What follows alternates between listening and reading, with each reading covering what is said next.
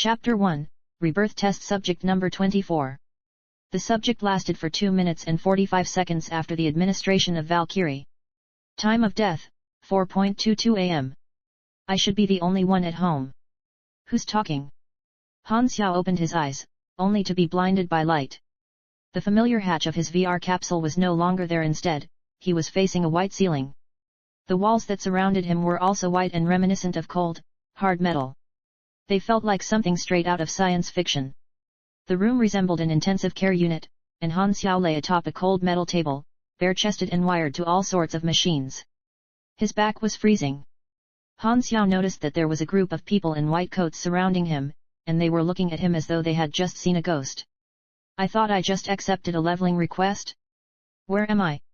Suddenly, Xiao felt as though a large amount of data was being transmitted into his mind, causing his head to throb painfully. The last thing he could remember was accepting a leveling assignment. He was in the midst of creating a new character in Galaxy when he seemingly started to smell burnt eggs.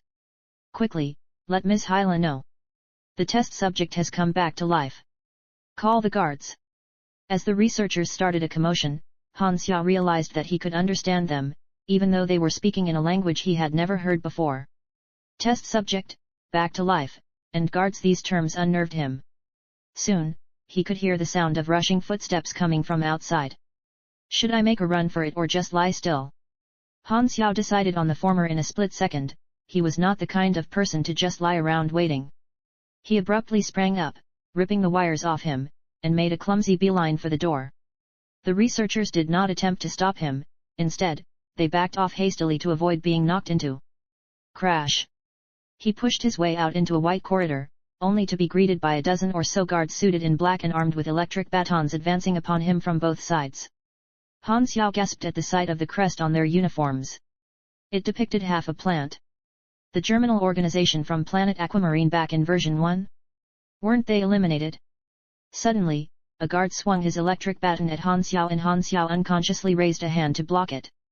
The ensuing current caused his whole body to spasm in pain. It felt like his bones were about to split and his entire body turned numb. Is the pain calibration at 100%? Galaxy's pain calibration was restricted to a maximum of 40% because any higher setting could potentially cause nerve damage to players. The VR capsule was also supposed to monitor the player's vitals to prevent this, but it was currently malfunctioning. It's only been 7 years and the capsule is having problems? Damn it! The repairman I paid $300 to a few days ago told me that it would still be good for another 6 months. I want a refund.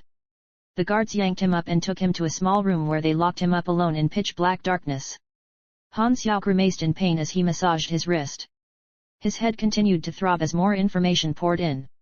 It took Xiao a moment to reconcile the facts and make sense of what had happened to him. I've transmigrated into Galaxy. His eyes widened with amazement.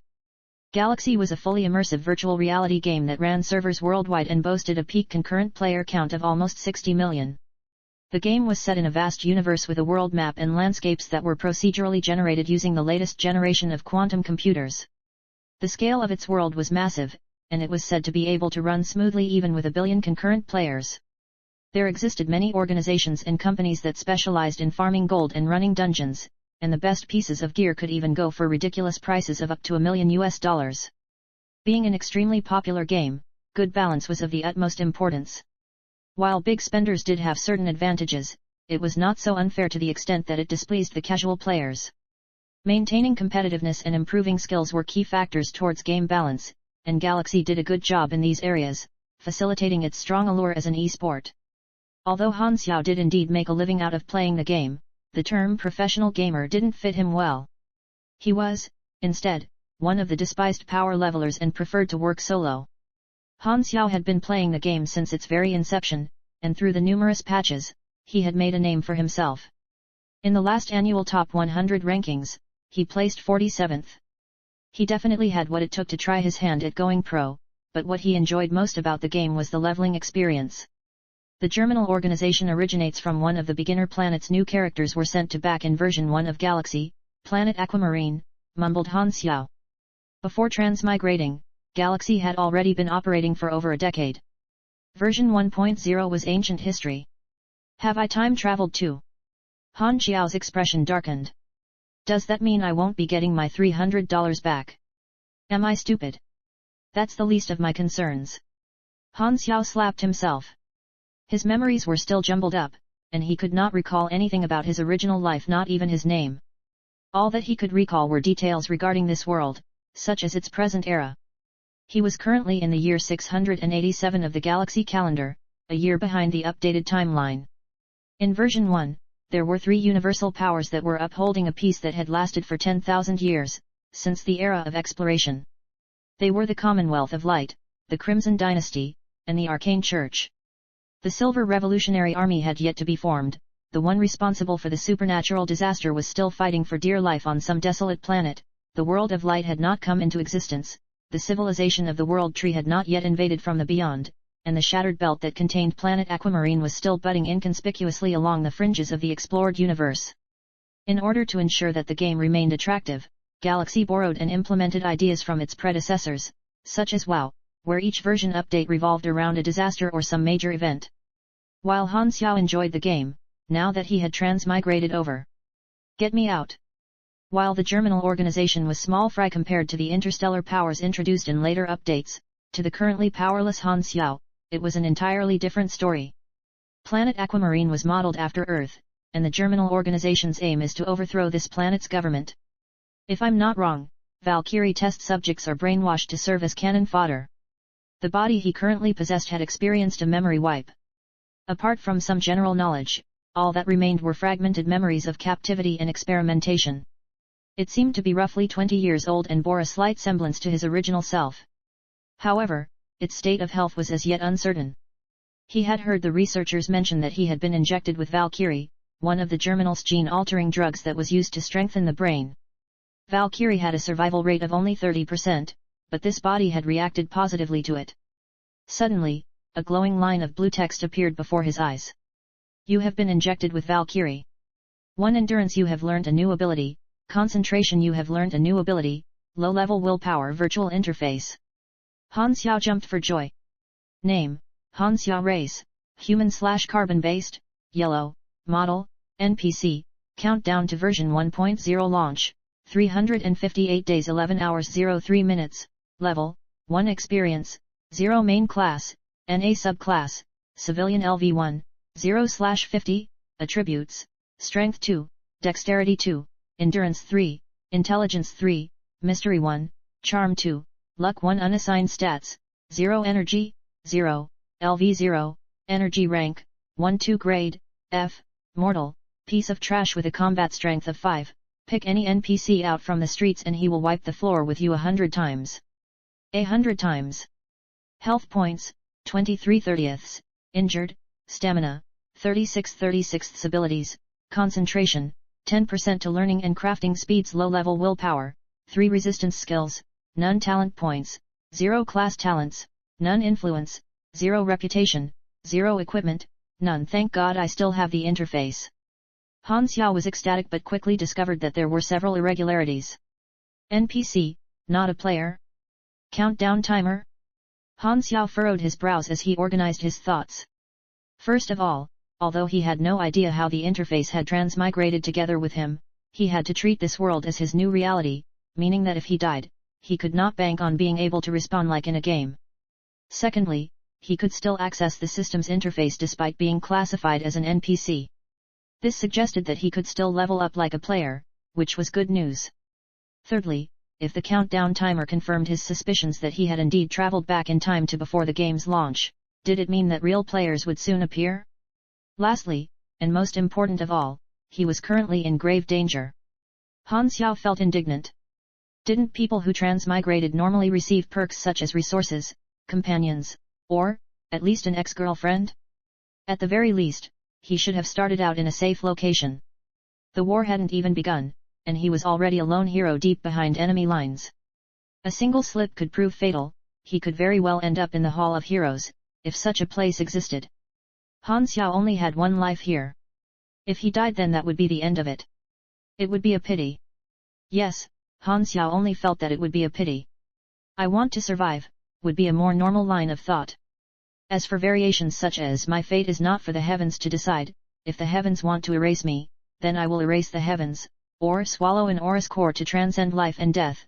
Such ramblings were exclusive to people with second-grade syndrome. What the hell, why am I the only one, Xiao? Han Xiao lamented. And while his senses confirmed that this was indeed reality, he started to wonder. What exactly am I now? Am I an actual life form, or am I just a bunch of data? Did my soul transmigrate, or is it something else entirely? He sighed. I guess I'll just have to make the best out of the situation and take it one step at a time. The essential thing was to survive. With a year to go before launch, he had enough time to get prepared. This was the sole glimmer of promise that he could cling on to. Clank. Suddenly, the door opened, and several people walked in. As he could only make out their silhouettes due to the light streaming in from outside, Han Xiao could not see their faces clearly. However, he could make out from their outlines that one of them was a woman with a fiery figure. The subject's condition. Said woman spoke to her subordinate in a voice that was smooth, yet intertwined with an ever-so-faint rasp, reminiscent of a cup of rich coffee. It appears that the test subject has calmed down. The experiment leader, Lin Weixian, answered the woman as he stared at Han Xiao passionately, as though he were looking at a prized possession. Who are you people? Han Xiao asked hoarsely. Amnesia. The woman's eye twitched. Valkyrie stimulates the brain, so memory loss is not unexpected, replied Lin Weixian, squinting. When Han Xiao's eyes had finally adjusted to the light, he was stunned by the sight of the woman.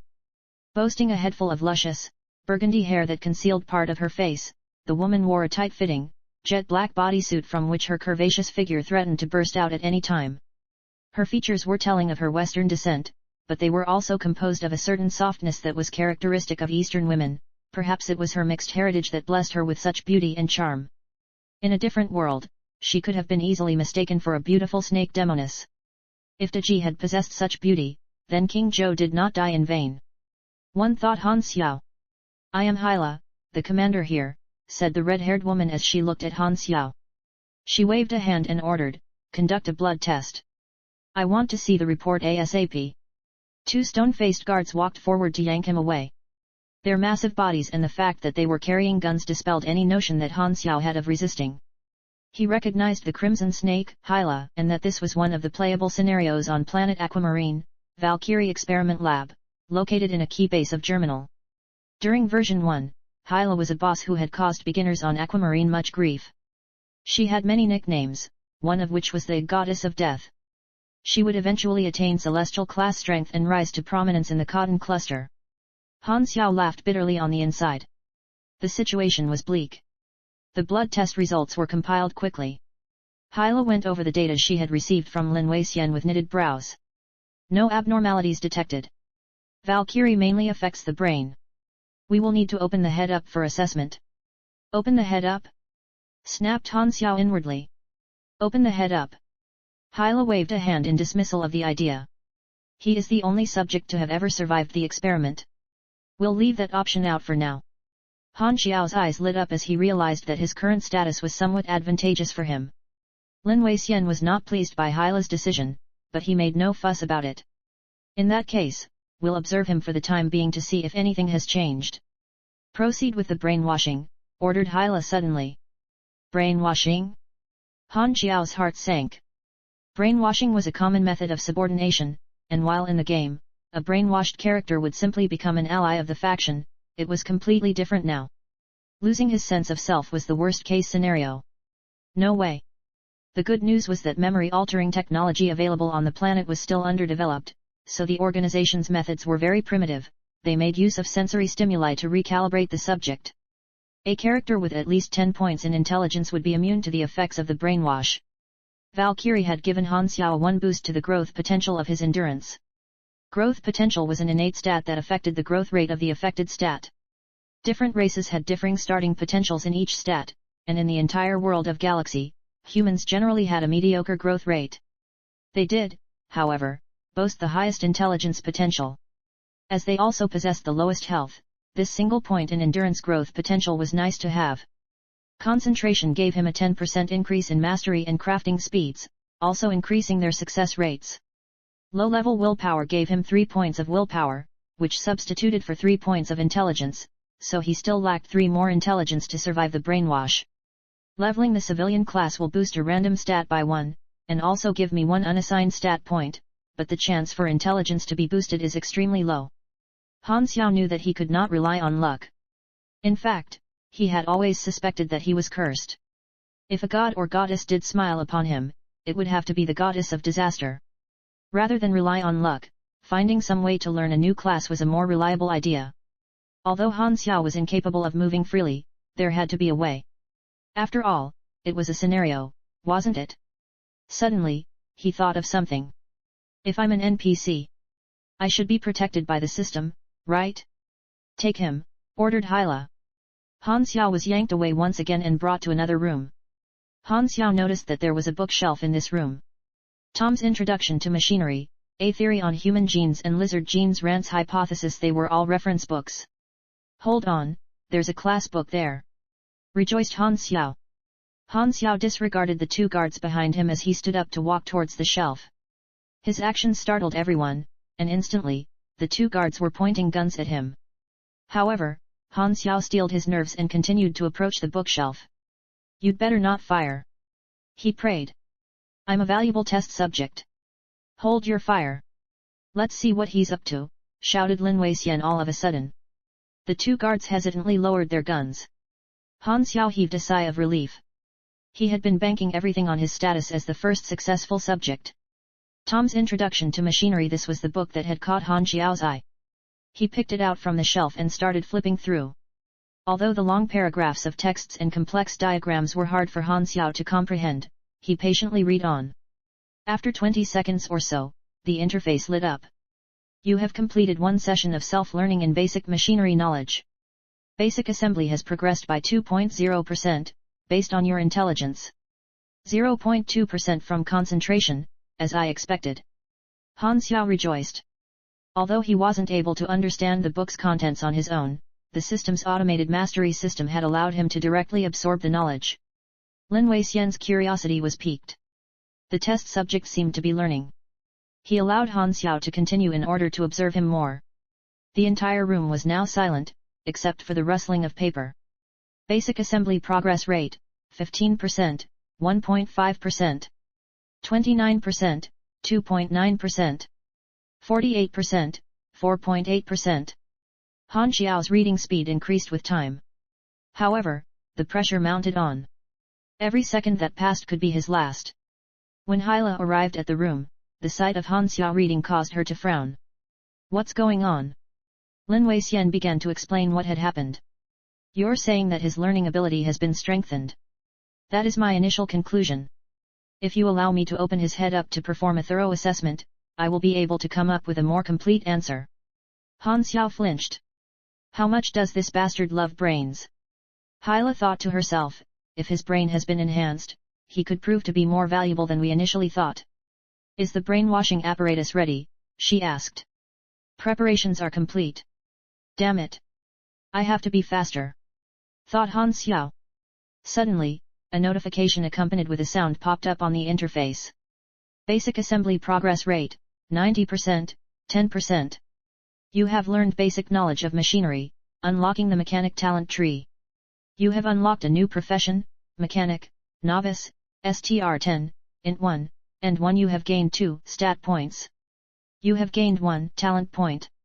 You have acquired new skills, mechanic, novice, basic maintenance, basic enhancement. As warmth surged through Han Xiao's body, he realized to his surprise that he could actually comprehend the contents of the book now. I can gain actual knowledge from the game. Are you kidding me? Galaxy has been in service for over a decade. How come the Federation of Earth hasn't conquered the Milky Way yet? Strange. The character information interface had updated as well. Name, Han Xiao. Race, human/carbon based, yellow, model, NPC, countdown to version 1.0 launch, 358 days 10 hours 11 minutes, level, 2 experience, 0 main class, engineer, novice, LV1, 0/200, subclass, civilian LV1, 0/50, health, 43/50, injured, stamina, 80/80 attributes, 3 STR, 3 dex, 5 end, 4 int, 1 mice, 2 cha, 1 luck. Unassigned stats, 2 energy, 10 tenths LV1 LV1, 10, STR1, Dex 1, and 1, Max Stamina 20 Energy Rank, 3-4. Grade, F, Mortal, you still lack the combat strength to take on 5 lowly thugs.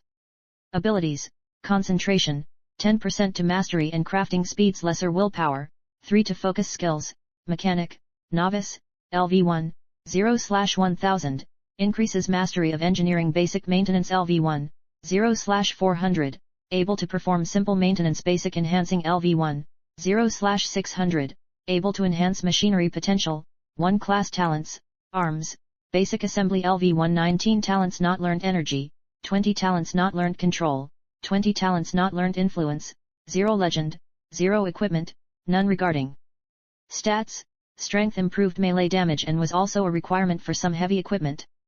Dexterity improved movement speed, attack speed, and evasion. It also gave a bonus to ranged attacks. Endurance increased health and energy. 1 Endurance gave 10 HP and 10 energy. Endurance also affected some abilities and skills and increased HP and energy recovery rates. All actions depleted energy, be it attacking, blocking, walking, running, swimming, crafting, etc. Endurance also affected physical defense. There were many formulas contributing to the calculation of defense. For example, even if 2 characters' defense stats were equal, one of them might not be wearing metal armor, so they would take more damage from a bullet than the other character. Other factors that affected damage taken included energy, range, bullet type, racial characteristics, and equipment material. All of these factors were taken into consideration when calculated by the quantum computer that the servers were run on. It was impossible for players to accurately optimize defense, but this wasn't that big of a deal, as having more defense could only be a good thing. Intelligence affected growth rates and willpower. A character with higher intelligence could master their skills faster. It also increased mastery and crafting speeds, and it could affect the quality of any machinery crafted by a mechanic, making it the most important stat for the class. Mystery affected a character's talent for supernatural powers, and it affected psychic powers and magic abilities, like how strength or dexterity affected physical abilities. Charm was useful when improving relationships with different NPCs and factions. It even enabled characters to enjoy discounts with certain sellers. Luck affected judgment and item drop rates. These were the 7 main attributes that stat points could be added to. Then, there was also energy, a core component of the game that functions as mana for superpowers. It could only be increased through leveling or by acquiring certain skills, and it was described as a manifestation of the dormant power that lies in living cells. Energy was a requirement to unlocking superpowers, as well as latent awakening. A character would also receive bonus stats based on their energy level. LV1 energy was reached at 10 points, LV2 at 50 points, and LV3 at 100 points.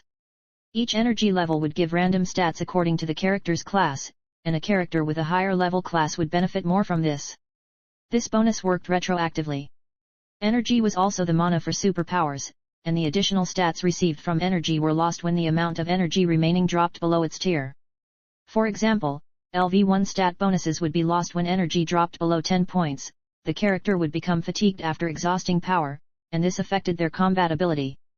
This mechanic made micromanagement in combat important. Energy recovered automatically but at a slow rate.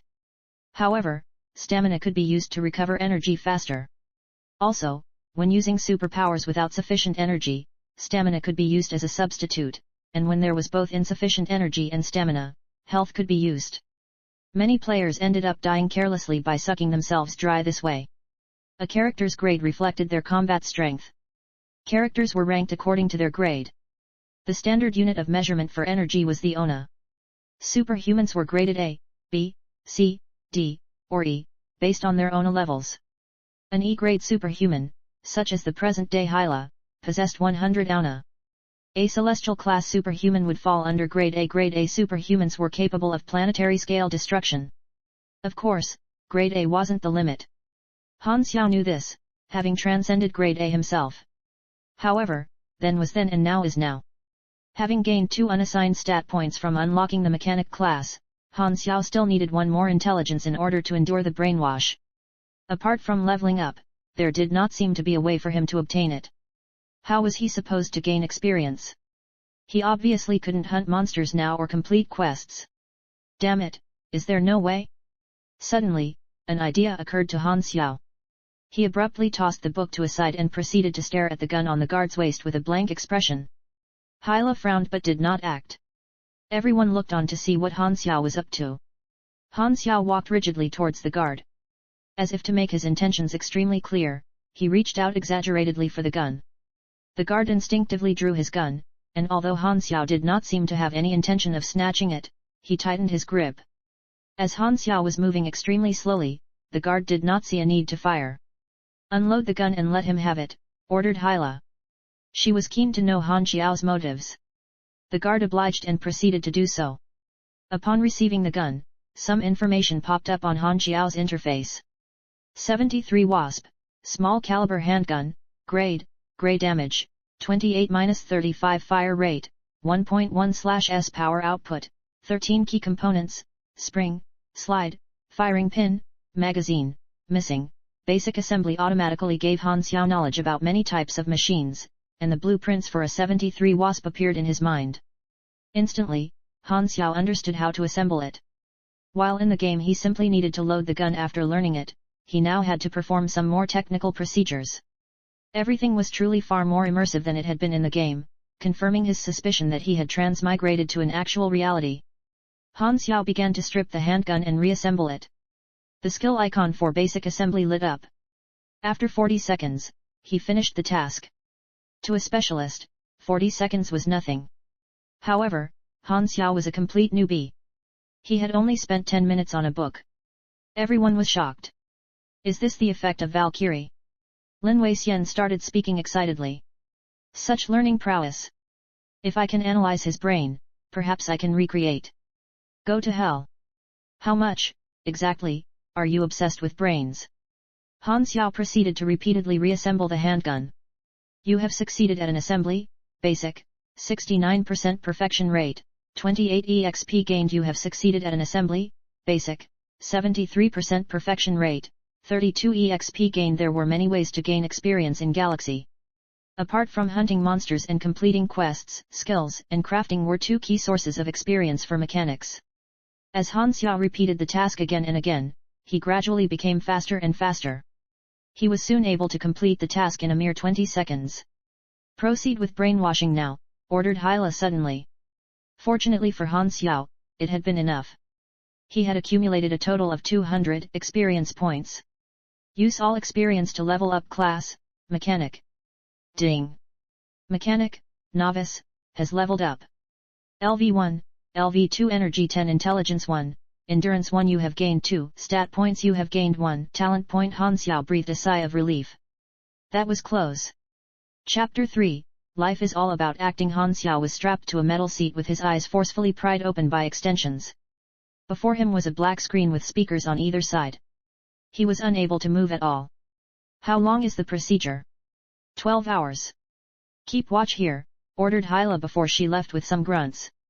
Lin Weixian activated the procedure, and the screen lit up. It began to display all kinds of geometric shapes and patterns that morphed continuously. The vivid, rapidly changing colors and harshly alternating music caused Han Xiao much discomfort. While he wanted to close his eyes badly, he was unable to, and soon, his eyeballs turned bloodshot and swollen. "Ah! This is so uncomfortable." It was a primitive method of brainwashing. The theory behind it was to overwhelm and distort the subject's thoughts to make it easier to feed messages into their mind. It did, however, have the advantage of not causing permanent damage to the brain, which both Han Xiao and Lin Weixian could appreciate. The depraved expression on Lin Weixian's face enraged Han Xiao. He felt like he was a pig at the slaughterhouse. Han Xiao added 2 of his 4 unassigned points into intelligence. "You are being brainwashed, low level, your int, 7 your resistance, 3 brainwash failed." Han Xiao's discomfort immediately eased. At the end of the 12 hours, Han Xiao's entire body was aching, and his eyes were completely dried out. Hyla returned on schedule. The boss had assigned her the task of brainwashing Han Xiao, so she had to ensure that everything went smoothly. She undid Han Xiao's shackles, revealing bruises on his limbs. Although Han Xiao was still hurting, he continued to look at the screen blankly in order to act the part. Hyla suddenly bent forward, and her face came to within 2 inches of his. Her moist breath fell upon his lips, but Han Xiao was far too concerned with his predicament to be distracted. Perfume filled up his nostrils, tickling him, and it took great effort on his part to resist the urge to sneeze. "Who are you?" asked Hyla in a soft, hypnotic voice. Han Xiao decided to twitch his face instead of replying. Although Han Xiao had never been a good actor, it wasn't too hard to act like an idiot. Suddenly, Hyla began to whisper into his ear. As her hair tickled Han Xiao's throat, 2 snowy mountains came into his view through the window of her collar. He steeled his heart with a prayer. Between the mountains is a valley, empty like the void. Atop the seas stands an island, straight as a tree. I, who have seen over 100 gourds, will not fall for your bait. From today onward, your name is Zero. The Germinal organization is your home, your country, and your everything. You will forever be loyal to the organization and will forever strive to help the organization achieve its goals. You will neither hide anything from nor betray the organization. You will carry out your orders faithfully, and you will sacrifice yourself for the greater good when the time comes. Lin Weixian broke out in manic laughter. Your life belongs to the organization. You will do whatever you are ordered to do, he added. Who are you? Re-questioned Hyla. This time, Han Xiao knew that he had to reply. However, he did not reply immediately. Hyla shot a frown towards Lin Weixian. I followed the procedure. It's not my fault. Suddenly, Han Xiao began to speak. I am Zero. Lin Weixian's eyes lit up. Valkyrie strengthened Zero's learning ability. However, as a side effect, it impaired his speech. Hyla thought back to Zero's earlier behavior. He had indeed responded slowly to his surroundings. Seems like the experiment was not perfect after all. You're wrong. This is perfection. He does not need emotions. Take him to recover, I will report to the boss. I'm safe now. Han Xiao could finally relax. He had come up with the idea of acting slow to lower their guard during the procedure. Although I didn't transmigrate to an ideal location, at least it's not so bad time-wise. The Valkyrie experiment was the prototype of a later super soldier project that implemented microchips into test subjects in order to ensure loyalty. Transmigrating to then would have been way worse. They would have been able to blow him up anytime. At least Lady Luck is smiling upon me in one regard. Hyla made a call through an encrypted line. Boss, the situation has stabilized. Is the brainwashing complete? The man's voice was hoarse. I oversaw the procedure. There was no issue. What arrangements do you have for Zero? The Valkyrie experiment's aim is to train soldiers, so train him. How is my sister doing? Don't forget the deal, the man warned. I gave you permission to visit her once every 2 months. Don't cross the line. Hyla clenched her fists. The interior of the underground Valkyrie lab was almost entirely white. Guards constantly patrolled the grounds. After a night's rest, Han Xiao was brought to an isolated training field where Hyla awaited. While he was not too sure of what arrangements the organization had for him, he was certain that they would value his learning ability, meaning he would definitely get the chance to level up his mechanic abilities. It was virtually impossible to escape from such a tightly guarded fortress, so Han Xiao had steeled himself for the long haul. Zero, you will undergo daily combat and shooting practice from today onward. Hyla tossed a suit to him. Put it on. Han Xiao quickly wore it. As soon as he put the suit on, Hyla attacked, launching a vicious kick at chest level. Bang! Too fast. Han Xiao was unable to react, and the kick cracked his ribs through armor. He staggered back over a dozen paces and clutched onto his chest, coughing. As expected of a superhuman.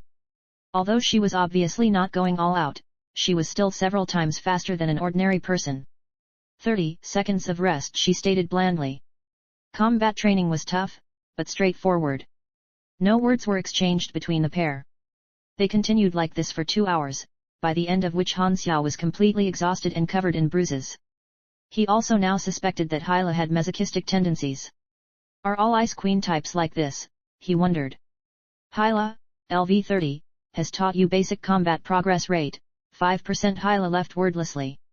A stout, burly man arrived to yank Han Xiao to the target practice field. I am your shooting trainer, and one of the vice managers of this base, Baltar, introduced the scary-looking man with a hideous knife scar across his forehead. He pushed a 73 Wasp into Han Xiao's hands and said, there's 10 bullets, hit the bullseye with all of them. Han Xiao frowned. How could a beginner who had never touched a gun in real life before hit the bullseye? Moreover, the target was a moving dummy 30 meters away. I'm no Olympic champion. Han Xiao shrugged his shoulders and raised the gun with his aching arms. Bang, bang, bang. After 10 shots, Han Xiao took a look at the scoreboard. As expected, he had failed. Suddenly, he felt a searing pain in his back. It was only with great restraint that he did not scream out. He turned around, only to see a frenzied Baltar licking blood off a black tactical knife. Continue. 1 miss, 1 cut. Let's see how much blood you will lose today. Han Xiao moved a hand across his back, and it returned bloody. Bastard, he cursed inwardly. One of the glass panels in the room was a one-way mirror. Hyla and Lin Weixian were observing from the other side. Baltar is being too careless with my precious test subject. Might as well let me dissect him now, bemoaned Lin Weixian. Hyla cast a plain look at Lin Weixian and replied, the organization will not approve of your request. Lin Weixian laughed coldly in response. I will have my way sooner or later. I created him. He is mine. Hyla remained silent. Baltar, LV-15, has taught you basic shooting progress rate, 5% agent profession unlock rate, 1%. Han Xiao was cut again and again. The cuts themselves might not have been deep, but there were so many of them that his clothes were completely drenched in blood. Baltar watched the weakened Han Xiao with a grin. He reveled in the smell of fresh blood. Why are you not screaming? He asked. A good toy screams. Damn bastard. Han Xiao took a deep breath to compose himself. While he really felt like punching Baltar, he knew that he could not afford to act recklessly.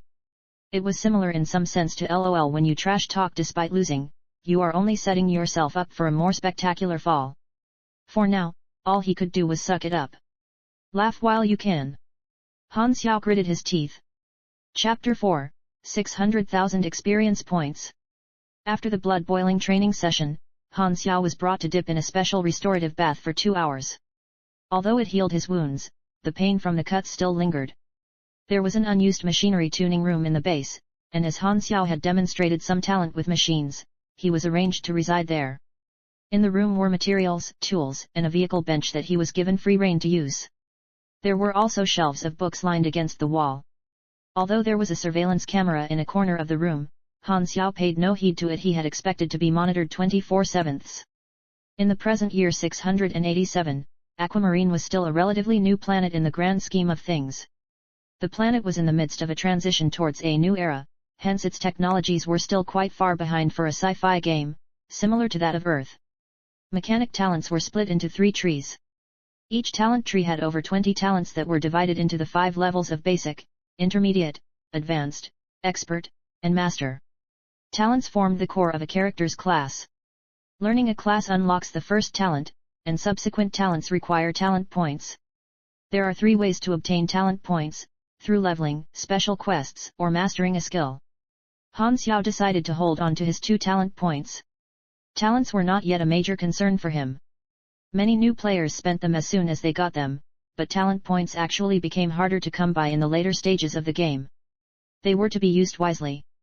Outside of training, Han Xiao was basically free to do whatever he could, and he spent all his time on machinery in order to accumulate as much experience as possible to escape this prison. Time went by quickly. Han Xiao continued to assemble and enhance machines to gain experience, and as he improved, his perfection rate in assembly consistently hit over 90%. This gave him a lot of bonus experience. Although assembling the same kind of machine too many times gradually decreased the experience gained up to a point where it would not yield any experience at all, there was an armory in the base that was essentially a gold mine of machines, providing Han Xiao with all the resources he needed to gain experience through assembly. Han Xiao kept a low profile and continued to remain quiet and docile. Gradually, the organization also stopped monitoring him so closely.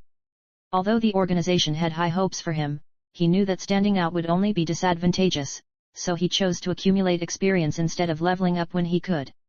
Very soon, the research team lost interest in him. The degree of skill that he displayed in assembly was easily attainable by trained logistics personnel, and he simply did not fulfill their expectations. They continued observing him for another month before writing him off as a failure. Instead of wasting more time on him, they chose to devote their efforts elsewhere and ceased the 24/7 surveillance.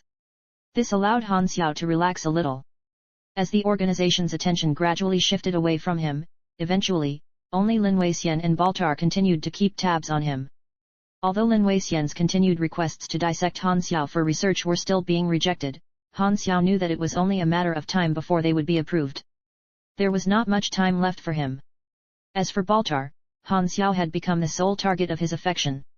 As recovery pills were readily available, and the researchers believed that torture could stimulate growth, Baltar was allowed to indulge in his sadistic ways. Han Xiao gradually grew numb to the pain. With nothing much to do and no one to converse to, Han Xiao channeled his focus and thoughts into studying machinery. He found solace in the sense of accomplishment that crafting brought him. One day, a number of armored guards came to the tuning room to move a large portion of Han Xiao's resources away. As Han Xiao watched them quietly, a person walked up to him. "You have let the organization down. From today onward, your resources will be cut by 80%. The person who spoke to Han Xiao was test subject number 1. "I heard that you are my predecessor. With so many resources, is all you can make garbage like this? You are a failure, and I have been chosen to replace you." For some reason, the sight of Han Xiao irked number 1. Han Xiao remained silent. The organization prioritized results. Since Han Xiao was not giving them results, he was being stripped of his privileges. They planned to devote their resources to grooming the more promising number 1. As the research lab did not have any maintenance personnel for machinery, Han Xiao still got to keep the tuning room for himself. He was now assigned to perform maintenance and repairs. Tisk tisk, sad rats. A few guards who saw the pair conversed among themselves. Brainwashed lab rats. Fated to be sacrificed. I'd rather die than end up like that. SHH, they can hear us. It doesn't matter, does it? They've already been brainwashed anyway. To them, test subjects were less than animals. Han Xiao walked away silently. Half a year passed.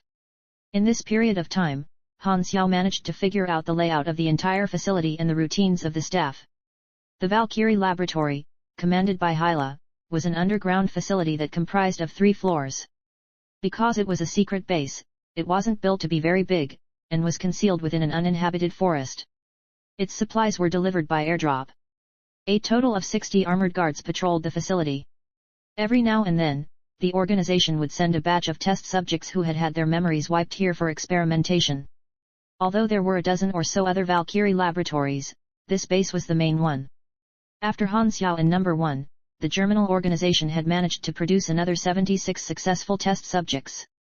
While most of them had already been transferred to other facilities, number 1 and 9 other exceptional test subjects were chosen to form a squad, and they were still awaiting orders here.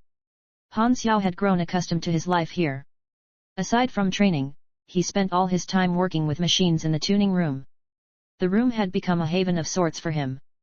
The guards gradually began to ignore his presence, and when he passed by, they would simply gloss over him as though he were invisible. This was extremely advantageous for Han Xiao, who was tirelessly gaining as much experience as he could. He also tried to memorize as many blueprints as he could. The experience that assembly and enhancement rewarded were separate. When Han Xiao could no longer gain experience from assembling a certain machine, he would proceed to work on enhancing it. He was always careful to revert the machinery back to its original state after enhancing so as to keep his abilities a secret. After many hours of training, Han Xiao also managed to master the 2 skills of basic combat and basic shooting, and unexpectedly unlocked a passive ability called Grinder, which gave him 100 health. He also unlocked the subclass of Agent, and was now at a character level of 4. After his continued efforts, basic assembly and basic enhancement reached LV4, while basic combat and basic shooting reached LV2. Mechanics required substantial amounts of resources and currency for growth, and while this would normally be a limitation to the class, Han Xiao had access to free materials from the organization. He had used up almost 90% of the machines in the armory, accumulating a total of 600,000 experience. Without monsters or missions, only mechanics could earn so much experience in such a short amount of time. Give Lin Weixian the green light. He has asked repeatedly. He may dissect 0, ordered the boss over the line. Hyla frowned. You rejected him repeatedly. The organization has devoted so much resources to him already. We must gain something in return, said the boss plainly. The only worth that trash has is in being recycled. That is 0's fate. Hyla bit her lip. Understood. What are the results of number 1 and his team's training? Continued the boss. Very promising. I see potential in them. Very good. Send them to the Night Owl base for training. I have already sent the Night Owl squad to receive them. They will arrive in 2 or 3 days. That's the day I visit my sister. You don't need to follow them. All right. Chapter 5, Lightweight Mechanical Arm Ha, cried out Hyla as her bullet-like fist connected onto Han Xiao's chest. Han Xiao endured the pain of the blow to grab Hyla by her collar. With a mighty twist, he threw Hyla over his shoulder. However, it was ineffective. Hyla effortlessly nullified the shoulder throw by performing a flip. Han Xiao paused to rub his chest. Is that all that you are capable of? Hyla was visibly upset. Han Xiao remained silent. He had expected the organization to have given up on him with what little progress he had shown, but for the past 6 months, Hyla had dutifully trained with him every single day. For some reason, though, she was going especially hard on him today. Although Hyla was the commander of this base, she did not have much work to do. Training Han Xiao was actually one of the few things that she had to look forward to. When she had learnt of the boss's intention to hand him to Lin Weixian, it had upset her. Although they had never actually conversed before, it was 6 months of accompaniment regardless. A person could even develop feelings for an object if he or she spent that much time with it. Perhaps, due to having grown used to seeing Han Xiao every day, Hyla was a bit reluctant to hand him over. How many times has it been, she wondered. All those people, all those faces. The organization's cruel methods had not only caused her to lose many of her friends, she had also lost her sister. The reason she had pushed Han Xiao harder today was to try and stimulate him. She had hoped to be able to draw out any latent talent in him.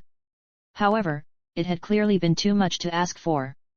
The boss has approved of Lin Weixian's request to dissect you. She sighed. Strictly speaking, this was the first time she had ever spoken of anything outside of training to Han Xiao. Han Xiao's eyes flashed. Finally. Although Han Xiao had been anticipating this from the moment he decided to lie low, he did not regret doing so. His background made it impossible for him to rise up through the ranks, which meant that he would only be able to continue on as a henchman. Either way, Han Xiao did not wish to work for the organization. Suddenly, Han Xiao noticed a photograph on the ground. It seemed to have fallen out of Hyla's pocket during their fight. Han Xiao bent down to pick it up. It was a group photo set in front of a vast, blue sea that was basking under a setting sun. 2 girls stood side by side in the center. One of them was Hyla, who was smiling radiantly. The other girl had snow-white hair and seemed to resemble Hyla somewhat. She looked both clever and gentle. Hyla's face changed upon realizing that she had dropped the photo. She immediately bent down to snatch it. When she saw that it was undamaged, she let out a sigh of relief. As she pocketed it, she took a final, probing look at Han Xiao before turning around to leave. The interface suddenly lit up with a message. You have initiated a D-class quest, Night Owl plans accept/decline. Han Xiao's eyes lit up.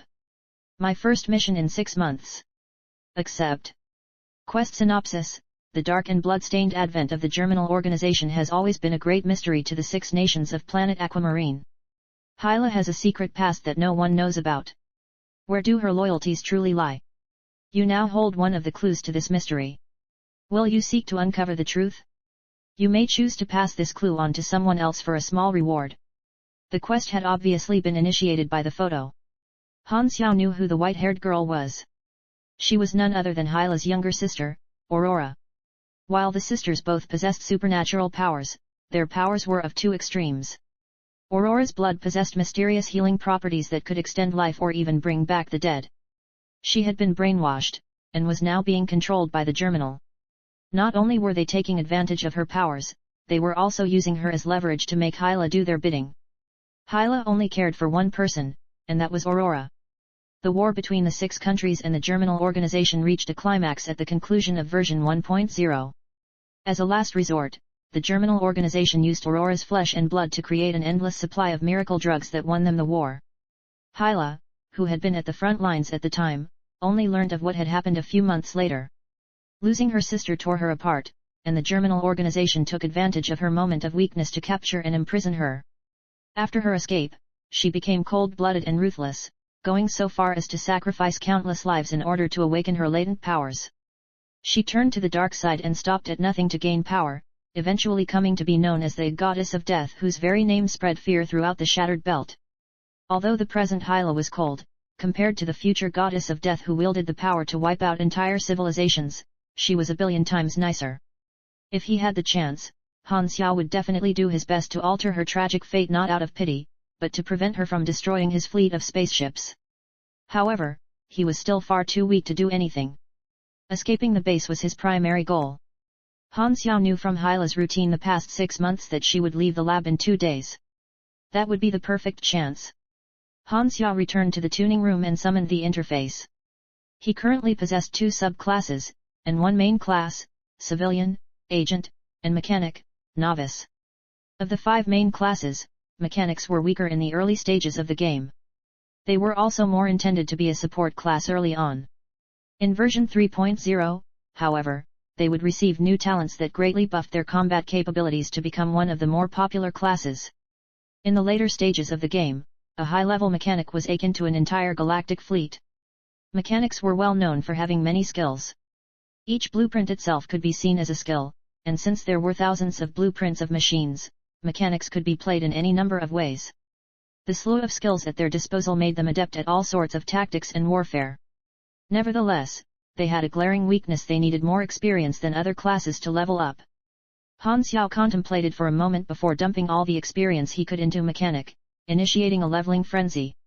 Engineer, novice, has been raised to LV310 energy, 1 int, 1 and 2 unassigned stat points. 1 talent point. Engineer, novice, has been raised to LV10, max, 30 energy, 1 int, 1 and 2 unassigned stat points. 1 talent point. It took 130,000 experience to level LV2 mechanic, novice, to LV10. As a result, Han Xiao gained 8 endurance, 8 intelligence, 100 energy, 16 stat points, 8 talent points, and was now LV12. It was usually more cost-effective to raise the level of the main class first, as it gave more energy. As Han Xiao did not meet the requirement for class advancement yet, he could not level mechanic up any further. Most classes had a starting level cap of LV10 that could only be exceeded after performing an advancement. Han Xiao continued to use 80,000 experience to level up agent to LV9. He gained 12 strength, 9 dexterity, 3 charm, 9 talent points, and 9 points of unassigned stats from this, and hit LV20. While a character could have any number of classes, LV20 was the maximum character level before completing the special advancement mission. In the game, the maximum level was usually raised every major update. In version 1.0, it was LV60. Galaxy had hundreds of classes, and this gave players unlimited combinations to play around with. It made it common for a character to have individualized skill sets. As there was no fixed strategy in particular, each and every character could be skilled uniquely. This was one of the game's strong points. Han Xiao discovered an anomaly. His interface did not display a maximum level. This could mean that he was allowed to exceed the limits of a regular character. The gameplay of version 1.0 and version 2.0 was mostly based around the beginner planets. Although the stronger civilizations in the universe were already implemented from the start, players were unable to interact with them. Han Xiao wondered if his NPC status would have any impact on this. LV20 Advancement Mission, learn an advanced mechanic skill. As one of the requirements to learn an advanced mechanic skill was to gain advanced knowledge, Han Xiao had no way to proceed with the advancement. He used another 150,000 experience to raise basic assembly and basic enhancement to their LV10 each, thereby gaining 2 talent points. He then used 10,000 experience to raise the level of his machinery affinity, novice, to LV3. After some calculations, Han Xiao proceeded to use 60,000 experience to reach LV6 in both basic combat and basic shooting, and this unlocked grappling and precise aim. He intended to use the remaining 170,000 experience to do some blueprint gambling. Blueprints were an important feature of the mechanic class. The first method of obtaining them would be through leveling talents. The second method would be through completing missions. Some missions rewarded blueprints. The third way would be through reverse engineering, done by disassembling machinery. However, on top of certain conditions and requirements, this method expended experience points. The fourth way, and the most important one, was through combining talents. This method also expended experience points. As there were 60 talents, and the same type of combination could yield different kinds of blueprints, the possibilities were endless.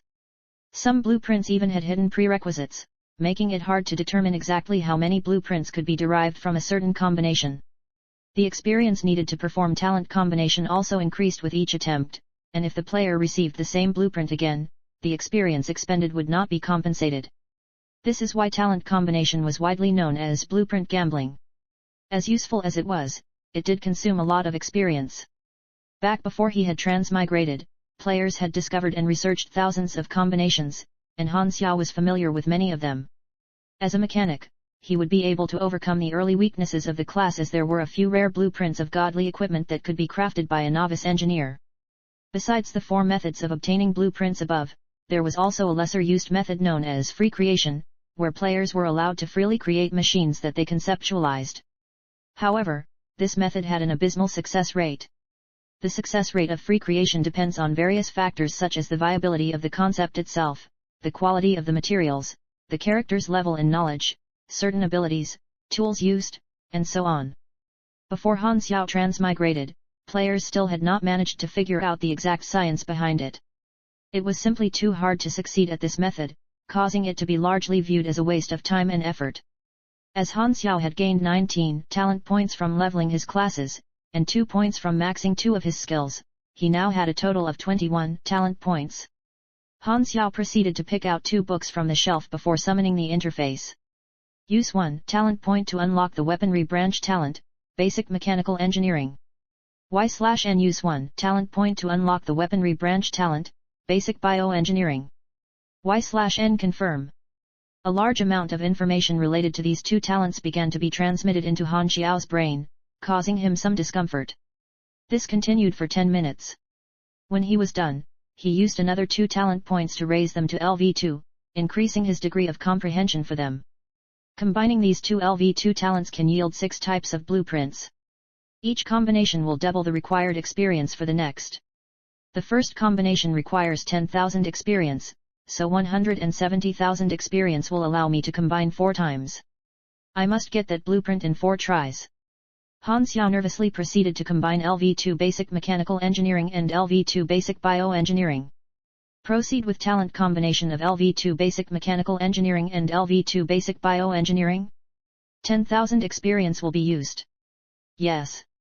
Han Xiao's vision whirled momentarily as a new blueprint appeared before him. Success. Congratulations on discovering Sky Swallow gliders. Not this one. Han Xiao clenched his fists. Continue. 20,000 experience will be used. Success. Congratulations on discovering bionic limb. Damn it.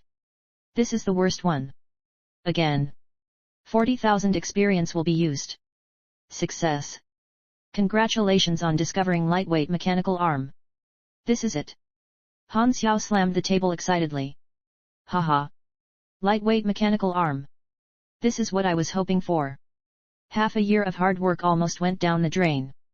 Name, Han Xiao race, human/carbon based, yellow, model, NPC, countdown to version 1.0 launch, 182 days 8 hours 23 minutes, level, 20, can proceed with advancement, main class, engineer, novice, LV 10/10, can proceed with advancement, subclasses, civilian LV1 agent LV9, 0/25,000, health, 320/320 stamina, 434/434 attributes, 21 STR, 17 dex, 22 end, 15 int, 1 mice, 5 cha, 1 luck unassigned stats, 27 energy, 120 LV3 LV1, 10, STR1, dex 1, and 1, max stamina 20 LV2, 50, STR 3, dex 2, and 3, max stamina 50 LV3, 100, STR3, dex 3, and 5,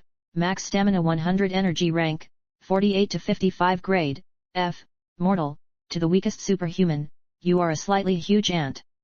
Abilities, concentration, 10% to mastery and crafting speeds lesser willpower, 3 focus grinder, 100 health skills, mechanic novice mechanic affinity LV3 basic maintenance LV10, max, basic enhancement LV10, max, blueprint, cloud sparrow glider LV1, 0/5000, blueprint, bionic limb LV1, 0/2000, blueprint, lightweight mechanical arm LV1, 0/10,000, agent basic combat LV6, 0/16,000, 6% damage when unarmed basic shooting LV6, 0/16,000, 6% accuracy grappling.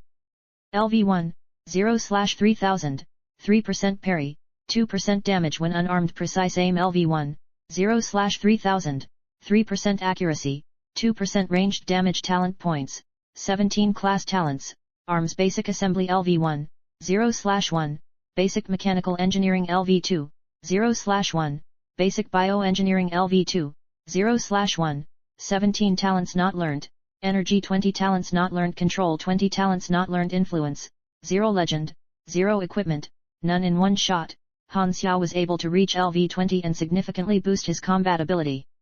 He spent 5 of his 27 unassigned stat points to raise his intelligence to 20, fulfilling the prerequisite to craft the lightweight mechanical arm.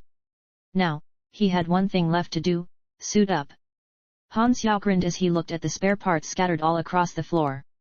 I will show you what raising a tiger's cub means. Chapter 6, Taking Action. The Valkyrie lab was hidden underneath an abandoned farm situated within an extremely large forest. The farm itself was enclosed by a tall electrical fence.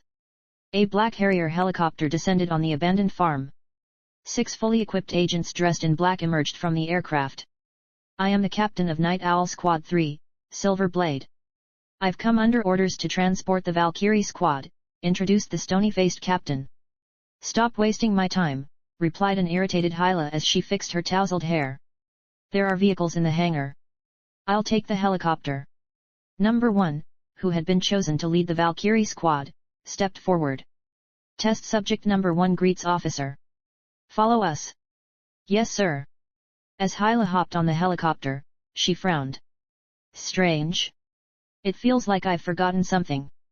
Machinery tuning room. Han Xiao was almost done with crafting the lightweight mecha arm. It had proven harder to craft than expected. In the game, blueprint crafting was guided. The player simply needed to input the materials and follow a few simplified steps. Now, however, Han Xiao had to do everything manually. It wasn't necessarily a bad thing though, as it did give him the freedom to make small modifications. Although the organization had taken away most of Han Xiao resources, there was still enough left for him to work with. He had primarily used manganese, a tough alloy well suited for making weapons and armor. While the design of the lightweight mecha arm was very basic, it would have to suffice. Han Xiao put down the wrench in his hand. The lightweight mecha arm was now complete. Lightweight mecha arm, left, quality, average basic stats damage, 3558 defense, 1317 power level, 38 durability, 270/270 equip requirement, 25 STR stat bonus, -3 speed length, 0.51 m weight, 14.7 kilograms additional bonus, 10 STR. Han Xiao gained 3000 experience points from crafting the arm.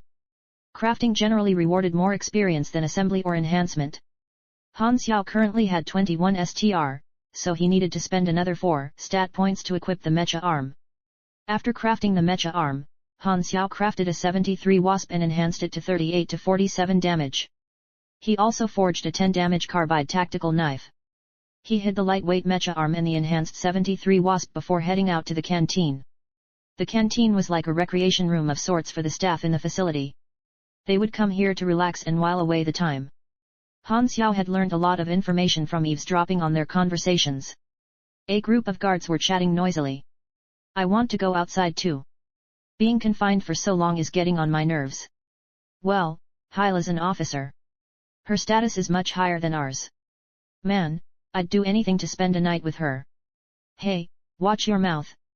Do you know why she's an officer? Because she's a superhuman. Of course she is. Han Xiao rejoiced at the confirmation of Hyla's absence. Looks like today is the day, he murmured to himself. Han Xiao got up and headed to basement 3. His target was the surveillance room. There were 2 guards stationed outside the surveillance room. Before entering the corridor, Han Xiao slapped a piece of half-chewed bread onto the surveillance camera. He had learnt that the guards did not take their shifts seriously, and true enough, nothing happened even after a while. After composing himself, Han Xiao entered the corridor and approached the 2 guards. No unauthorized personnel, warned the first guard. It's 0. Just shoo him away, laughed the second. The first guard nodded. He was about to push Han Xiao away when, suddenly, Han Xiao grabbed hold of his wrist and stabbed the second guard in the chin with a knife. The knife pierced all the way into the guard's brain. Han Xiao then immediately maneuvered around the first guard to perform a chokehold on him. Crack! Han Xiao had dispatched both guards in an instant. You have dealt a fatal blow. You have dealt a fatal blow. -162-171 You have killed a guard of the Germinal organization, gaining 360 experience. You have killed a guard of the Germinal organization, gaining 360 experience. Han Xiao carefully placed the guard on the ground before checking their stats. LV7 Agent 10 STR, 15 and 150 health. You have acquired 4 bullets. Han Xiao re-equipped the dagger before slowly pushing the door open. A jaw-dropping sight greeted him. 2 guards were pressed together in an extremely compromising position. The sound of the door opening had startled them, and they were staring at Han Xiao in horror. Spicy. Chapter 7, Panic. Well, this is awkward. Should I just pretend like nothing happened and step out, wondered Han Xiao. Han Xiao did not have anything in particular against any group of people. He respected people's hobbies and interests. These 2 men before him were simply 2 lonely hearts who had had no way of releasing their pent-up frustrations. Over time, their common bond developed into something special. It's not your fault. It's Tokyomi's one. I mean, it's just how things ended up. Although Han Xiao's mind was dulled with such thoughts, his body was quick to act. Reversing his grip on his knife, he rushed forward to attack the closer guard. The guard was unable to react in time, and as he fumbled to draw his gun, Han Xiao went in for the kill. Unfortunately, the second guard kicked him to safety. Han Xiao's surprise attack had failed, but he was not disheartened. Twirling the knife in his hand, he switched back to a standard grip and stabbed the second guard in his abdomen, followed by striking his neck with his free hand. The guard collapsed to the ground. Overwhelming force. You have 25 strength. The target has 10 strength. As you have over twice as much strength as the target, your attack dealt 50% more damage. The target has lost consciousness. 1 down. The other guard who had been kicked to safety rolled further away to create some space between him and Han Xiao before raising his gun to fire.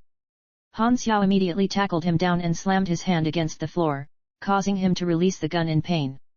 It would have been disastrous for Han Xiao if he had managed to fire. Han Xiao proceeded to headbutt the guard on his nose, disorienting him, and circled around to strangle him from behind. Rear naked chokehold. The guard's face turned purple as he struggled to break free. You have performed a submission. You have 25 strength. Your target has 11 strength. Your target is unable to break free. The guard struggled for a few more seconds before fainting. That was close.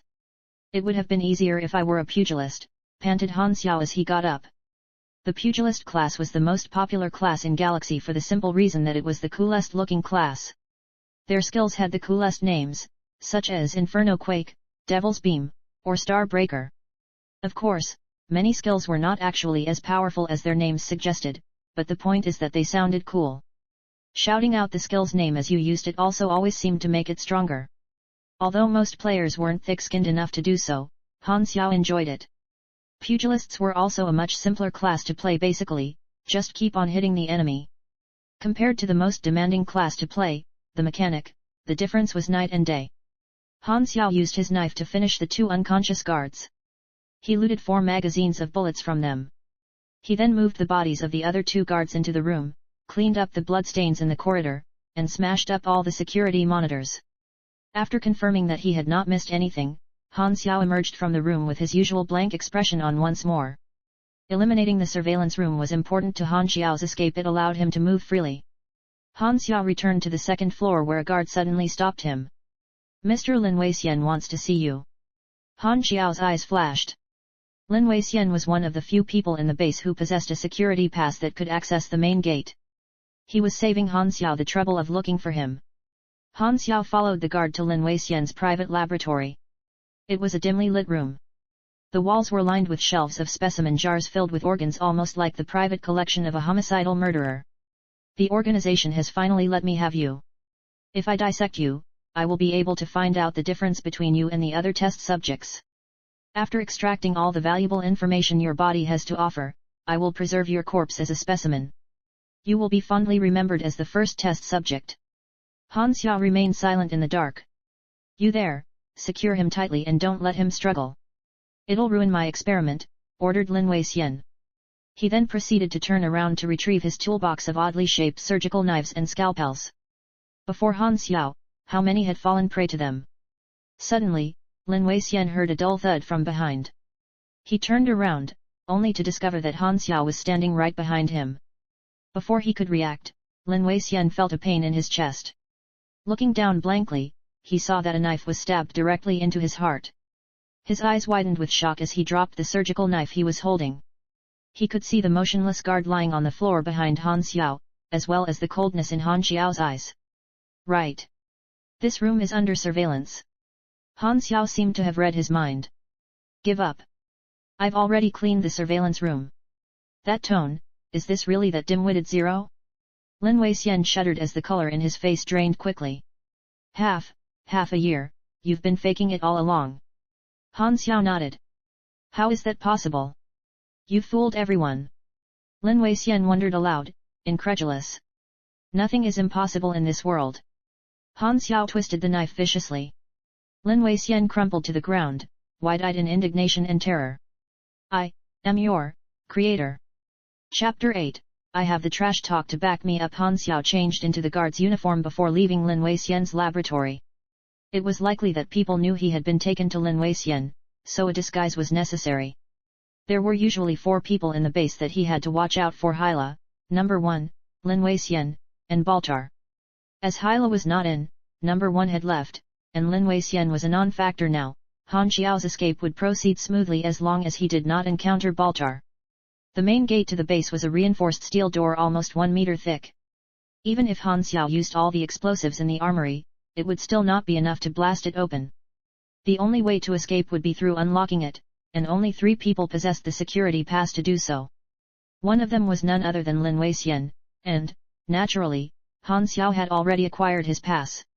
However, as the main gate was heavily manned, and everyone knew exactly who possessed a pass, escaping was not that straightforward. If Han Xiao so much as appeared at the main gate, he would be surrounded by heavy fire in mere seconds. 1 bullet would do only 10 damage to him, but add them all up and he would be lucky to last for even a second.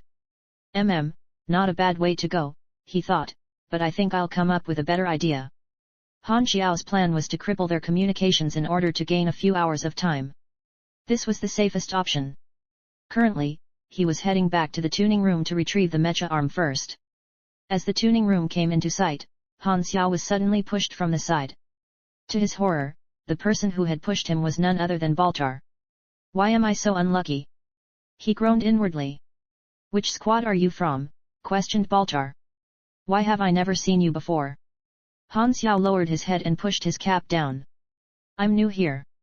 I'm from Squad B. Why was I not informed of new guards? Hold on, your voice sounds familiar. Raise your head and show me your face. Han Xiao noticed that Baltar was slowly reaching for his handgun. 3 guards nearby had also sensed that something was amiss. What should I do now? If Han Xiao were exposed now, Baltar would definitely send guards to look for Lin Weixian. That would be disastrous. This is a problem. I didn't want to have to resort to Plan B. Muttered Han Xiao. What did you say? Suddenly, Han Xiao raised his head to reveal his face to Baltar. I've always wanted to tell you this, go see a shrink, psycho. 0. Han Xiao took advantage of his confusion and thrust his knife into Baltar's chest. Unfortunately, Baltar dodged on reflex, and Han Xiao's knife only grazed his chin. Fire! The 3 guards hastily reached out to draw their guns. Unfortunately, they were too close to Han Xiao, and Han Xiao managed to close in on them before they could fire. He sent a fist smashing into the nearest guard's face. -48. The punch sent the guard flying backwards into his comrades. Han Xiao gritted his teeth as he turned around to make a dash for the tuning room. Baltar's face darkened as he felt his chin.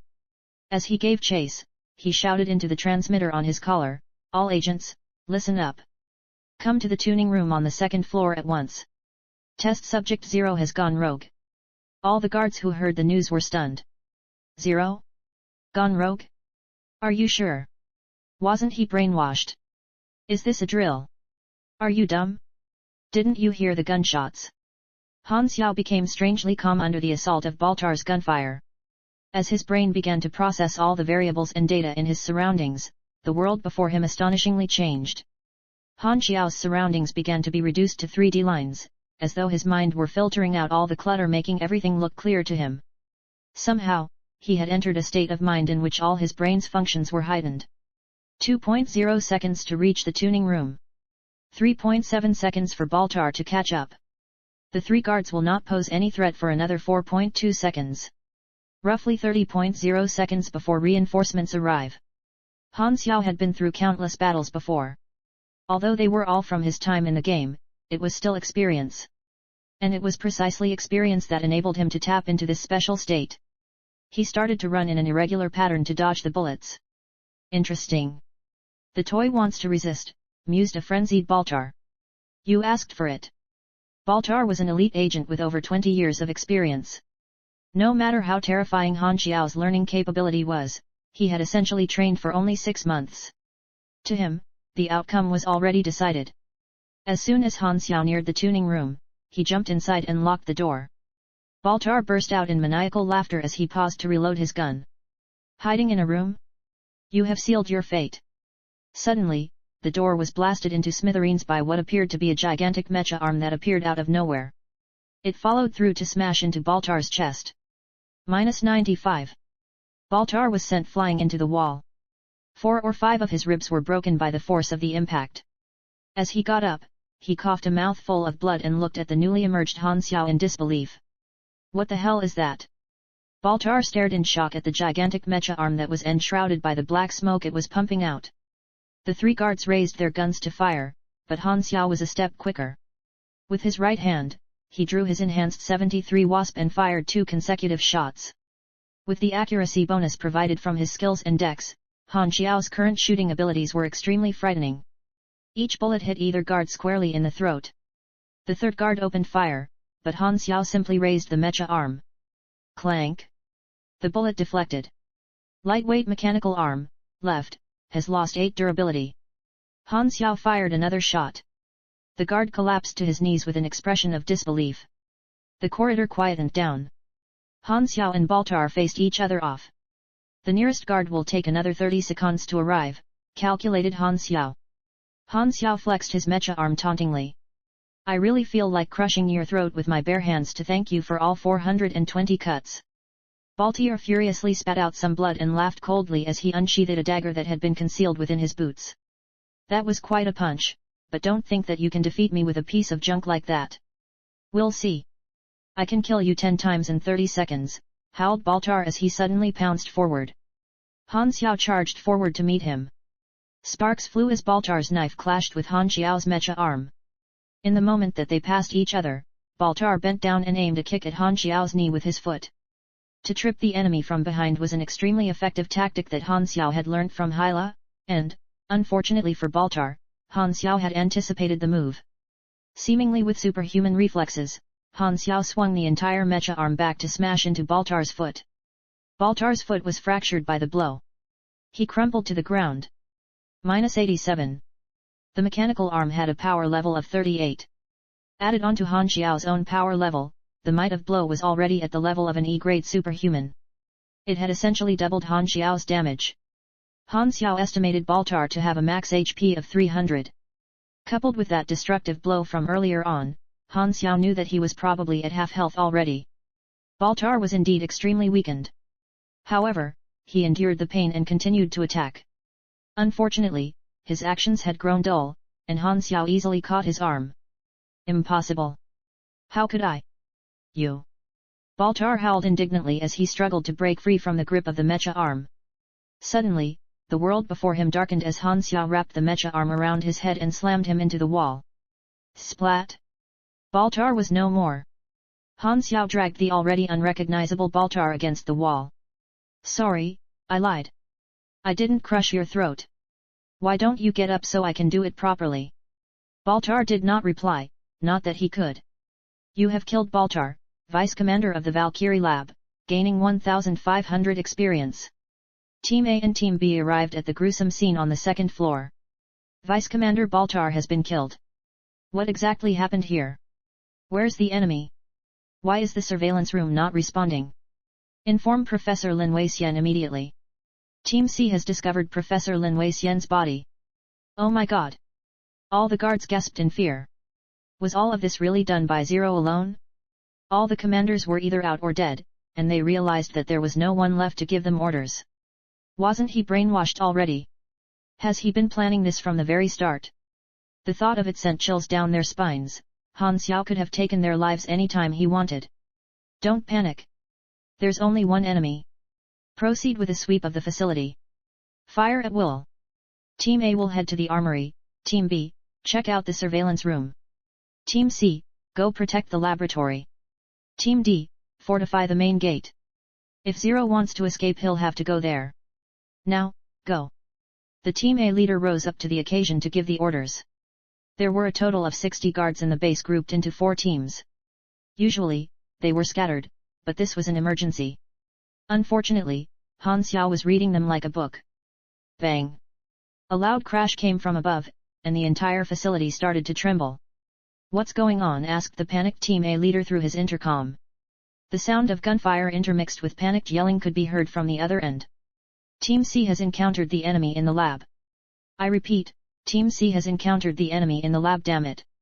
Zero set the lab on fire with a grenade. Where did he get the grenade from? The Team A leader was both enraged and horrified.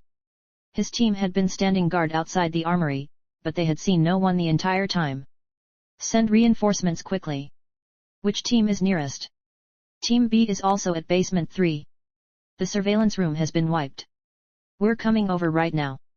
In basement 3, Han Xiao was hiding behind a corner near the laboratory while the fire raged within. He had used 3 hand grenades to set the lab on fire. Presently, there were a dozen guards from Team C that had suspected his presence and were advancing on him. After his battle with Baltar, Han Xiao had not headed for the main gate immediately. Instead, he had gone back down to basement 3, predicting that the guards would conduct a sweep of the facility from the top. Since it was no longer possible to sneak out as he had planned, Han Xiao had to change his tactics. Here in the laboratory at basement 3 was where all the Valkyrie data was stored, making it one of the key areas of the entire facility. He knew that setting it ablaze would cause the enemy to panic. I still have 77 bullets and 5 custom grenades. Han Xiao re-evaluated his inventory before peeking out from the corner for just an instant. Bullets were fired almost instantly. 12 guards. 3 N9 submachine guns, 973 Wasp handguns. I'm outclassed in firepower. Han Xiao's mind raced. It had been a minute since he set the laboratory on fire. Team B would arrive within 3 minutes, so he did not have much time left. Han Xiao knew all of this because he had been eavesdropping on a stolen intercom. Everything had happened so suddenly that the guards did not stop to consider this possibility. Han Xiao tossed out a grenade, causing the Team C guards to frantically jump for cover. Bang! Han Xiao used the smoke of the blast to sneak up onto the nearest guard. He gave him a mecha punch in the stomach, crippling him. Shoot! Quickly! Shoot! The other guards resumed shooting. Han Xiao yanked the poor guard up to use as a shield, and while this did not stop them from shooting, Han Xiao was able to close the distance, and he swiftly dispatched another 3 guards. The remaining Team C guards scattered further back to pull apart from him. Han Xiao rolled and ducked as he closed in on them. The mecha arm's durability plummeted as bullets rained upon it. As Han Xiao evaded, he pulled out his handgun to return fire and scored 3 more kills. Suddenly, Han Xiao grimaced. You have been shot in your right arm by a 73 Wasp. 17 damage taken. You have been inflicted with a gun wound. You are now bleeding, light, and will lose 1 HP every second for 15 seconds. Quickly bandage your wound. You have been shot in your left leg by an N9 SMG. 21 damage taken. You have been inflicted with a gun wound. You are now bleeding, light, and will lose 1 HP every second for 15 seconds. Quickly bandage your wound. If not for Baltar's training, he would definitely not be able to endure the pain. Han Xiao grit his teeth and threw out another grenade. Bang!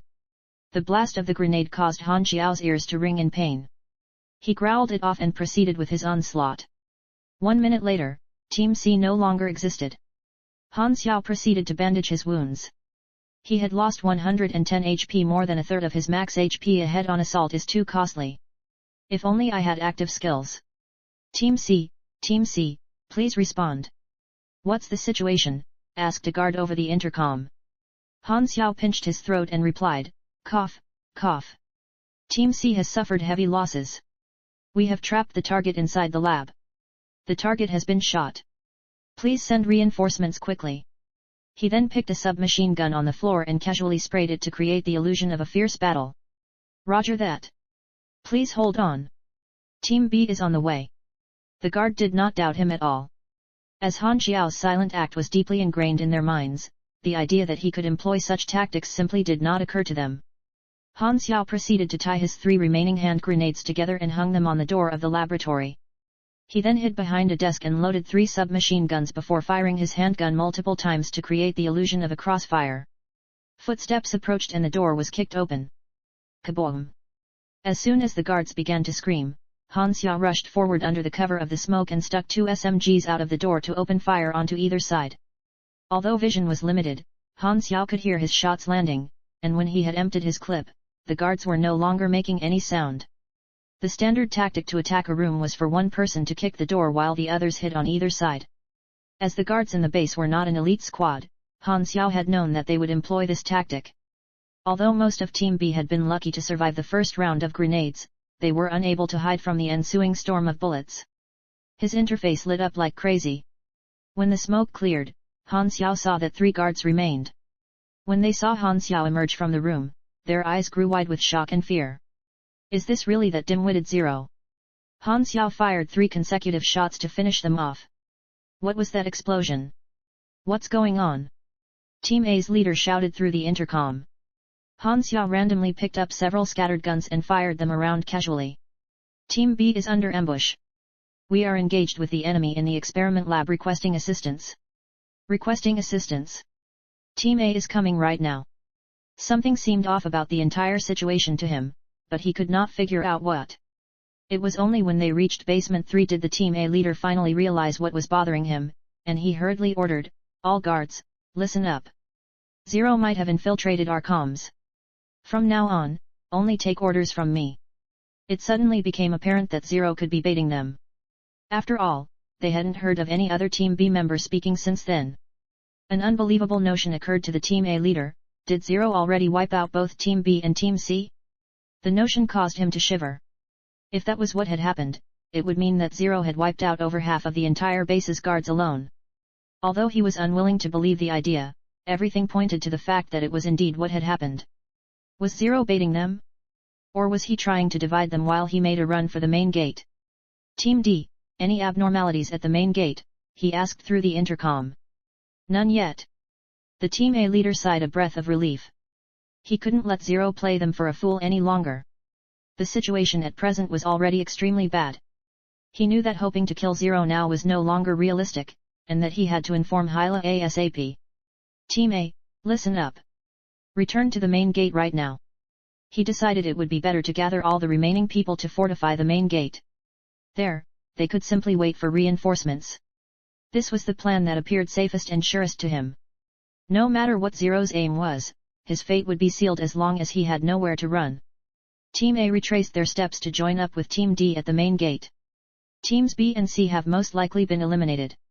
I'm going to call for reinforcements. Guard the exit. The Team A leader glanced at the present members. There were 31 of them. With 31 guns directed at the corridor, the second Zero appeared he would be torn to shreds. However, he suddenly realized that something was off. Hold on a second, shouldn't there only be 30 of us? Beep beep. The security panel flashed green as the gates suddenly opened. As the guards turned back to look, their jaws dropped. There was a man who was wearing the same uniform as them at the gate. The man began to whistle as he pushed his cap up with a finger to reveal his face. It was none other than Han Xiao. Bye-bye. He waved before abruptly pulling the manual lever and rolling out as the gate clamped down. The guards continued staring at the gate in disbelief. The veins on Team A's leader's temples bulged. When did Zero blend in with us? On the other side, Han Xiao rejoiced. I finally escaped. Han Xiao stretched as he basked in the sunlight. The sight of the clear sky seemed to evaporate all his worries. It was roughly 4 or 5 in the afternoon, and Han Xiao could discern the silhouettes of several moons in the sky. Some of them were even close enough for their craters to be observed. Han Xiao took a deep breath. The crisp air was reinvigorating. Since the start, Han Xiao had never planned on taking all the guards head-on. Even though the guards had already been weakened, it might not even matter if he were able to kill them all, since they could put the entire facility in lockdown at any point. Then, his expression would not be that much different from the guards on the other side of the gate. After impersonating a Team B member to bait out Team A, Han Xiao had searched around for a relatively clean set of uniform to change into before concealing himself underneath the stairway. The guards had failed to notice him joining their ranks as they had been panicking. As such, Han Xiao was safely escorted to the entrance where, while they let their guard down, he had crept towards the gate, and the rest is now history. It had been a huge gamble. If anything had gone awry, he would have been torn to shreds by dozens of guns. Han Xiao would rather not have had to rely on this risky plan. However, Baltar had ruined his original plan, leaving him with no choice but to do so. It was a 50-50 all-in gamble, but there was no other choice. Han Xiao found himself in the middle of an abandoned farm. He noticed the trails of several vehicles and traced them back to a garage where there were several all-terrain vehicles. Conveniently, their keys were all slotted in. Reinforcements might appear any moment. I need to leave ASAP. His escape was far from over. The organization definitely would not let him off so easily. Han Xiao threw his backpack into the passenger seat and got into the driver's seat. He ignited the engine and stepped on the gas pedal, intending to leave immediately. He ran the vehicle over the electric fence and headed into the forest. As Han Xiao knew nothing about the geography of the area, he would have to bet it all on following one direction. On the Black Harrier helicopter, Hyla noticed her phone ringing. "Who?" she answered, irritated. "Commander Hyla, there's a situation. Zero has gone rogue. He's killed Vice Commander Baltar, Professor Lin Weixian, and over 30 guards. He's also destroyed all the Valkyrie records in the base." The Team A leader was dispirited. They were definitely going to be punished for having been useless, that went without saying. However, he still had to swallow the bitter pill and contact the commander, as they were all trapped and needed someone to deactivate the lockdown. Hyla frowned. "Are you kidding me? I personally conducted his brainwashing. How could he have survived the procedure? Has he been fooling even me?" she wondered. Hyla immediately contacted the boss to relay the news. "Turn back right now and give chase," ordered the boss, enraged. "But my sister," Hyla began to argue. "Shut up. You have no right to bargain with me." Hyla glowered as she reluctantly ordered the pilot, "Return to base." "Commander Hyla, the helicopter needs to land to refuel first." "Step on it." The Night Owl squad had also received the order to return. Number 1 was livid with rage at the guards' pitiful appearances. "There are 60 of you and you can't even stop one person. Are there spies here?" He was unable to believe that Han Xiao could have escaped alone, not when it was impossible for himself. The guards were terrified by his accusation. No one dared to betray the organization, and for good reason. However, they were demoralized and unable to talk back. They did secretly hope that Han Xiao could escape, as it would help their case. "That's enough. The boss ordered us to hunt him down," interrupted Silverblade coldly. "Hold on, the test subject team will follow." Number 1 was now rattled by Han Xiao's combat prowess, and this frustrated him. He felt like he needed to defeat Han Xiao in order to prove his worth to the organization. Night had fallen, and the night sky was decorated by numerous blue moons. Each planet and galaxy had a different kind of landscape and environment. In Han Xiao's previous life, there existed players who specialized in galactic tourism. They would sell albums of beautiful scenery and landscape from across the universe. Unfortunately, the thick canopy blocked out nearly all the moonlight, making it hard for Han Xiao to see, much less enjoy the night view. Han Xiao drove carefully, fearful of crashing into a tree. The darkness was extremely disadvantageous for him. Not only was he unable to move quickly, the sound of his engine could also expose his location. "It's really bad to drive at night. I'd better walk." He stopped the car and turned off the engine, deciding to abandon it. The silence in the forest began to set in, and he noticed that the shadows around him resembled ghostly figures. "You have obtained Combat Biscuit X5, Mineral Water X3. Han Xiao found some ration and water in the boot of the car. He stored them inside his bag and continued on foot. As he was unable to do anything about the trail that his car had left, he could only change his direction slightly to throw off any pursuers. The night was his cloak. Although Han Xiao was completely exhausted, and his stamina was almost depleted, he did not dare to stop for a break. Suddenly, Han Xiao heard the sound of engines coming from behind. He instantly sought shelter behind a tree before peeking out to see 3 sets of flickering headlights about 300 meters away. He was about to creep towards a safer location when suddenly, a gunshot pierced the night. Han Xiao's danger sense tingled, and he threw himself onto the ground. Something grazed past his shoulder. He turned to see that the bullet had narrowly missed him to pierce a tree 10 meters away. The 3 vehicles stopped, and 6 men alighted. They were none other than Night Owl Squad 3. The person who had fired was Silver Blade. 6 Cyclopes. Han Xiao was momentarily taken aback by their appearance. Those are night vision goggles. Han Xiao cursed his luck. You have been grazed by an SWP sniper rifle. 18 damage taken. Holy cow! Even though it was just a graze, it did as much damage as a direct shot from a handgun. You have entered combat and gained enemy information. Night Owl Agent LV-15 classes, LV-10 Agent, LV-5 Elite Agent stats, 18 STR, 15 Dex, 25 End, 10 Int, 3 Mice, 8 Cha, 1 Luck Energy, 0 Power Level, 40 Health, 350 Abilities, Grinder, 100 Health Pain Tolerance, Combat Strength not affected by injury skills, LV-4 Basic Combat, LV-5 Basic Shooting, LV-2 Precise Aim, LV-1 Sniper, Leader, Equipment, SWP Sniper Rifle, High Caliber, Grade, Common Damage, 70 to 88 Fire Rate, 0.5/S Ammo, 5 bullets per magazine. Power Level, 30 Prerequisite, SLV-1 Sniper. Thermal Night Vision Goggles. Grade, Common 73 Wasp Handgun. Grade, Common Small Caliber Handgun. Damage, 28 to 35 Fire Rate, 1.1/S Ammo, 10 bullets per magazine. Power Level, 13 G Grenade, 3, deals 50 to 80 damage to all targets in a 20-meter radius.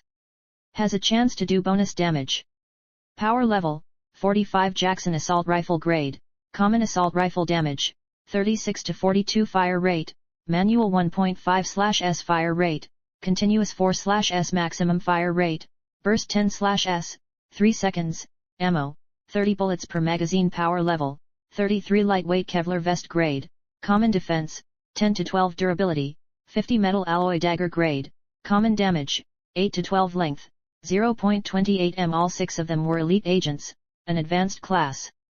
Although they were lower level than Han Xiao, they still had high stats, and were much better equipped. Han Xiao's face darkened.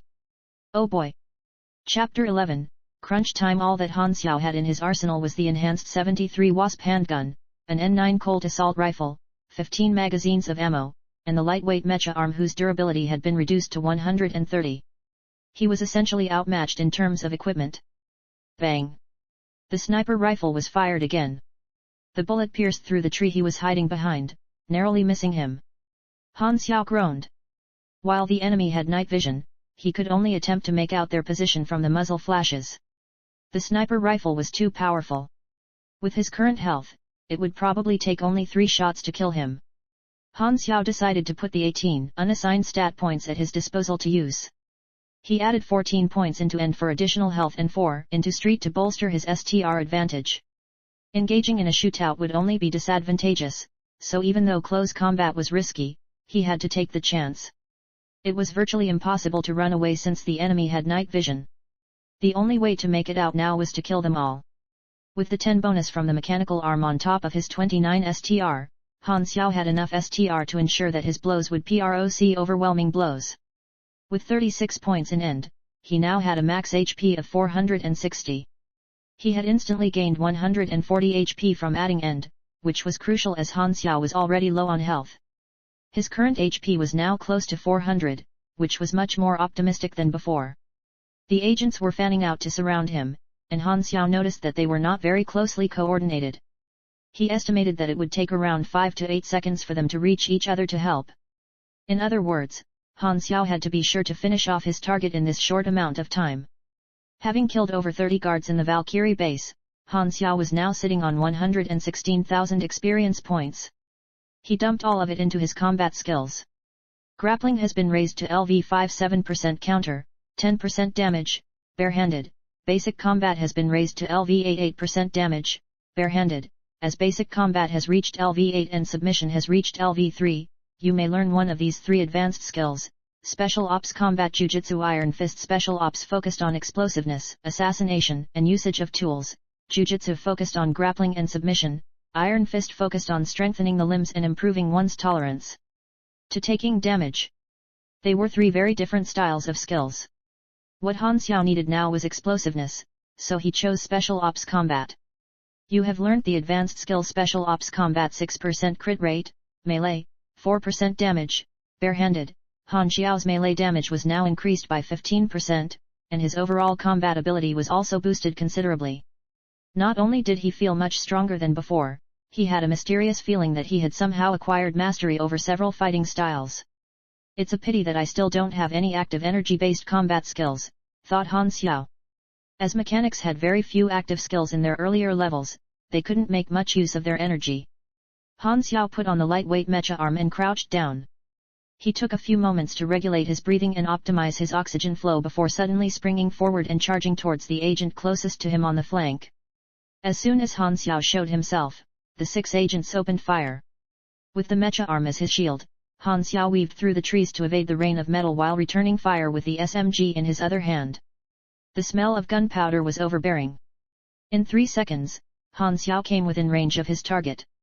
He threw the SMG at the agent's gun hand as a distraction before swinging the mighty mecha arm at him. The agent raised his arms in reflex to block the blow and endured the pain to draw his handgun. He aimed at Han Xiao's head and fired, but Han Xiao's dex was not just for show. With seemingly inhuman reflexes, Han Xiao clipped his arm over the agent's gun hand and tugged down to make him lose balance and buckle forward before proceeding to ruthlessly smash his knee up into his groin. You have dealt a fatal blow. 2x critical hit. Your target is stunned for 2 seconds. Although the agent's expression was covered by his goggles, his painful scream was telling of the blow's effectiveness. Han Xiao took advantage of his temporary immobility to knee him again and again. Thud. Thud. Thud. -78. -81. -84. Sorry brother, I know it must hurt a lot, but I'm not the one who decided not to include groin protection in your armor. The agent's HP plummeted and Han Xiao finished him off by ripping into his throat with the mechanical arm. Before Han Xiao could celebrate his first kill, he felt a sharp pain in his back. He hurriedly dropped to the ground and dragged the agent's body over him as a shield while he crawled towards a tree for cover. You have been shot by an SWP sniper rifle. 68 damage taken. You have been shot by a high-caliber bullet. You are now bleeding, medium. You will lose 3 HP every second for 15 seconds. The pain caused Han Xiao's face to pale. Just a single shot had taken out one whole chunk of his health bar. Unfortunately, he could not afford the time to bandage the wound. Damn it! The remaining 5 Night Owl agents were enraged that Han Xiao had killed their comrade. They rapidly closed in as they fired, cornering Han Xiao. Han Xiao quickly searched through the agent's body and put on his Kevlar vest. It would do well to block 1 or 2 shots. More importantly, however, he found 3 G-fragment grenades, one of which he immediately tossed out. Kaboom! The agents had to stop shooting as they frantically ducked for cover. Shoot more, assholes! Yelled Han Xiao furiously as he threw out a second grenade, causing the 5 agents to scramble back to the ground just as they were about to get up. After the blast, a third black object was flung out in the air, and the 5 agents subconsciously crouched down once more. However, when there was no explosion after 2 seconds had passed, they looked up to see that it was just a piece of rock. Meanwhile, Han Xiao was already charging towards the next agent while firing his assault rifle wildly. Although Han Xiao managed to kill the agent who was seeking cover in the grass, he was now out of ammo. Han Xiao tossed the rifle away and threw the third grenade, buying himself some time to get in range. As he rammed into the third agent, knocking him down, a shot from Silver Blade's assault rifle clipped him in the calf. Han Xiao grimaced. The calf injury affected his movement speed, so Han Xiao decided to jump into the agent he had knocked down, causing them to tumble together out of the other agent's line of sight where he made short work of him behind a tree. The agents simply stood no chance against him at close combat. But there were still 3 agents left. Although the odds were against him and he had lost half of his HP, Han Xiao remained calm and spent some time to plan his next move.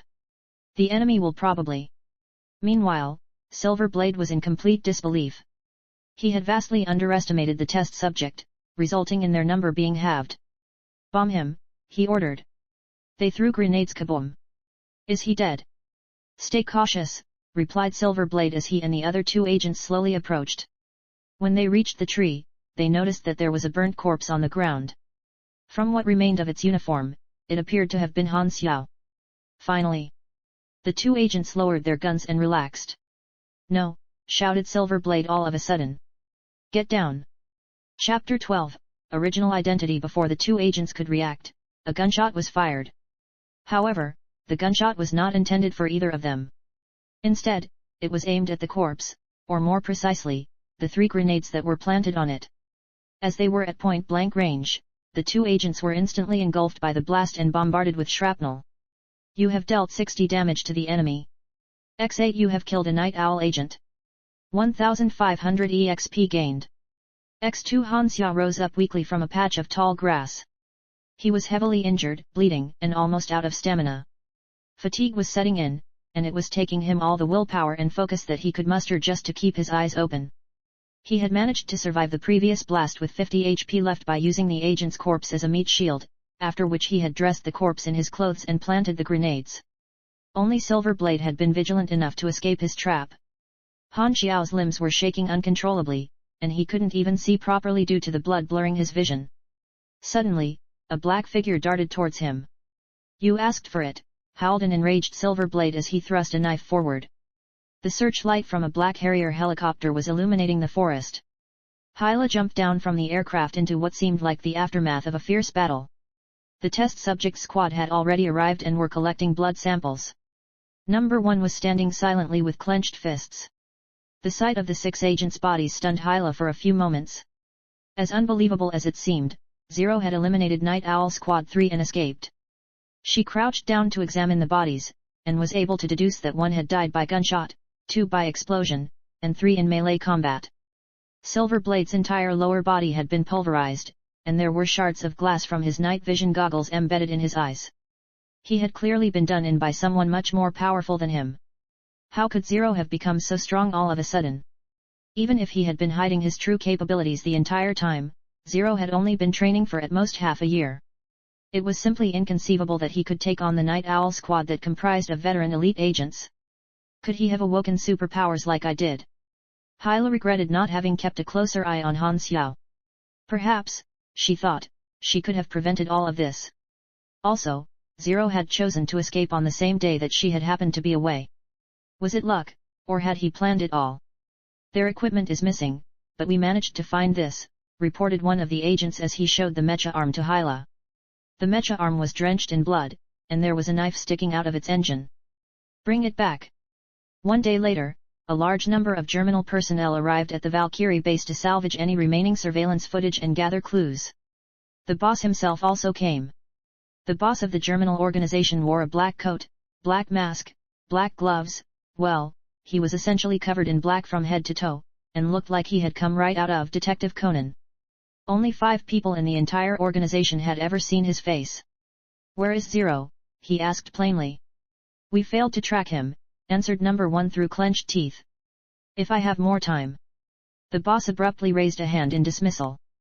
Number 1 immediately stopped blabbering. The boss was in an extremely bad mood. Just a few days ago, he had dismissed Zero as a piece of trash, and this piece of trash had managed to escape while taking out so many of his men. 30 armed guards killed, all the research destroyed, and 1 elite squad wiped. On top of that, he killed Lin Weixian and escaped? Are you kidding me? He yelled at his men. I want to know when he turned and how he got so strong. A researcher hastily replied, we have come up with a theory after going through his records. Go on. Zero's behavior and actions before and after the experiment are strikingly different. According to the original reports from his capture, Zero's original identity was Xiao Han, the 3rd son of the Alumura family's second in charge. This was shocking news even to the boss himself. The Alumura family were a powerful warring clan allied with the country of Theus. Test subjects captured for experimentation were usually criminals or stragglers. How did someone with such a background end up in their hands? The son of the Alumura's second in charge? How? According to our investigations, Xiao Han was the most ungifted among his siblings.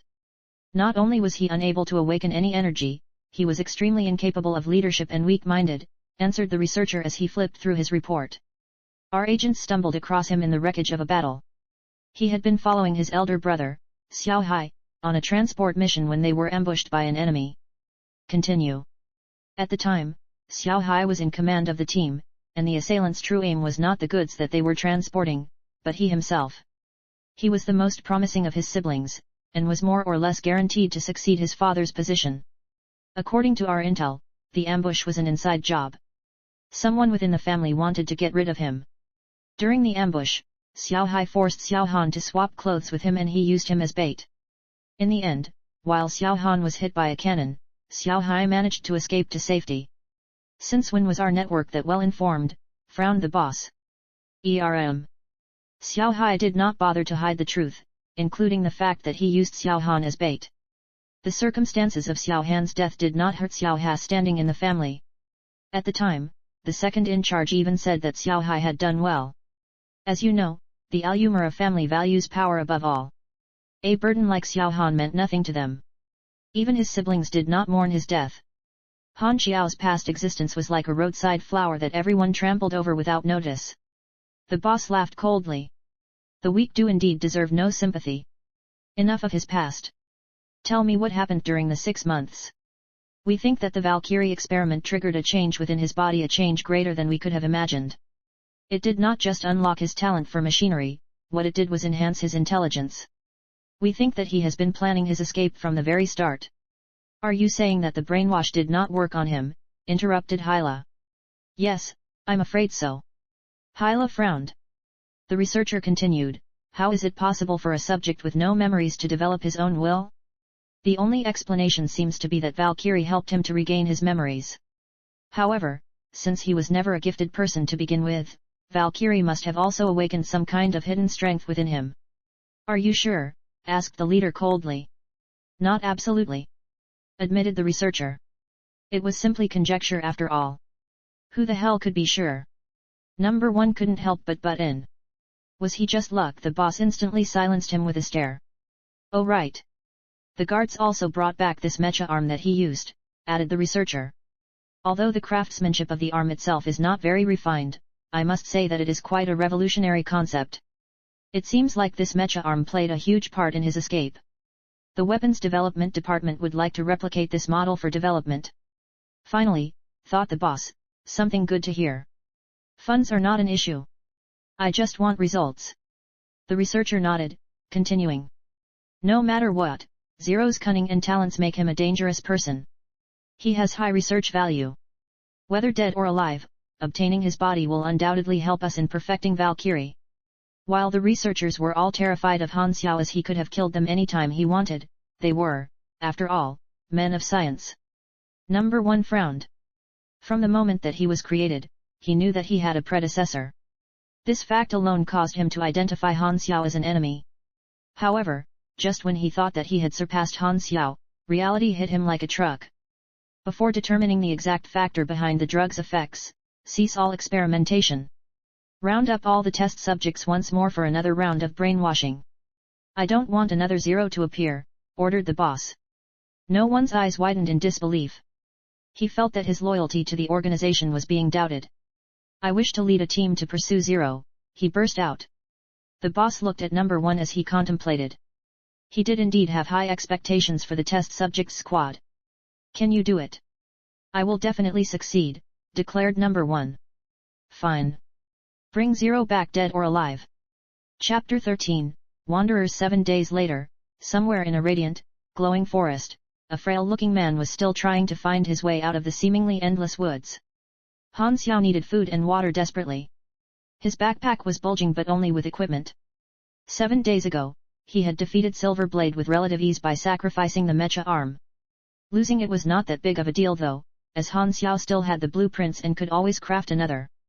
Although the forest was not an ideal place for recovery, Han Xiao's high end gave him resistance to wound infection. Still, he did have to withstand the pain of digging out the bullets inside him.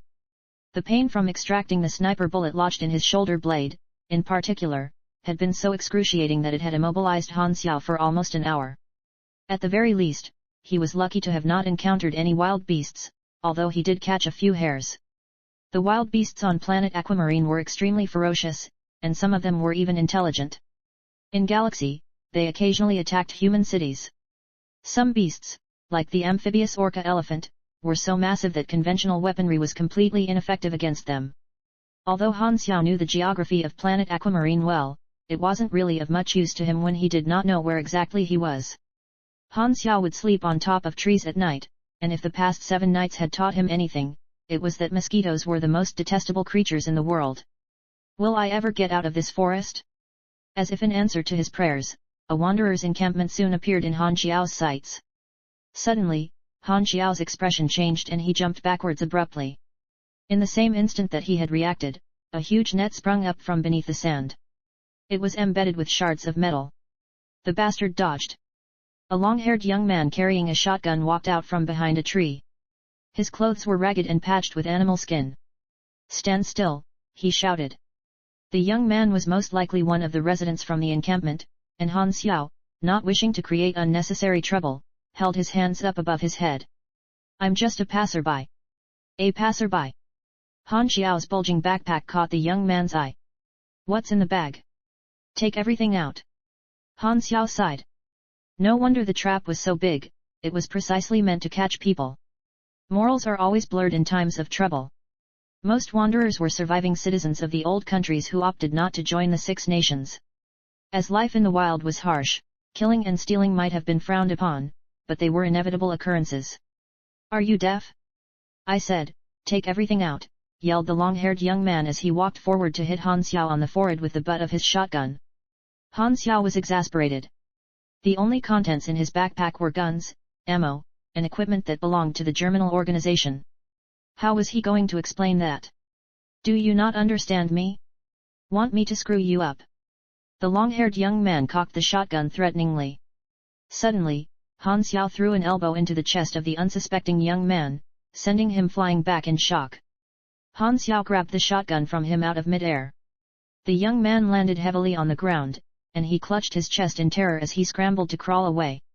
Han Xiao cut out some rope from the trap and tied the whimpering young man to a tree. When he examined the shotgun, he realized that its barrel was outright crooked and shook his head. At the very least, it implied that the young man had never killed before and that he had only been acting. Nonetheless, the young man was so terrified that when he saw it in Han Xiao's hand, he panicked even more. "Big brother, please spare me. Forgive me for not recognizing Mt Tai." Han Xiao slapped him squarely on the face, reprimanding, "So, you know that you were wrong." "I was wrong. I was wrong," blurted the young man shamelessly. "Why?" The young man thought for a moment before carefully answering, "I should have brought one more gun." Han Xiao burst into laughter. "You're a funny one, eh? Please show me mercy, Mr. Saint. Just let me go as if you're passing wind," sobbed the young man with dripping tears. "Get lost. I've never passed such a big wind before." Han Xiao raised the shotgun and struck the young man across his face to knock him out cold. At the end of the day, the young man was most likely a resident of the encampment, and Han Xiao still needed to obtain food and water from them. Count yourself lucky. Half an hour later, Han Xiao finally reached the encampment. His appearance seemed to unsettle the wanderers. Life in the wild was full of perils, and wanderers were often unwelcoming to outsiders. Their way of life was similar to that of the gypsies, and they were frequently on the go. There were pickup trucks lined up outside the tent. Most of them were rusty and some didn't even have exteriors. Han Xiao noticed that there were only a few dozen tents, making this community a relatively small one. Nevertheless, it was a miniature society in its own, and Han Xiao located the camp's merchant, a bearded Westerner who conducted his business by his pickup truck. "Outsider." The bearded man raised an eyebrow. "Do you know the rules?" he asked. "What rules?" "Barter trading only." "Well, that's just fine," thought Han Xiao, "since I don't have a single penny. I want a map, 3 buckets of water, and 5 kilos of food." "Bread or dried meat will do," said Han Xiao as he retrieved a handful of bullets from his bag and put them on the truck. "I'll pay with this." "Gunpowder." The bearded merchant's eyes flashed with greed. Gunpowder was extremely valuable among wanderers as hunting was a key source of food. 150 bullets, stated the bearded merchant. Han Xiao's face darkened. Daylight robbery. The items he had asked for were basic necessities. There was no way that they could be worth so much. Han Xiao's bronze bullets were high-quality bullets that could easily go for $10 apiece, yet the merchant was asking for 150 of them, equivalent to $1,500. Up to you, added the merchant nonchalantly as he turned his attention to his fingernails. Chapter 14, The Old Era and the New. As Han Xiao desperately needed food and water, he gave in to the merchant's demand. Sighing, he aligned 150 bullets on the back of the truck. Suddenly, the big bearded man waved a finger. 180. Han Xiao glared at him. Oh ho ho! Such scary eyes! Do you want to kill me or something? Quickly, people, come and see! This man wants to kill me! Dozens of wanderers gathered around in an instant. Some of them even came with sticks and bats. This is our territory. Are you trying to be funny, kid? Okay, okay. 180 bullets. Fuck me. Han Xiao hastily threw out more bullets in case he jacked the price up further. The merchant laughed shrewdly and sent someone to fetch the goods. After confirming the items, Han Xiao raised a middle finger at the merchant before turning around. Suddenly, the merchant spoke.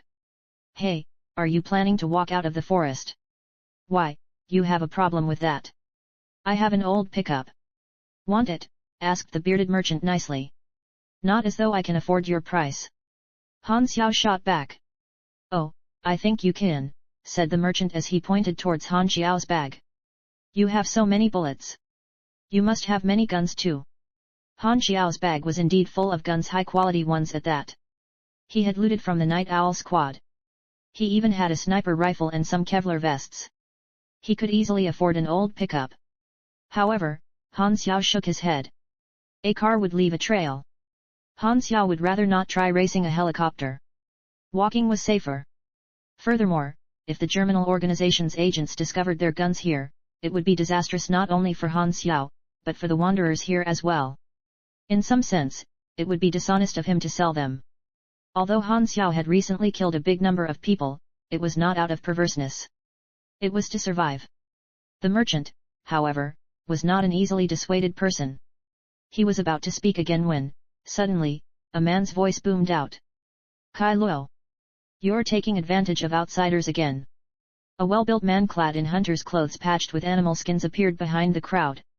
As he strode forward to the center of the crowd, everyone shifted to make way for him. The man seemed to command respect. The big bearded merchant groaned.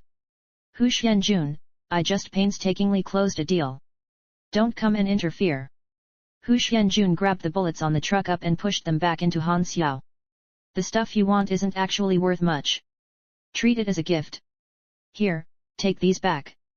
Han Xiao was stunned by the man's chivalry and stared at him in disbelief. The man was an extremely muscular Mongolian with white hair on the sides of his head, and his eyes were as sharp as an eagle. He looked very much the part of a righteous man, and Han Xiao instantly warmed up to him.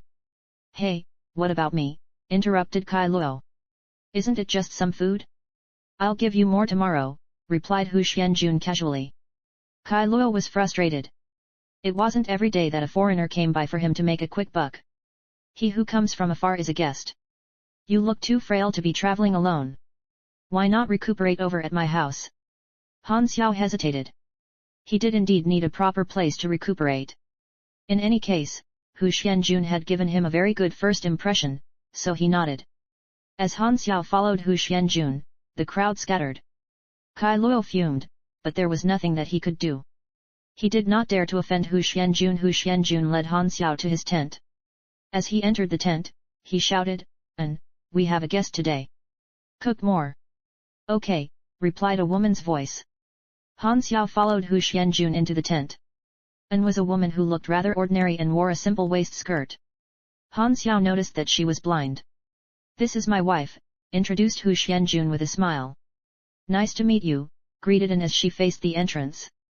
She then turned back to pick up crockery, dried meat, and wild vegetables and arranged them inside a simple clay oven in the center of the tent. Han Xiao and Hu Xianjun sat down and chatted away.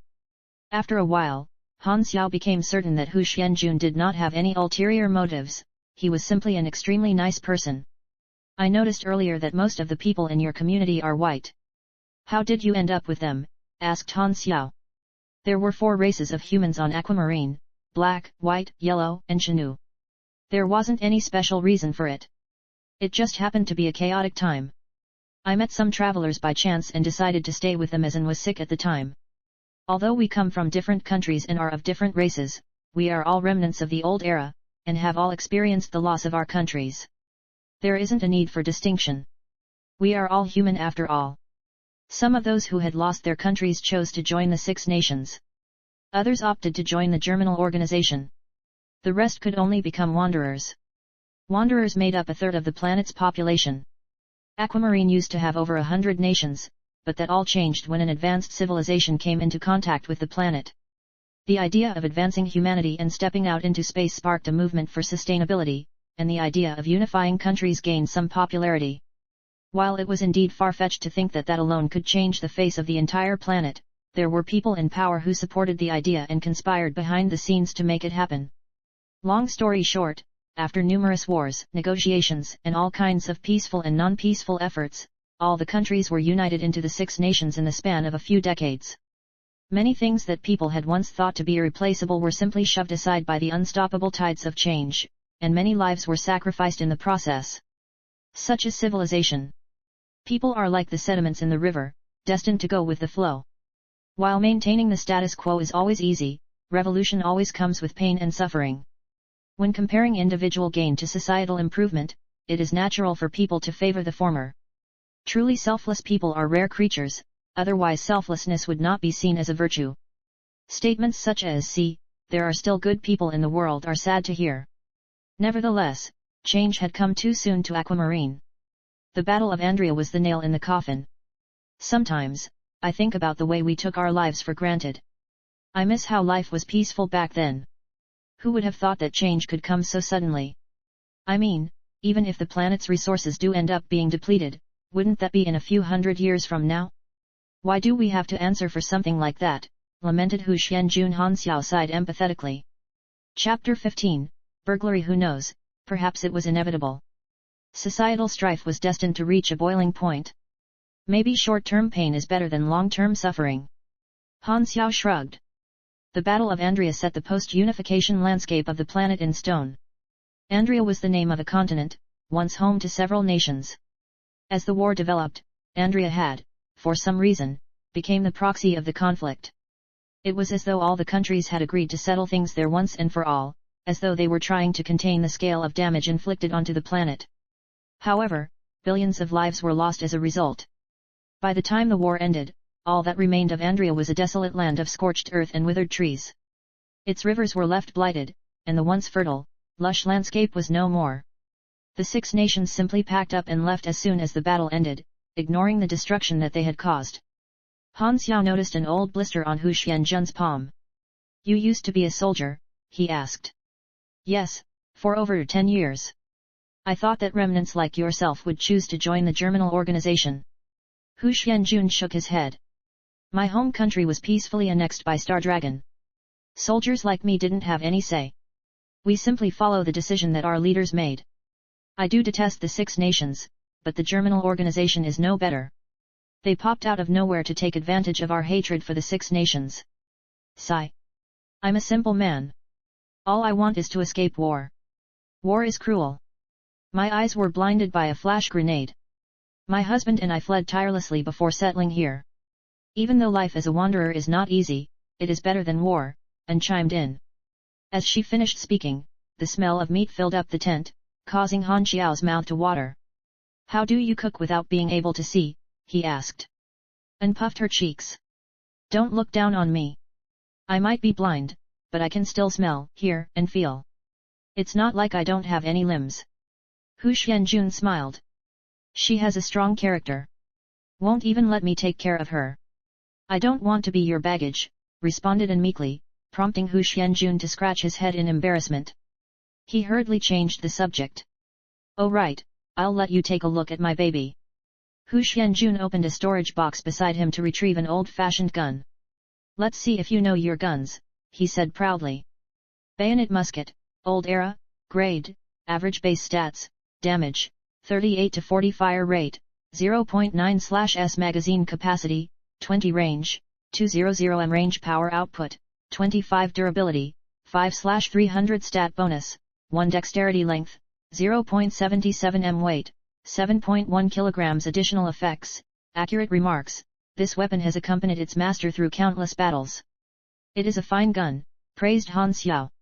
Even though it has been used for so long, you still keep it well polished. The barrel is perfect. Truly a well-made gun. This gun is my partner. He's been with me for close to 10 years, laughed Hu Xianjun. It only looks new because I frequently oil it. The truth is that its workings have aged. It can't be used anymore. The pair continued to chat until the sky darkened and An had finished cooking.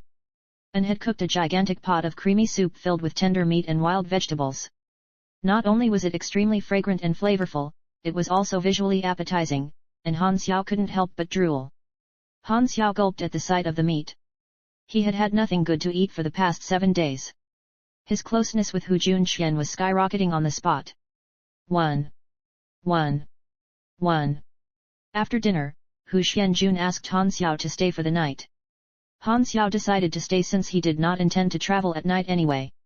They laid a mattress for him and set up a partition. Your bag is too big. I'll put it outside, said An. I'll do it myself. Before bringing his bag out, Han Xiao dismantled all the guns in his backpack to take out their triggers.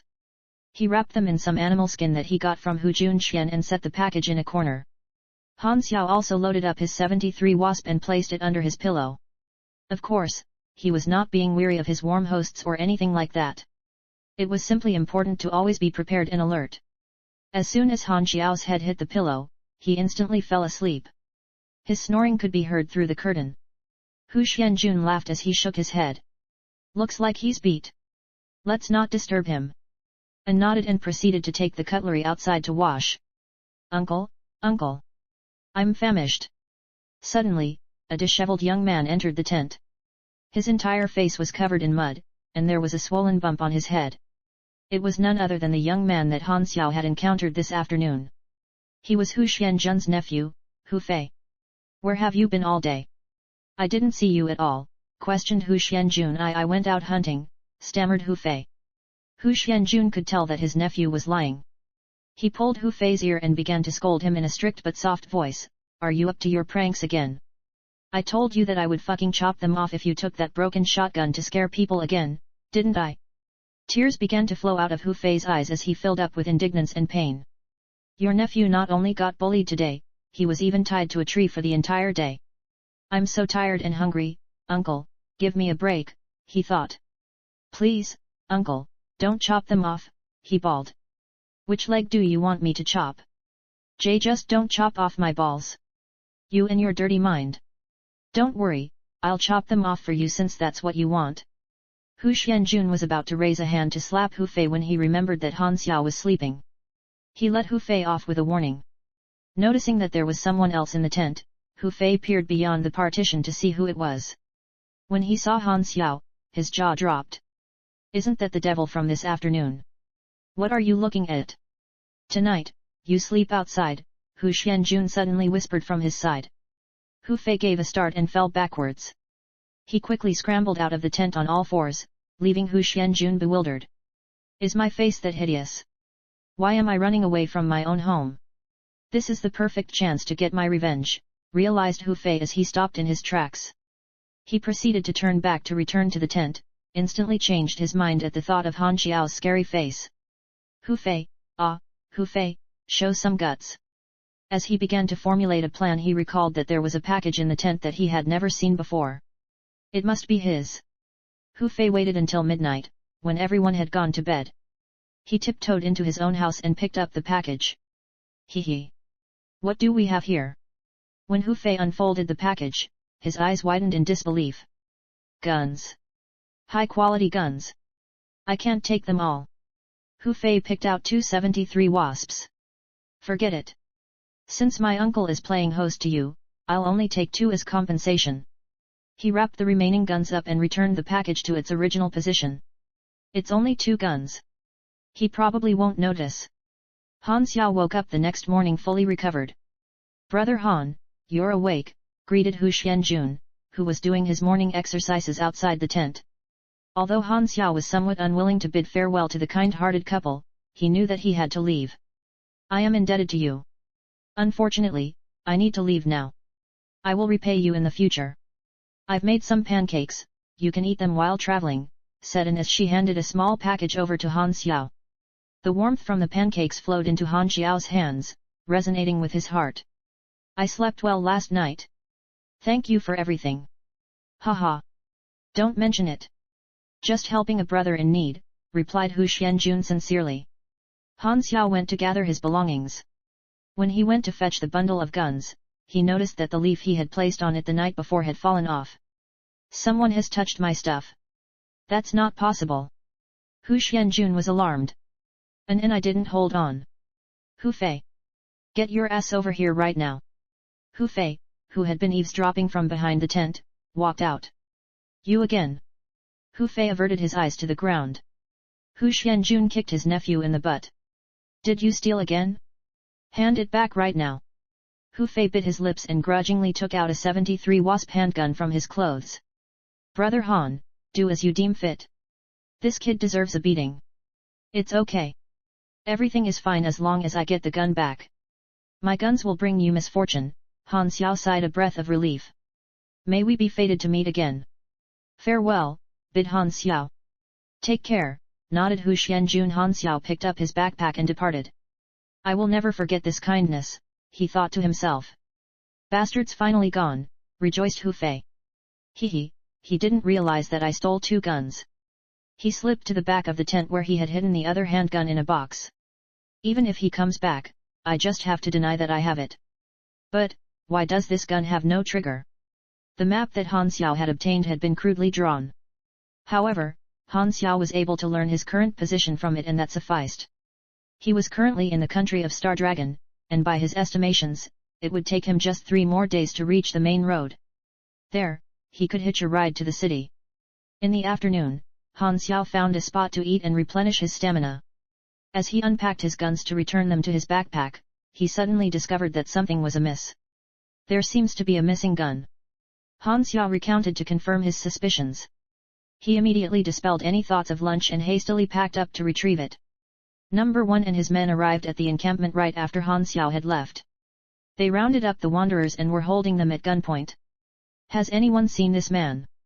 Number 1 projected a holographic face in midair using a device on his wrist.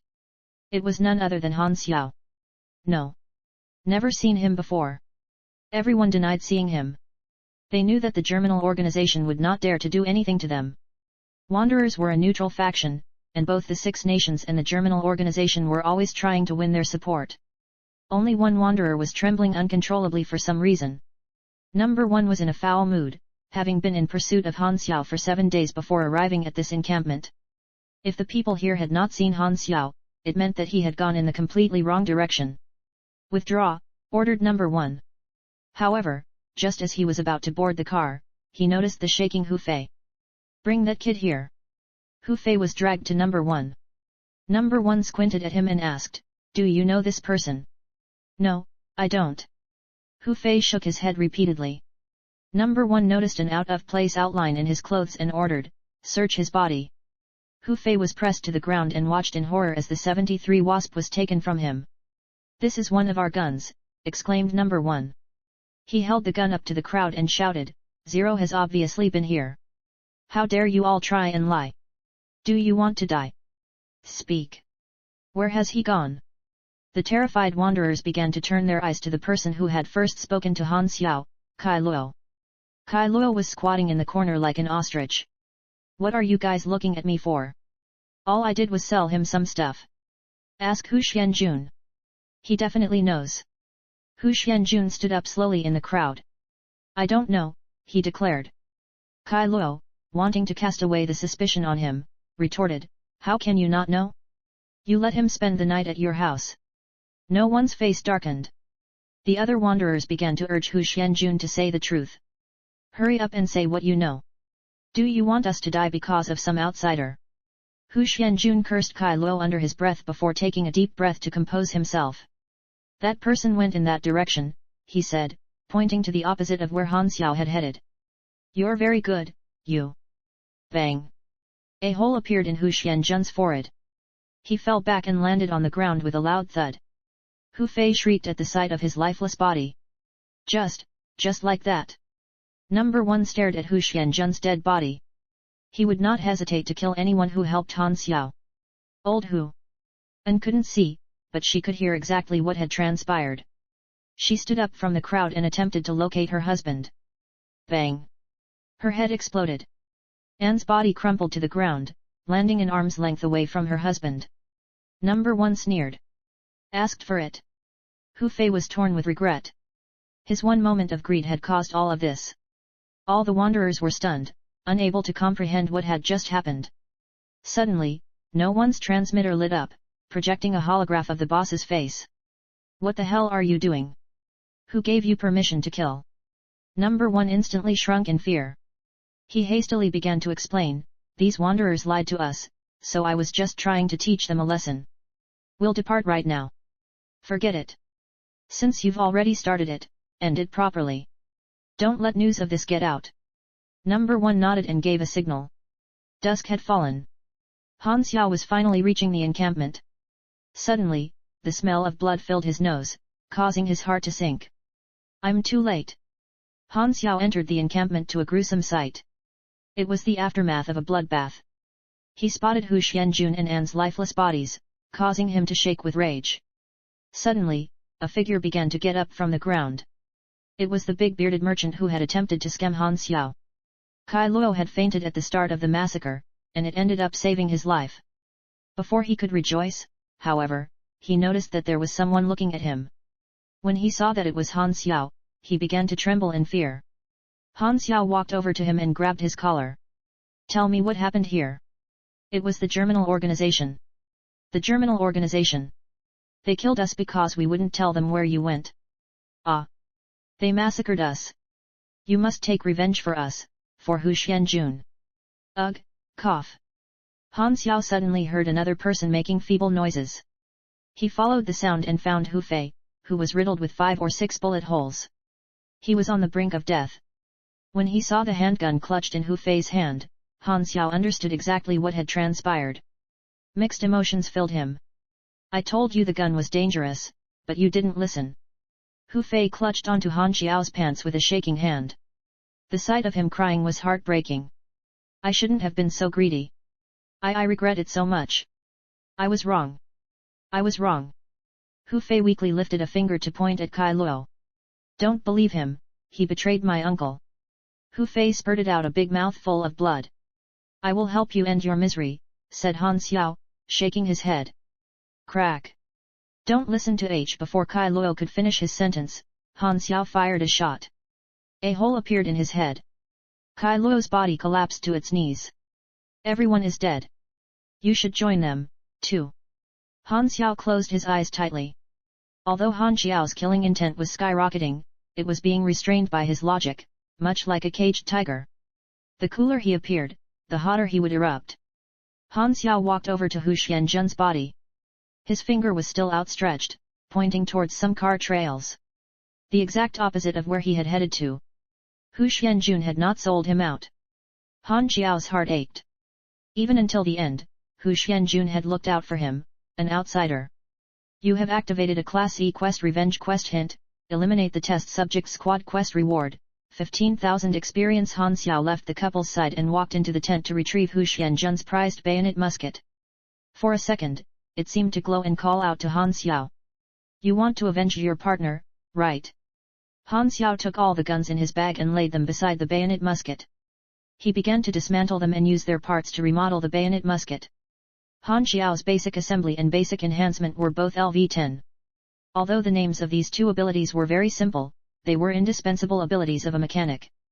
Bayonet rifle, modified, grade, average base stats, damage, 66 to 69 fire rate, 1.1/s magazine capacity, 10 effective range, 450 power output, 37 bonus stats, 2 dexterity length, 0.86 m weight, 8.3 kilograms. Additional effect, accurate wind effects reduced. Additional effect, piercing modified to use large caliber ammo for higher penetration. Description, it hungers for vengeance. Han Xiao counted his sniper bullets. There were 25, all looted from Silver Blade. As there seemed to have only been 2 cars, there was probably not more than 12 enemies. Han Xiao began to give chase into the forest. He knew that it would be impossible to catch up with a car, but that was not Han Xiao's intention at all. There was a high chance that they would realize they had been lied to and head back. Hence, Han Xiao planned to ambush them when they inevitably retraced their steps. Although if Han Xiao fled in the opposite direction he would be able to shake them off once and for all, an inner voice told him that he would regret it. The quest itself was irrelevant. This was personal. Germinal, spat Han Xiao hatefully. The forest was pitch black at night, making it hard to even see one's fingers. Wolves howled in the distance. Han Xiao had been lying in wait for almost 3 hours. Suddenly, the sound of engines approached. Han Xiao's face twitched. 4 headlights appeared in the distance. Finally, mumbled Han Xiao calmly. He put on one of the Night Owl Squad's night vision goggles and spotted the outline of 2 cars. He then cocked the rifle and held his breath to aim. After 8 seconds, he pulled the trigger. In an instant, the sniper bullet traveled across hundreds of meters to strike a tire on the front car, causing it to explode. The car crashed into a tree.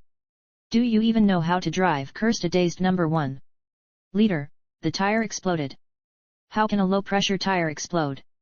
One of the squad members knelt down to investigate the tire. "There's a bullet lodged in here," he suddenly exclaimed. Ambush. Suddenly, the agent closest to number 1 was blown up in the head by a sniper bullet. His blood splattered all over number 1. "Get down," he yelled. The agents hurriedly dropped to the ground. A suffocating silence ensued. They were all terrified. Only number 1 was able to contain his nerves and he immediately called for reinforcements. The test subject squad was pinned. None of them dared to move. "Who is ambushing us?" "No idea. It's so dark here." "He must have night vision goggles." "What do we do now?" "Just lie in wait, I think, until reinforcements arrive." Number 1 suddenly exploded. "Are you stupid? Won't he escape then? The enemy is 1, why are we so afraid of him? What will the organization think of us?" The faces of his teammates instantly changed. "It's just 1 enemy. We have cars, guns, and the advantage in numbers. How can we lose?" Number 1 added. "Right. We need to counterattack. Ascertain the sniper's position." One squad member plucked up the courage to reveal himself, hoping to bait the sniper into revealing his location. However, the sniper was faster than he could imagine. He was instantly shot. The force of the impact alone caused his body to fly back several meters. Number 1 felt a chill run down his spine. Who is this godlike sniper? The agent's death had not been in vain. One squad member was able to catch the muzzle flash of Han Xiao's rifle. "I've found him. 300 meters south. Get in the car." Han Xiao could see them get up and run towards the other vehicle. He instantly understood their plan. There were 7 enemies displayed on the thermal imaging.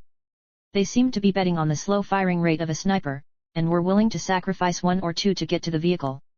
Han Xiao decided not to rush. He calmly fired 2 more shots to kill 2 more of them before the rest hopped onto the vehicle. The vehicle's engine roared as it charged towards him. All of a sudden, Han Xiao's situation seemed to turn for the worse.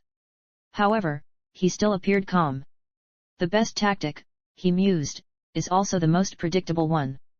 Chapter 18, Bigger Than You Imagined. "Go to hell," screamed number 1 as he stepped on the pedal, not noticing several grenades hanging from midair in their path. The vehicle came to a sudden stop as it ran into the rope that Han Xiao had tied between 2 trees.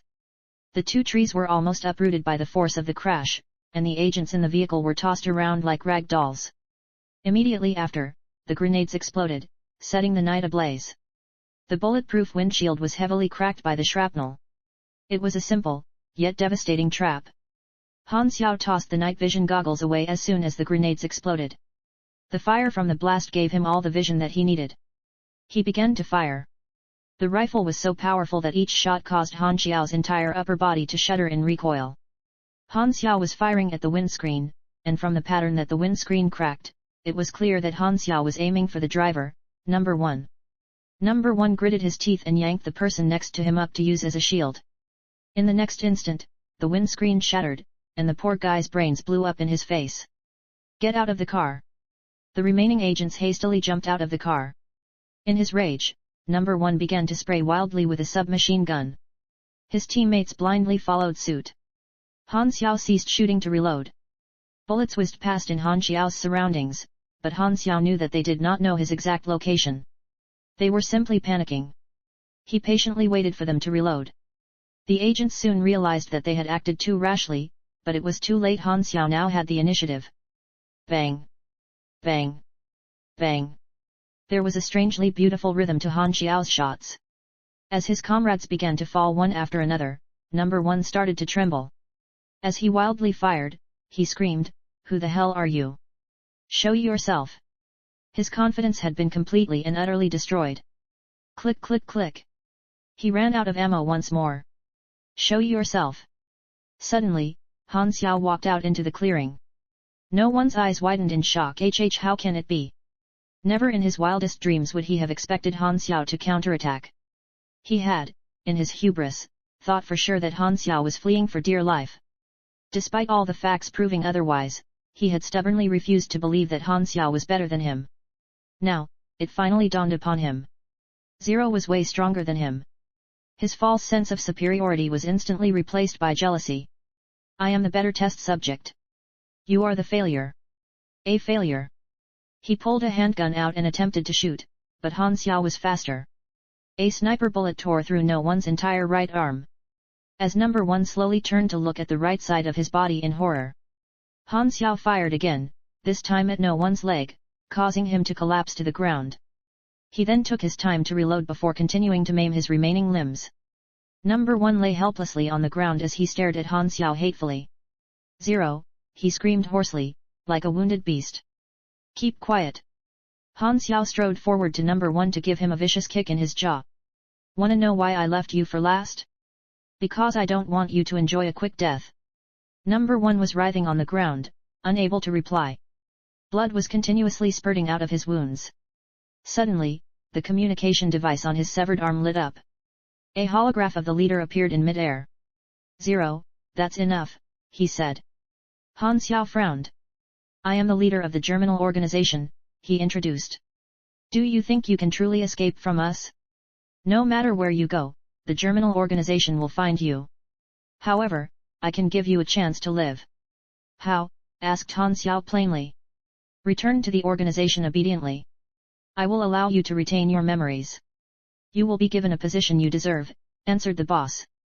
He was truly fascinated by Han Xiao's strength. No one's face grew livid at his leader's words. How could he treat Zero so well after all the men that he had killed? Han Xiao glanced at number one and replied tauntingly, you want to rope me in even after I've killed so many of your people? A bunch of failures. Their deaths are not worth mourning, the boss replied instantly. Number one shuddered. What makes you think I want to work under you? We are destined to accomplish greater things. Join us. What's there to hesitate? Oh, I know. Is it because you are still unhappy with how we treated you before? Don't be so petty, think of the bigger picture. Such things are trivial when compared to our ultimate goal. Han Xiao replied coldly, I have no interest whatsoever in your ideology. You killed my friends, so you are my enemy. That is all. If you refuse to join us, there will not be a place for you in this world, threatened the boss. I will destroy you all, Han Xiao declared. It was the only solution. The boss burst out in laughter. Destroy us? What do you think you are? You are just a small, pitiful ant that we can squash whenever we want. Did killing a few lowly grunts make you think that you are invincible now? Childish. Wait and see then. The world is bigger than you can imagine. Han Xiao shook his head and raised his gun. He fired 3 shots aimed at no one's heart. The test subject squad no longer existed. The boss's mask could not conceal his fury. You'll regret this, he coldly warned before ending the transmission. You have killed the number one, the Valkyrie experiment test subject, gaining 900 experience. You have completed revenge, gaining 15,000 experience. Crack. Suddenly, the bayonet rifle came apart. The SWP sniper rifle that Han Xiao retrieved from the test subject squad had the prerequisite of the sniper ability, so Han Xiao dismantled it to fix the bayonet rifle. Han Xiao gained a total of 20,000 experience tonight. As the Germinal organization would surely come for him, Han Xiao needed to find a hiding place. He was indeed still too weak to take them head-on. The wealth of information that he carried over from the game was his trump card. In order to make good use of it, Han Xiao needed to seek the aid of a power as mighty as the organization. The 6 nations. Star Dragon, Maple, Theseus, Raylan, Hesla, and Ordina. Since he was already in Star Dragon, and they were the most peaceful of the 6 nations, there could be no better choice. Chapter 19, $1 Million Bounty. Class A Mission. The next morning, the boss, Hyla, and a group of staff arrived at the wreckage of the battle. The boss snorted coldly at the sight of no one's corpse. Useless trash. All of them are dead, reported a researcher after they gathered all the bodies. The leader gazed thoughtfully at the mountain range in the distance. Issue a bounty under the name of the organization. $1 million, dead or alive, he suddenly ordered. Hyla and the rest of the group were shocked by his decision. The Germinal organization was the kingpin of the underworld, and they had not needed to issue a bounty for the past 3 years. Was it really necessary to do so for a lowly traitor? My leader, you seem to overrate him. Zero barely managed to escape by the skin of teeth. What threat can he pose to us? Humph. That bastard actually dared to declare war against us, so I will make him pay for his arrogance.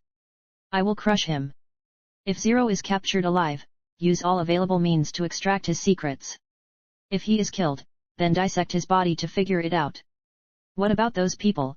Asked the researcher as he pointed towards the corpses. The boss was about to order them to be disposed of when a thought crossed his mind. How's the preparation for the super soldier project?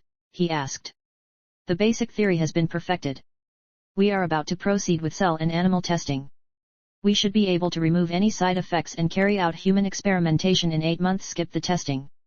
Proceed with human experimentation immediately, interrupted the boss. The risks are too huge. Only Valkyrie test subjects can endure the procedure, and there aren't many of them. Rushing things might be unproductive. Experimentation can only create cannon fodder. Only vengeance can create true monsters, he replied enigmatically.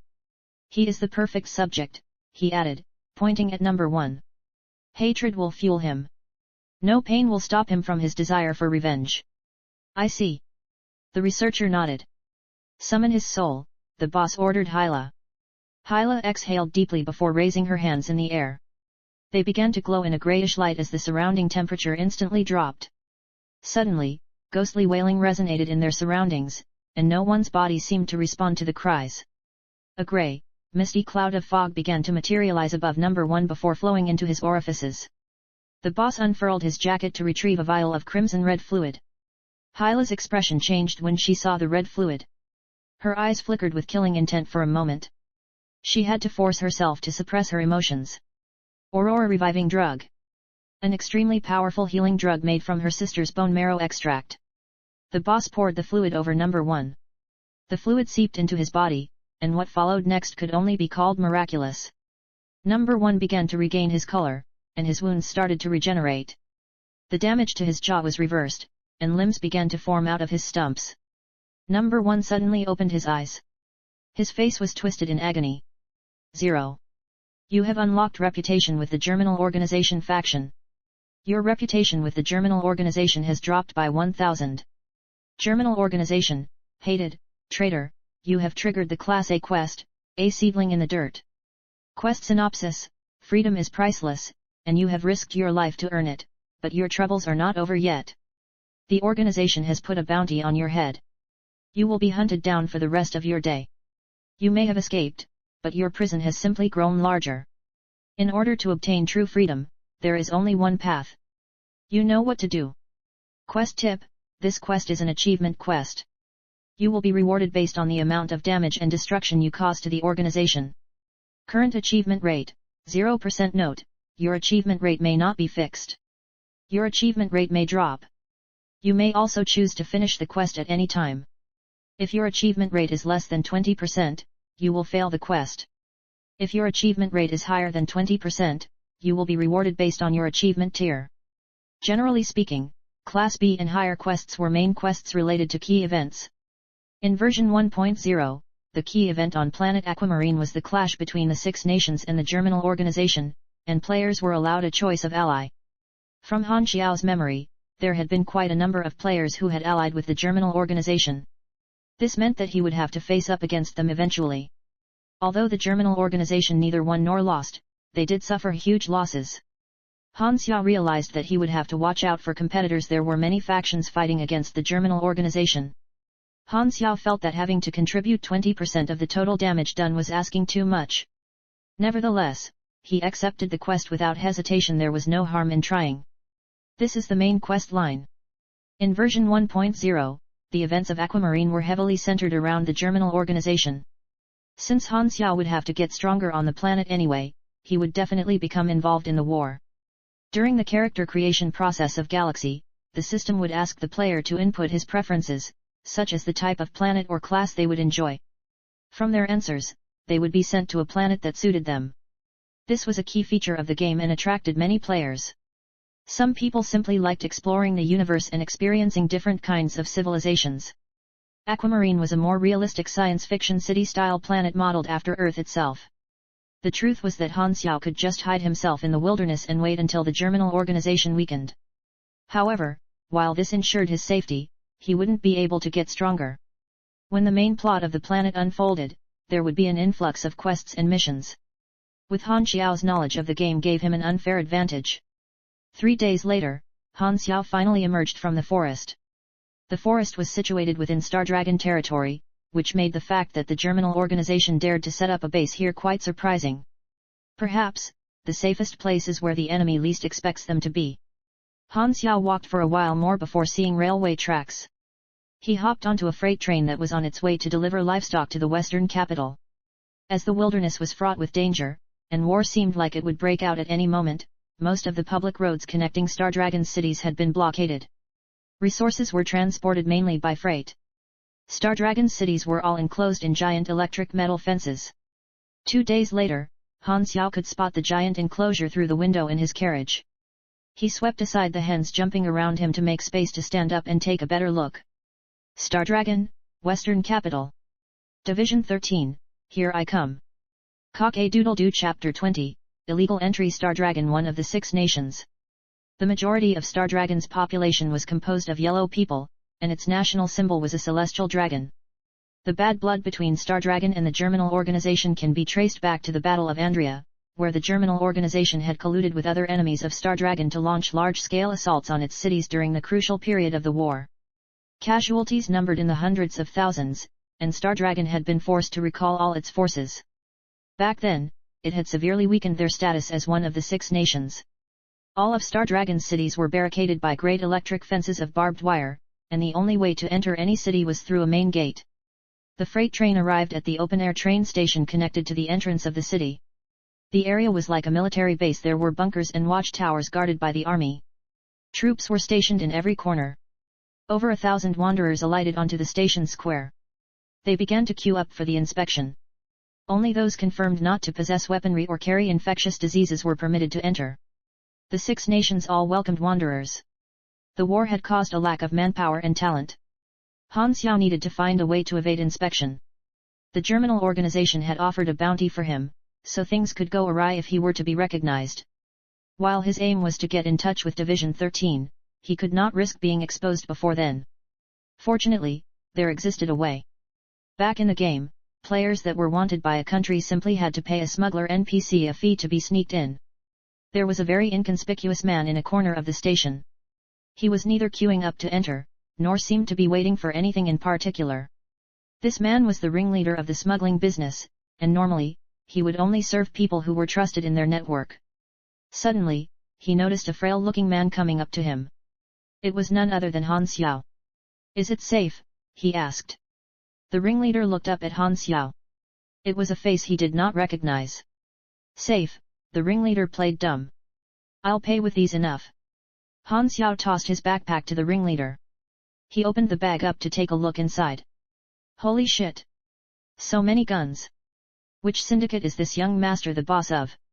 As guns were prohibited in the western capital, Han Xiao had to dispose of them one way or the other. "Enough, definitely enough. Where did you learn about my business?" he curiously asked. "That's none of your business." The ringleader took no offense to Han Xiao. He knew that he had been too inquisitive in his excitement. He got up and asked Han Xiao to follow. Han Xiao was led to a van parked outside the station. There were already a few passengers on board, and when he arrived, he became the center of attention. Han Xiao found a spot and sat down quietly. The windows of the van were plastered with black tape. The van would bring them to a secret military side entrance. As long as the price was right, the officer in charge would turn a blind eye. A short young man was sitting beside Han Xiao. Bored, and seeing that Han Xiao seemed like an easygoing person, the young man spoke to him. "Little brother, your first time to the western capital?" Han Xiao glanced at him and replied, "Yeah, it is. How should I address you?" "Ma Ji, you." Han Xiao. "Hanny, since it's your first time to the western capital, I shall introduce you to the city. The western capital is divided into 8 districts. District 1 is the seat of the government, and where the officials reside. No one is allowed to enter there. The other 7 districts each have their own attractions, but they are all secretly controlled by big shots in the underworld. Remember, never offend any of them, or else you might lose your life." Han Xiao sighed inwardly.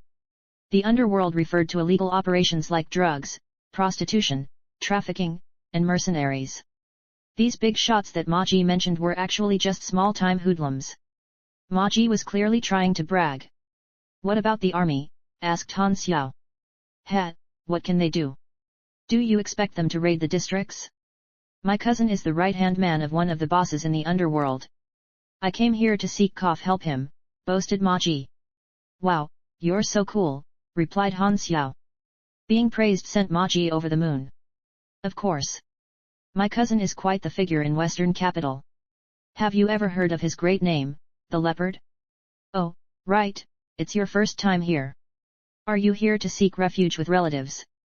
"No, I've come to find a job and settle down." Han Xiao chose a random answer. "What do you say, wanna come with me? Follow my brother and you will have a bright future." Ma Ji suddenly became animated. Han Xiao rejected his offer, but Ma Ji was not easily dissuaded. "Let me tell you what ordinary life is like in the city. 2 words: poverty and sadness. Do you want to eat spoiled food every day? The 6 nations are just putting on a show to welcome wanderers like you. The truth is that they could hardly give a damn about you. If you follow me, I can guarantee that you'll be fed well for the rest of your life." "No thanks." Han Xiao's repeated refusals clearly upset Ma Ji. "Fool! You'll regret this. Don't come crying to me in the future." Han Xiao ignored the idiot and turned away. Ma Ji glared at him. A while later, the van stopped in front of what seemed to be a closed tunnel. There was an officer waiting for them on the other side of the fence in the tunnel. He opened the passageway to let them in upon receiving payment from the ringleader. "Follow the officer, he will bring you to the outskirts of the city." The officer silently led them through the compound. When they finally stepped out into the sun, they were greeted by a line of skyscrapers in the distance. As the group scattered, Ma Ji glared at Han Xiao one more time before going on his way. As Han Xiao walked on the streets, he noticed that his tattered clothes were gaining a lot of attention. Without any money to quench his thirst, he had to look for a public water dispensary. All he had to his name was a 7-day stench. Of course, none of it actually posed a problem to him. Half an hour later, Han Xiao emerged from a shopping mall dressed in a white shirt and black pants. There was a cigarette in his mouth. "You have unlocked a new ability, LV1 Steal. Steal increases your success rate when stealing. In his previous life, many real-life skills had practical use in the game. For example, someone who had a military background would have an easier time grasping shooting-related abilities in the game. As the saying goes, one can never learn too many tricks. Han Xiao only acquired skills in thievery as a means of self-defense against thieves. Me, a thief? Hey, don't accuse me of stealing if you don't have proof. I, the Venerable Han, am a law-abiding, state-loving citizen. Back in secondary school and high school, I was always the model student. I was in the top 3 every year. People always praised me for being a righteous young man, plus I've never even peeked at a girl before, much less steal. As for now, cough, I'm just borrowing some money from a kindred soul out of desperation. You feel me, bro?" Chapter 21, The Old Man Who Plays Chess. Now that Han Xiao had escaped from the germinal organization, he no longer had access to the resources that he would need to become stronger. Joining the 6 nations would solve this problem. Han Xiao already had a plan in mind. In Galaxy, there was known to be a secret encounter hidden in the western capital. Han Xiao arrived at the gates of a workshop concealed inside an inconspicuous alley. The workshop was nameless, but it had a spanner for a logo. The secret encounter will be mine in this life. There was a chess table set up at the entrance of the workshop. Two elderly men were currently engaged in a game. Their appearances were in stark contrast to one another. The shorter elderly man was bearded and had long, unkempt hair, while the taller old man was prim and proper. Both of them were staring at the chessboard intently. Han Xiao noticed that the tall old man had a missing arm. Both of them paid little heed to Han Xiao as he stepped into the workshop. Han Xiao took a look at the chessboard. They seemed to be playing an intense game of Go. Suddenly, Han Xiao realized that it was not Go at all. It was 5 in a row. What the hell are you guys looking so serious for? A woman appeared from within the workshop. Do you need something repaired? She had a fair complexion, rosy cheeks, and was around 1.65 m tall. Her hair was clipped behind with a black pin, and she was wearing a black vest on top of denim shorts. Although Han Xiao wouldn't go so far as to call her a stunning beauty, she did have an extremely pleasant-looking face. She was very much the proverbial girl next door who had gentle eyes and a warm smile. She seemed to be in her mid-20s, Han Xiao's personal preference. Women at 20 can be compared to peaches, good to look at but not yet ripe. Women at 30, on the other hand, are like ripe grapes. Of course, these things are always a matter of taste. As for women at 40, hey, what about 50? 50-year-old women cannot be described as fruits anymore. They are potatoes. May I know if this place needs an apprentice? Han Xiao asked. For some reason, the woman was overjoyed to hear his words. She hastily grabbed Han Xiao's elbow and pulled him in, as though afraid that he would change his mind. Come in, quickly. You might catch a cold. Han Xiao looked up at the blazing sun and wondered, is catching a cold the dialect here for heat stroke? The workshop was largely colored in black and white, and there was a second floor. The first floor was the working area, and it was a fairly spacious area. There were a number of vehicle platforms and workbenches equipped with various tools and machinery. Han Xiao could tell from the blemishes on the workbenches that they were relatively old. There were also quite a number of metal shelves lined up against the wall that were stacked with all sorts of metals and spare parts. My name is Liu Jian. I'm the boss here. You can call me Sister Qian, introduced the woman. Sister Qian, Han Xiao greeted. He then inquired, I wish to take up apprenticeship here. Are there any requirements? Tell me your situation, replied Liu Jian. Her first impression of Han Xiao was quite favorable. She particularly liked the dead look in his eyes. They made Han Xiao look like he was a bum. He will probably be content with a low wage, she thought to herself. I come from afar. My name is Han Xiao. I'm 21 years old, and I have some basic mechanic skills. You can call me Technician Han. Technician Han? A puzzled look appeared on Liu Jian's face. From afar, meaning you're not a student of the Western Capital School. The Western Capital School was an elite school that only a select few could enroll in. It followed a special syllabus based on the knowledge given to Aquamarine by the galactic civilization. There, students were taught pugilist and mechanic knowledge. Many of its graduates went on to become important figures in Star Dragon. However, as less than 1 in 10,000 people possessed superpowers, having guidance did not make it easier to awaken them.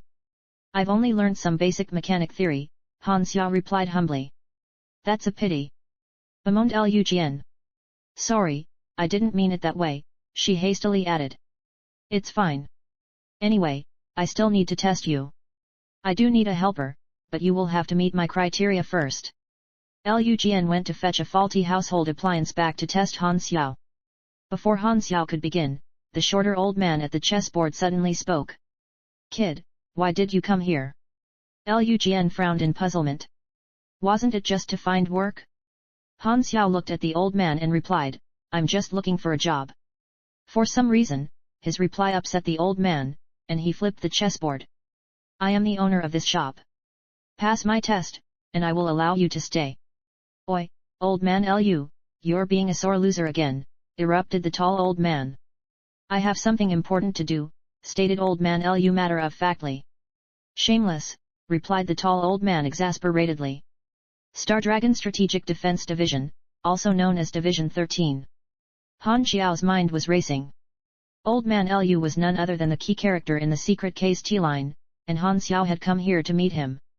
However, what Han Xiao had not expected was running into the tall old man here.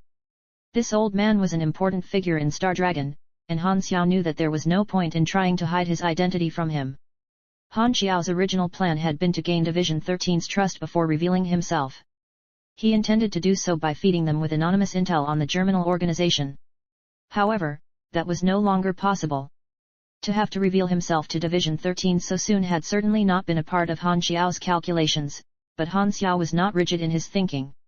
Since remaining hidden was no longer an option, he might as well reveal himself and demonstrate his value to them.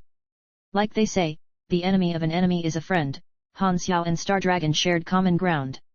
Fortunately, he was now in the city. If he had been exposed before entering, it would have put himself in an unfavorable position to negotiate. Furthermore, the unexpected turn of events might prove to be a good thing instead. The tall old man was extremely influential, so gaining his trust would give him quite the head start. "What test?" he asked Old Man Lu in response. Old Man Lu looked around as he tried to come up with something. Suddenly, his eyes lit up. Pointing towards the tall old man's missing arm, he said, "Make him a prosthetic limb. If it satisfies him, you pass. Why drag me into this?" The tall old man was confused, but he quickly understood Old Man Lu's intentions from his subtle winks. "Grandpa, you're too much. What if you scare him away? Every day, all you do is drink, play chess, and go for strolls. When was the last time you actually bothered to help out with the business? Can't I even get a helper?"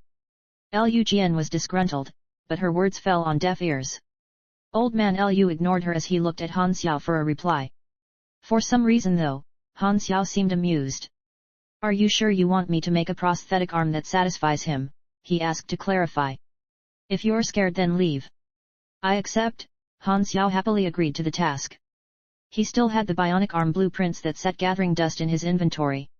Not only was Old Man Lu's request too simple for Han Xiao, it even presented him with the opportunity to curry favor with the tall old man.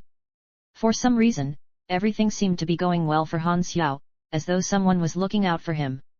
"You only have 3 hours, I don't have the time to wait an entire day," Old Man Lu snorted. "Grandpa!" Lu Jian exclaimed in protest. Creating a bionic limb was not a straightforward task. Measurements first had to be taken, followed by designing, and lastly crafting. Designing alone would take hours, and while using a workbench would speed up much of the crafting process, that would still take another 2 hours. It was completely unfair.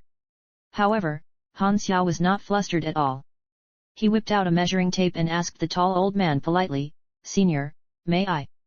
The tall old man removed his outerwear without fuss. He observed Han Xiao thoughtfully as his measurements were taken. To remain calm and confident despite being pressed was praiseworthy, he thought. But why would the Germinal organization lay $1 million bounty on him? Yes, the tall old man indeed recognized Han Xiao. The Germinal organization's issuing of a bounty had caused a huge commotion in the underworld, and this resulted in Han Xiao's face becoming well known. Such news did not escape his ears. "Looks like there's some corrupt guards again," he concluded from Han Xiao's presence here in the city. Why did Han Xiao come to the western capital? Does he pose a threat to Star Dragon? These were the questions on the tall old man's mind. He decided to continue observing Han Xiao for now. While Old Man Lu did not know anything about the infamous Zero, he had his reason for wanting to chase Han Xiao away.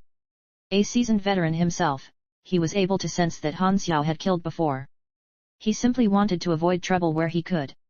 "Looks like old Lu is leaving it to me," thought the tall old man as the pair exchanged glances. As soon as Han Xiao finished taking measurements, Lu Jian offered him her help. "Tell me your concept. We can draw up the plans together to save time." "No need, I already have the perfect design," declined Han Xiao unexpectedly. "Only 2 minutes." Lu Jian's eyes were wide with disbelief. "Your bragging might even reach the moon." Old Man Lu burst out in laughter. To come up with a complete blueprint in just 2 minutes was an impossible task even for him, what more a kid like Han Xiao. Han Xiao passed a list of the materials and tools he needed to Lu Jian, who swiftly went to fetch everything. However, she did not hold much hope for Han Xiao as the test was simply absurd and unfair. Han Xiao started to use the pressing machine to shape metals into shapes and parts. He planned to use an aluminum alloy as the core material of the arm, as aluminum alloys were light, yet sturdy, but also easy to shape. Having parts like screws, rivets, and chains readily provided saved him a lot of time. Basic machinery affinity gave Han Xiao keen intuition for the composition of machines. For a second, it seemed to him like the parts themselves came to life, as though they were excited at the prospect of being assembled into a machine. A mechanic's affinity and skills with machines was extremely important. Each level in basic machinery affinity improved production quantity as well as crafting speed by 1%. A top-class bionic limb could be operated simply by thought, and would be functionally indiscernible from a real limb. The prosthetic arm of the Winter Soldier was a strengthened version of such a limb. However, the installation of such a prosthetic would require surgery, as well as the control talents of basic electromagnetism and nerve integration. With cybernetics, it was possible to replace any part of the body, except the brain, with machines to turn a person into a cyborg that relies not on physical stamina and bioenergy, but modular upgrades and replacements instead. Although a cyborg wouldn't need to eat or drink to survive, and could live much longer than a normal human, the loss of one's human senses would gradually make a cyborg susceptible to manipulation and eventually cause them to lose their sense of self. While this could be prevented by implementing thought programming and logic parameters to immunize one against external influences, they would then lose their freedom of thought instead. More advanced civilizations used this method to produce cannon fodder. A voice-controlled prosthetic could also be made with the control talent, basic acoustics. Mechanics were a multi-layered class that was able to utilize all sorts of knowledge to create different versions of tools for the same purpose. Presently, though, Han Xiao was not that far advanced as a mechanic, and his concept was very simple. He was using the lightweight mechanical arm as a model for his prosthetic. He planned to incorporate its dynamics and chains into his prosthetic for realistic movement.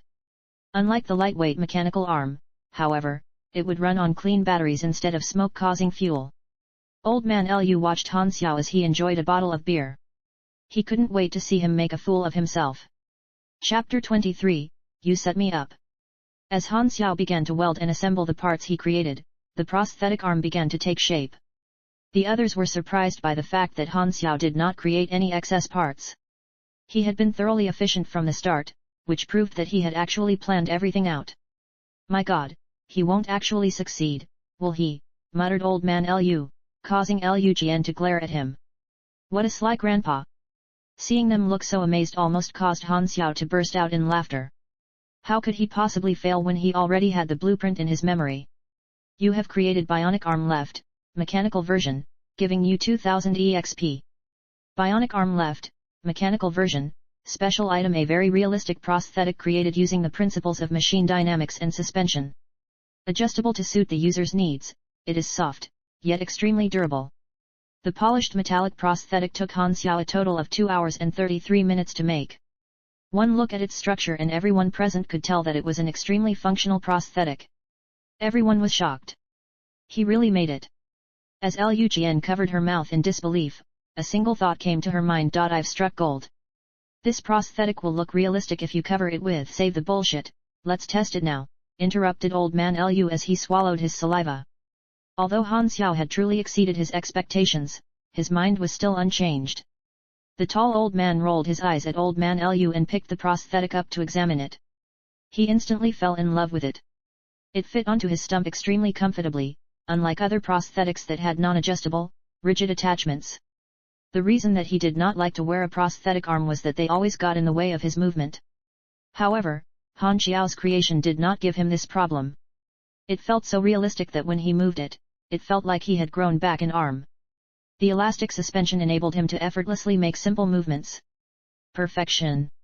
This was the only word that could describe how he felt about it. What do you think? Satisfactory, asked Old Man Lu coolly as he sipped on his beer. Lu Jian looked anxiously at the tall old man. The tall old man found himself in a tight spot. Should he help his friend? Or should he say his true feelings? Which was more important? This thing is excellent. I'm satisfied. Old Man Lu spat out his beer and glared at the tall old man as he coughed continuously. Weren't we allies? We had a plan. Since you like it, you can have it. Han Xiao was not surprised at all. The tall old man nodded his head and replied, I will remember this favor. Old Man Lu was flabbergasted. The arm was made with my materials. Did you ask for my permission? Then, can I stay? Han Xiao turned to Old Man Lu and asked, his lips curling. Old Man Lu's shock immediately turned into embarrassment. As he turned around to head upstairs, he reluctantly replied, whatever, if you want to stay, then stay. Let's see how long you'll last. Liu Jian shook her fists in celebration. The tall old man smiled at Han Xiao before leaving the workshop. After walking out of the alley, he entered a black sedan car that had been waiting for him. The chauffeur respectfully passed a mobile phone to him. As the tall old man picked up the phone, his entire demeanor completely changed. He now looked extremely stern, a totally different person from the genial old man from before. The German organization fugitive has snuck into the western capital. These are the coordinates. He spoke in a deep voice. Have the intelligence department monitor him for now. I have come into contact with the target, and will slowly find out his intentions. Unless necessary, do not act. Deserters of the German organization were highly valued by the Six Nations as they sometimes held valuable information. Unfortunately, most of the deserters were usually small fry. Han Xiao, on the other hand, was the first person to have a bounty issued for him. It followed that it was highly likely that he possessed crucial information. In the workshop, Han Xiao turned his eyes back from where the tall old man had left. His performance should have let the tall old man know that he was not hostile, and laid the groundwork for a better relationship. There were 3 things for Han Xiao to gain from coming to the workshop. The first was that old man Liu kept a very comprehensive collection of mechanic-related basic knowledge. The second was that this workshop was a good place to hide from the German organization. While the German organization had spies across the 6 nations, they did not know every single nook and cranny. This workshop was one of the few places that they were not aware of. And even if they found it, there was old man Liu. Old man Liu was far stronger than the current Hyla. Although he appeared like some carefree good-for-nothing, he was actually one of the few Class D superhumans on the planet. On beginner planets in version 1.0, the strongest superhumans were only Class C. There was a lot of discussion regarding why mechanics were a superhuman class, such as, if mechanics were limited to a normal human standards, it would restrict their inventions by over 90%, and only a superhuman can use some of the stronger machines they make. At higher levels, there were stricter requirements for using the machines that mechanics made. Some of them were even not usable by the other 4 classes, but only by mechanics. Mechanics were not all about big guns and giant robots. A high-level mechanic could specialize in one of many things. They might prefer to wield swords, specialize in assassination, or even pilot mobile suits. These were but a few of the endless possibilities that the class had to offer.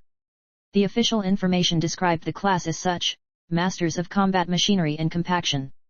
Well balanced. After learning compression technology and spatial technology, mechanics would be able to disassemble and compress huge machinery into small capsules that they could activate whenever they wanted to reassemble them instantaneously. After learning certain skills like rapid assembly, mechanics with a large amount of energy would be able to create machines on the fly without the need for tools or equipment. All they needed was sufficient energy and necessary materials, and they would be able to bypass the creation process and instantaneously create whatever they needed. Player inventories were weight realistic, and with these abilities, mechanics were the only class apart from mages and telekinetic espers to be able to disregard weight constraints. The third reason that Han Xiao had come to the workshop was the most important one: for the secret storyline. Its rewards were some blueprints of early-level godly equipment.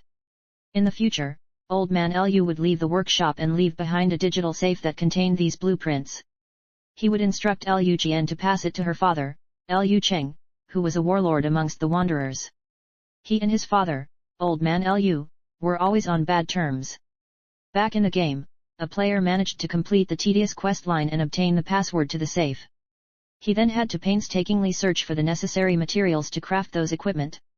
However, it all proved worth it. With just that equipment, he was able to dominate the PvP arena and set the highest record of 38 continuous victories. While all that time and effort was certainly worth it for that player, Han Xiao didn't have to go through the entire quest line as he already knew the password. Although the secret quest line was a competitive quest, and only one person could complete it, other players that attempted it also learnt the password to the safe. Since it was not a big deal, the password was posted alongside information to the quest line in various forums. Still, the storyline only occurred after release, so there was still plenty of time before then. Han Xiao intended to foster a good relationship with them first. For the godly equipment, I'll explain your apprenticeship. Your meals and accommodation will be provided for. There is an unused room on the 2nd floor. Your job scope will consist of helping out with maintenance work, as well as orders. I'll pay you $1,000 a month, is that fine? Liu Jian looked at Han Xiao nervously. She knew that he was skilled, but she truly did not have the money to offer him a higher salary. I accept, said Han Xiao without hesitation, at which she rejoiced. On the second floor was a full apartment complete with a living room, a kitchen, and several bedrooms. Liu Jian brought Han Xiao to his bedroom.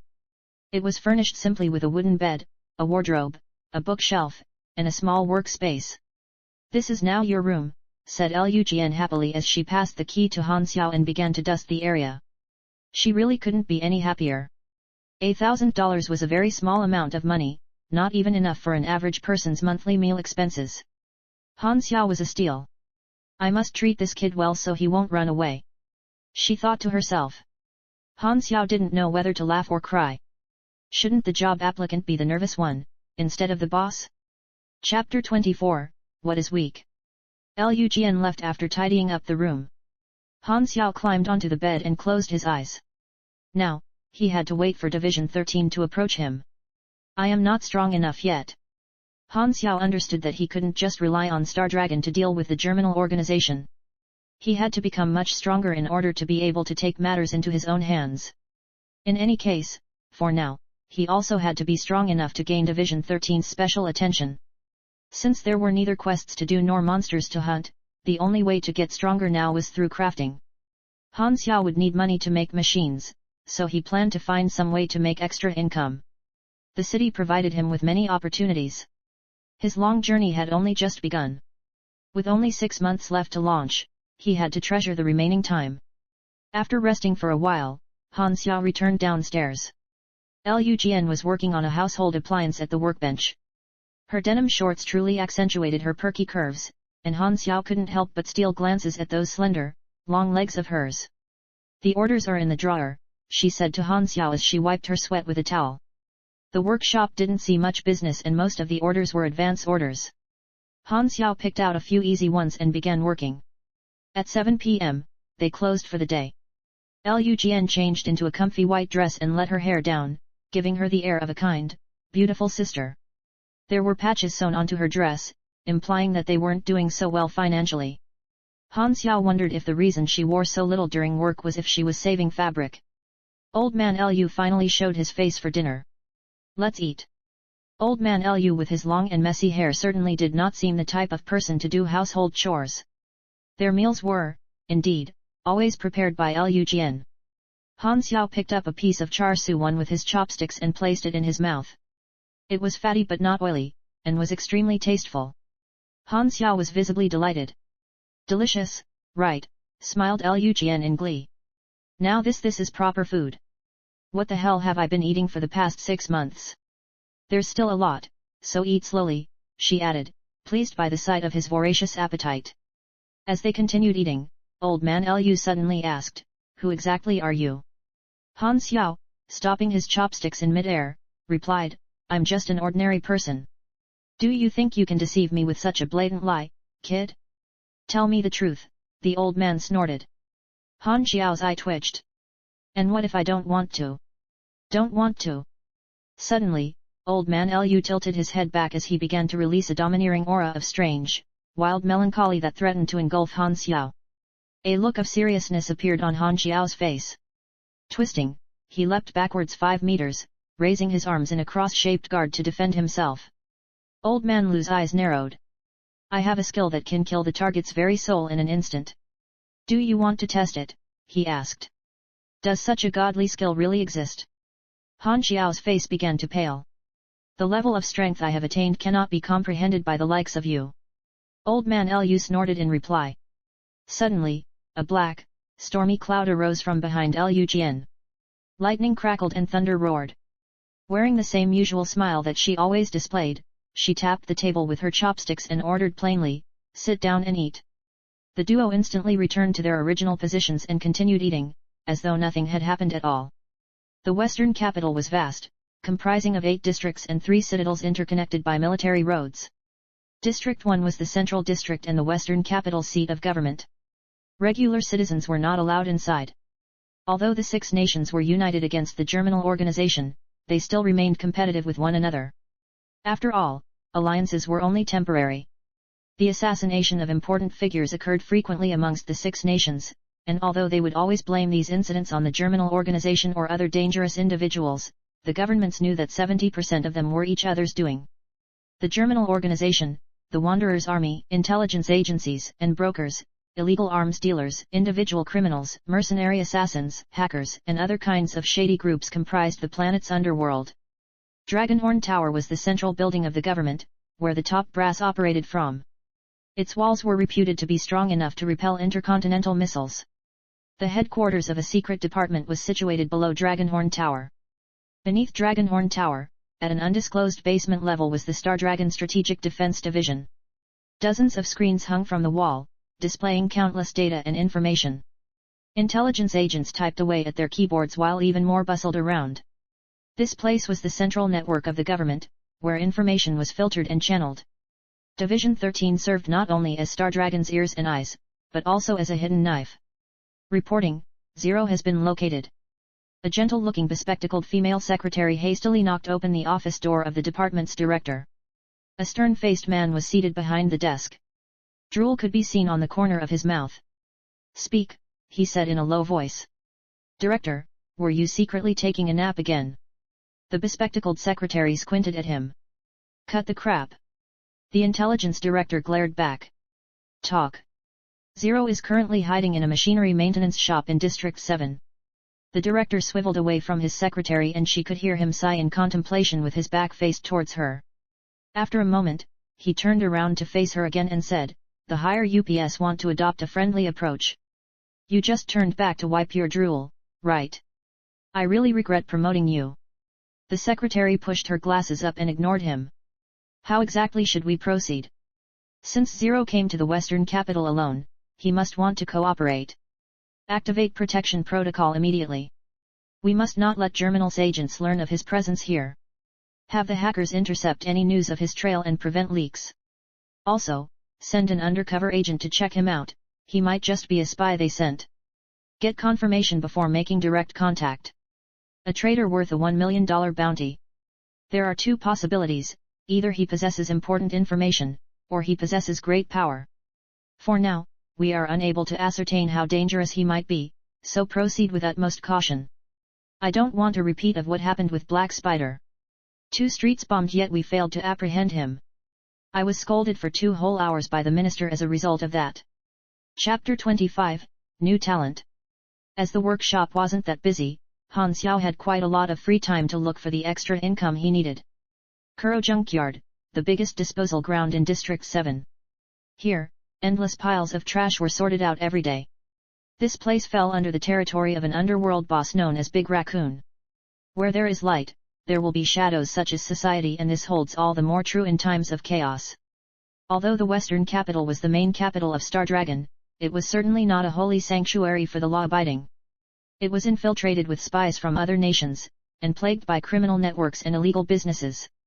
Small-time bosses like Big Raccoon may have been infamous, but they were certainly not the key players. As Han Xiao entered the junkyard with a dust mask on, he was stopped by a few vicious-looking thugs. "Kid, you're in the wrong neighborhood." A bald, muscular thug blocked Han Xiao's path as he stared him down. To them, Han Xiao, with his small frame, looked like an easy target to bully. Han Xiao, unfazed, spoke. "I want to see Raccoon." The thugs instantly burst out in laughter. "We don't have time to play with you, kid. Run home to mummy, or I'll break your legs," threatened the bald thug. "Is that what Raccoon teaches his dogs to say?" "What did you say?" The bald thug was enraged. He began to grab Han Xiao by the collar. Han Xiao looked back at the thug calmly as he squeezed his wrist. The pain caused the thug to let go of his grip, and when he looked at his wrist, he found that there were already bruise marks on them. "Friend, which gang are you from?" The bald thug's expression had changed to one of caution. Suddenly, he paused to listen to his receiver and stepped away from Han Xiao's path, saying, "The boss wants to see you." Han Xiao followed the bald thug and was brought to a resting area inside the junkyard where a thin man sat cross-legged on a sofa as he enjoyed a glass of red wine. From his appearance alone it was hard to believe that this man was the infamous Raccoon who ruled the District 7 underworld. "I heard that you want to see me. What's your name?" he casually asked. "Technician Han," answered Han Xiao. The raccoon sneered. You should know what will happen to you if you are just wasting my time. The reason why he had agreed to letting Han Xiao in was that he was curious to see what business a snotty-looking brat had with him. Suddenly, Han Xiao reached out to steal the bald thug's gun. The bald thug felt a tug at his waist and turned around, but it was too late. The grunts behind Raccoon hastily drew their guns. What's the meaning of this? He asked nervously. The bald thug was one of his most trusted subordinates, and he was strong enough to take on 10 people at the same time. Yet, he wasn't able to react to Han Xiao's speed. Who the hell is this kid? Unexpectedly, Han Xiao began to disassemble the gun, but it wasn't a simple disassembly. The gun unraveled almost instantaneously, as if Han Xiao were performing some kind of magic. The disassembled parts fell and scattered onto the floor. Firearms are a sure profit. I can help you manufacture them in exchange for a little bit of compensation. This kid can make guns. Firearms were hot in demand in the black market. Using a gun and making a gun were two completely separate concepts. Mechanics who knew how to create guns were rare and highly esteemed. Even though Raccoon was the leader of a gang, they were just small-time hoodlums. To be able to find a mechanic willing to make guns for them was inconceivable, yet, here Han Xiao was. This is my chance, thought Raccoon. What arrangements do you have in mind? I will make a list of materials and parts for you to gather. Manufacturing and assembly will all be done by me. I'll come here to work for 2 hours every morning. I want $1,500 per gun, and freedom to take anything I want from this junkyard. Han Xiao had already thoroughly analyzed the German organization's guns. He was now able to easily make simple guns. Since I'm providing the materials, $1,000, negotiated Raccoon. Han Xiao instantly turned around and began to walk away. This caused Raccoon to become flustered. He had only been trying to test out Han Xiao, and did not expect such a big reaction. Wait, we'll follow your charges, he hastily said. One handgun was worth $3,000 to $4,000 on the black market. Han Xiao's asking fee was still quite reasonable. Get a workbench ready, along with the materials. I will come from tomorrow onwards. I'll go check the junkyard out now. A skilled craftsman always retained the power to dictate his terms. Han Xiao knew full well his own value. Furthermore, his true strength and identity was a mystery to them. This gave him the complete upper hand. Han Xiao salvaged quite a number of parts from the junkyard before leaving. As he left, he noticed that someone was following him. Clearly, Raccoon was trying to find out more information about him. However, for Han Xiao, shaking him off the thug was an easy task. Division 13 will learn of my mechanic skills, thought Han Xiao to himself. The fact that he was working with Raccoon would definitely be found out by them. In any case, it was a way to demonstrate his abilities to them, plus he also needed the opportunity to craft machinery for experience. The reason he had chosen Raccoon was due to the junkyard's proximity. When he returned to the workshop, Liu Jian questioned his whereabouts. I went to the junkyard, said Han Xiao, pointing to the big bag of spare parts in his hand. The junkyard? That place is not safe. Don't go there in the future. Liu Jian wasn't really concerned with what Han Xiao did in his free time as long as he did his job right. In fact, she had a soft spot for people who did not demand high pay. Han Xiao put the spare parts aside and summoned the interface. He still had a lot of unused talent points, and he decided he would dump all of them into the 2 unlocked arms talents. This workshop was a treasure trove of mechanic knowledge. It was one of the best places to level up as a mechanic. Han Xiao went to look for old man Liu to borrow some of his books. He found him cooped up in his room as he expected. I wish to borrow some mechanic knowledge books. Go away, you. There's not a single book for you here. Don't be so petty. Think of it as investing into a promising young man and nurturing him. It seems like you are more thick-skinned than me. However, I simply don't want to lend you my books. What can you do about it? What, indeed, could Han Xiao do about it? The following day, Liu Jian entered Old Man Liu's room with a spare key and stole some books for Han Xiao. Old Man Liu was infuriated. Why do I have such a disloyal granddaughter? Just you wait. I will make you leave this workshop. In Galaxy, each player's advancement mission was not always the same. Han Xiao's LV-20 advancement mission could be counted American Samoa one of the harder ones as advancement knowledge was extremely rare on beginner planets. In fact, his advancement difficulty was actually comparable to a LV-41. Most LV20 characters were usually unable to find basic knowledge for even one talent tree. Some unlucky ones would not even have a main class. Since there wasn't any advancement knowledge in the workshop, Han Xiao could only learn more basic knowledge. However, Han Xiao was content with this. Finding knowledge books was a common problem for players. Some players weren't even able to learn all their classes' basic knowledge by LV40 or even LV50. Fortunately for Han Xiao, the workshop contained a complete set of basic mechanic knowledge, which more than gave him a head start. It was an expressway to the finish line. Intergalactic Contact Law, 7th edition. When coming into contact with new civilizations, these 127 intrusive actions are to be avoided: war, gene manipulation. This was why planet Aquamarine had not been given any cutting-edge technology. Advanced knowledge was the best that the planet had to offer, and even that itself was heavily controlled and treated as a top secret. Add 1 talent point into basic weaponry. Yes/no. Add 1 talent point into basic material composition. Yes/no. Confirm. Chapter 26, Blueprint, Robot, Type, Rover. Basic weaponry contained knowledge on how to craft simple guns and conventional weaponry. It also increased mastery and crafting speeds. Basic material composition was one of the core weaponry talents. The quality and grade of a product was affected by that of its materials, and many of the key materials for higher-level machinery were synthetic compounds that had to be crafted. You have learned 5 weaponry talents. You have unlocked Novice Refining and Overload. You have unlocked the Blueprint Robot Rover. Novice Refining allowed one to refine materials for higher quality ones. Any skills or abilities with the terms novice, beginner, or basic were generally the lowest versions of themselves. Most of them would have more advanced versions. For example, molecular refining, that allowed the user to perform instantaneous molecular manipulation simply by expending energy. Materials were graded similarly to equipment. Of course, the higher the grade, the higher the value, but the two materials of the same grade could also have differing values. For example, a common iron ore was worth about $13 a pound, while a refined dark iron ore was worth about $45 a pound. Both were common materials. Overload active skill drains energy to temporarily increase the output of machinery by 30 to 50% at the cost of durability. If Han Xiao activated this skill together with his lightweight mechanical arm, its damage and defense would both be significantly boosted. However, with only 120 energy, he would only be able to maintain the skill for 10 seconds or so. I finally unlocked an active skill. Rejoiced Han Xiao. Mechanics had so few active skills in their early levels that it was quite sad. His escape from the Germinal would have been much easier had he possessed this active skill back then. The Robot Rover Blueprint was an easy-to-obtain, early-level robot blueprint. It was a low-level utility robot that could be equipped with weapons and armor for combat, scouting, and defense purposes, and was also able to self-destruct. It wasn't created for a specific purpose, but could be modified and improved. They were widely used for prospecting and mining.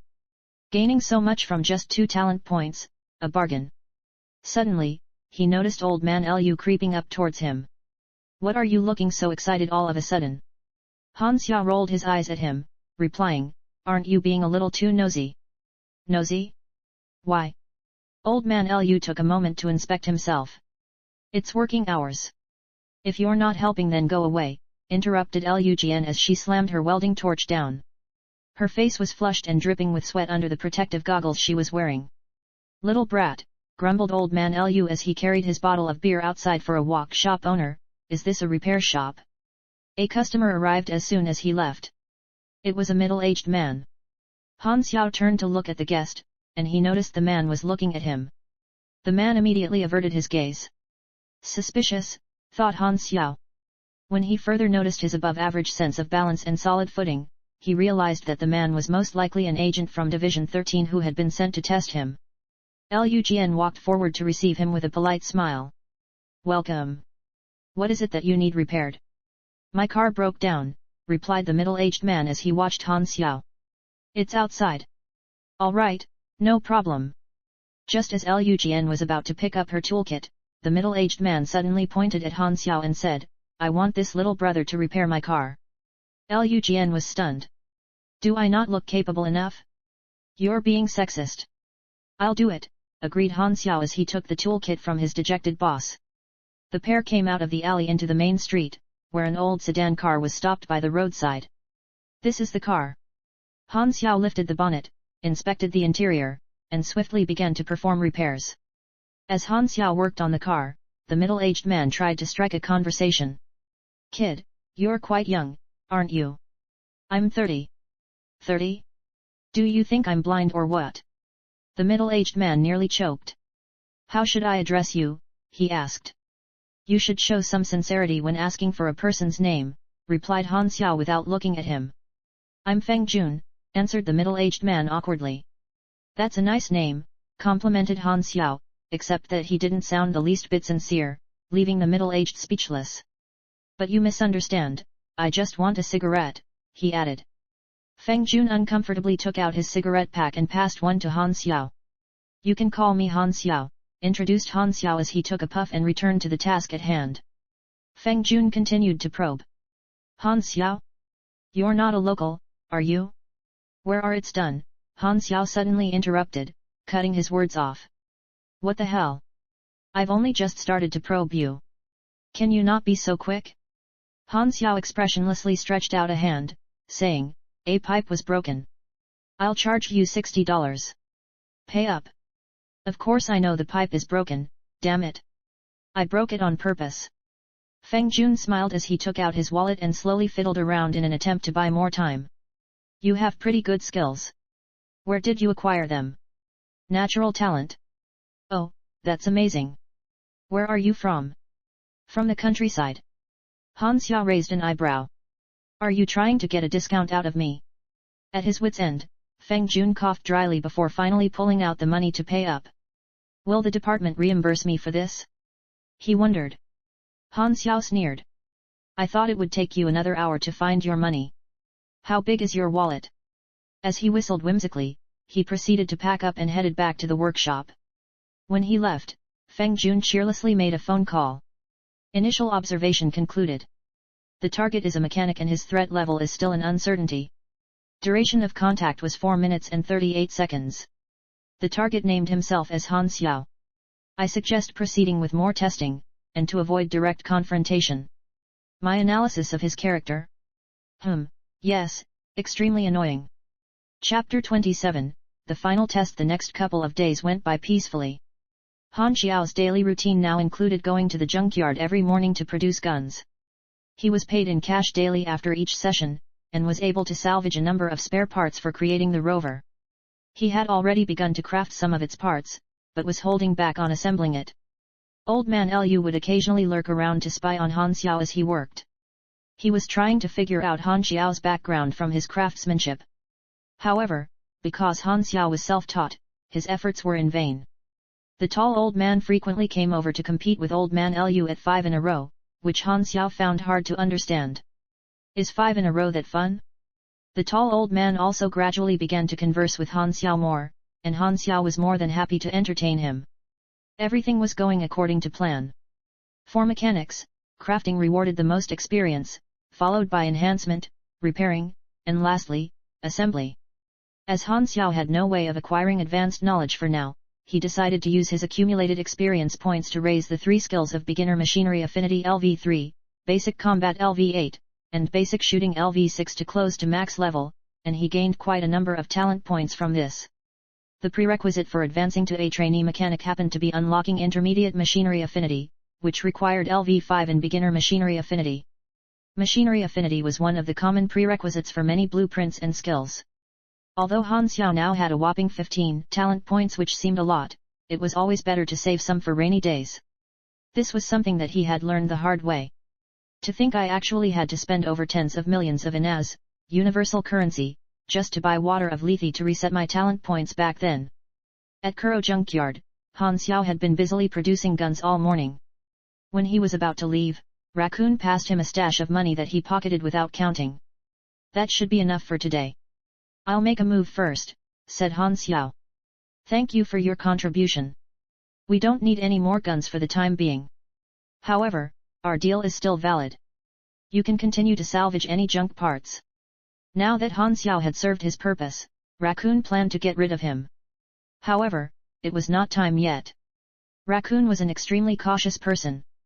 Fine by me, replied Han Xiao, who saw through his intentions. He left the junkyard, remembering to make a few extra turns to shake off his tail before coming to a large mechanic market. This market was popular among students from the Western Capital School and the Mechanic School due to the variety of machine parts and metals it offered. Han Xiao spent all of the 70,000 aquamarine dollars that he had earned to buy the remaining materials that he needed for both the rover, as well as another lightweight mechanical arm. After obtaining the materials, he returned to his room to continue working on them. A few days later, Han Xiao had finished crafting all of the rover's parts, and he was now assembling the robot in his room. 1.2 meters tall and armor-plated to protect its interior. Its top half was the shape of a person, except that it didn't have a neck. It ran on a basic integrated circuit. It had two sectioned mechanical arms that could bend and rotate like a person's, and its fingers were remodeled by Han Xiao into guns. Its torso could also rotate 90 degrees, and was inlaid with magazine compartments. Instead of legs, it moved on tank tracks. The system prompted Han Xiao to name his creation. Adopting his past naming style, he named it Rover 1. Rover 1, tank style, type, robot grade, common basic stats, 800/800 durability, 18 defense, 59 power output, 23 max speed, 120/120 energy height, 1.18 m weight, 64.8 kilograms mode of control, remote, electrical signal, control radius, 50 m energy source, battery unit energy usage, 8/min power capacity, 3680 on a right arm module, small caliber machine gun 35 to 40 dmg, 4 firing speed, max 7 for 10 seconds, 30 magazine capacity, 60 belt capacity, 40 power output, 18% accuracy left arm module, small caliber machine gun 35 to 40 dmg, 4 firing speed, max 7 for 10 seconds, 30 magazine capacity, 60 belt capacity, 40 power output, 18% accuracy skills, self-destruct to inflict 280 to 430 explosion damage in a 30 m radius. Metal armor, reduces damage taken by 8%, except penetrative attacks. Note, don't underestimate this little fella just because he looks stupid. The name Rover is not exclusive to one type of robot. The key materials used to craft Rover 1 were two common materials, steel and plastic resin. If Han Xiao had used a higher quality steel alloy, Rover 1 would have higher durability and defense. Nevertheless, he would be able to update or upgrade the rover with better parts when he got them to keep it relevant. This was a selling point of mechanics. The number of modules that could be installed on robots, vehicles, and mobile suits was limited by their energy capacity. Beside the quality of the energy source itself, energy capacity could be upgraded by energy talents. Rover 1's energy source was a standard battery unit, so its energy capacity was low. Completing the rover rewarded Han Xiao with 24,000 EXP. The following day, Han Xiao finished crafting the lightweight mechanical arm. You have crafted lightweight mechanical arm, left, gaining 2,500 EXP. His second lightweight mechanical arm was still a left arm, like before. However, the materials he had used to craft it were lower in quality than before, causing it to have a lower grade. Lightweight mechanical arm, left, grade, common base stats, 28 to 45 damage, 8 to 12 defense, 26 power output, 205/205 durability prerequisite, S23 STR bonus stats, -4 attack speed length, 0.51 m weight, 6.1 kilograms additional effects, bonus 6 STR. Currently, Han Xiao's strongest form of combat was melee combat, so the lightweight mechanical arm suited him well. Mechanics that favored melee combat were known as mecha warriors. Han Xiao did not intend to walk down this path as it was long-ranged capabilities that mechanics truly excelled in, after all. However, since mecha warriors was the style that offered low-level mechanics the highest combat prowess, it would have to do for now. Han Xiao hid the lightweight mechanical arm before heading downstairs. Lu Jian was engaged in a conversation with a customer who kept on glancing at Han Xiao when he appeared. He was clearly yet another agent from Division 13. Division 13 had, over the past few days, sent many undercover agents to spy on Han Xiao, but since Han Xiao was a tough nut to crack, they were now attacking from a different angle.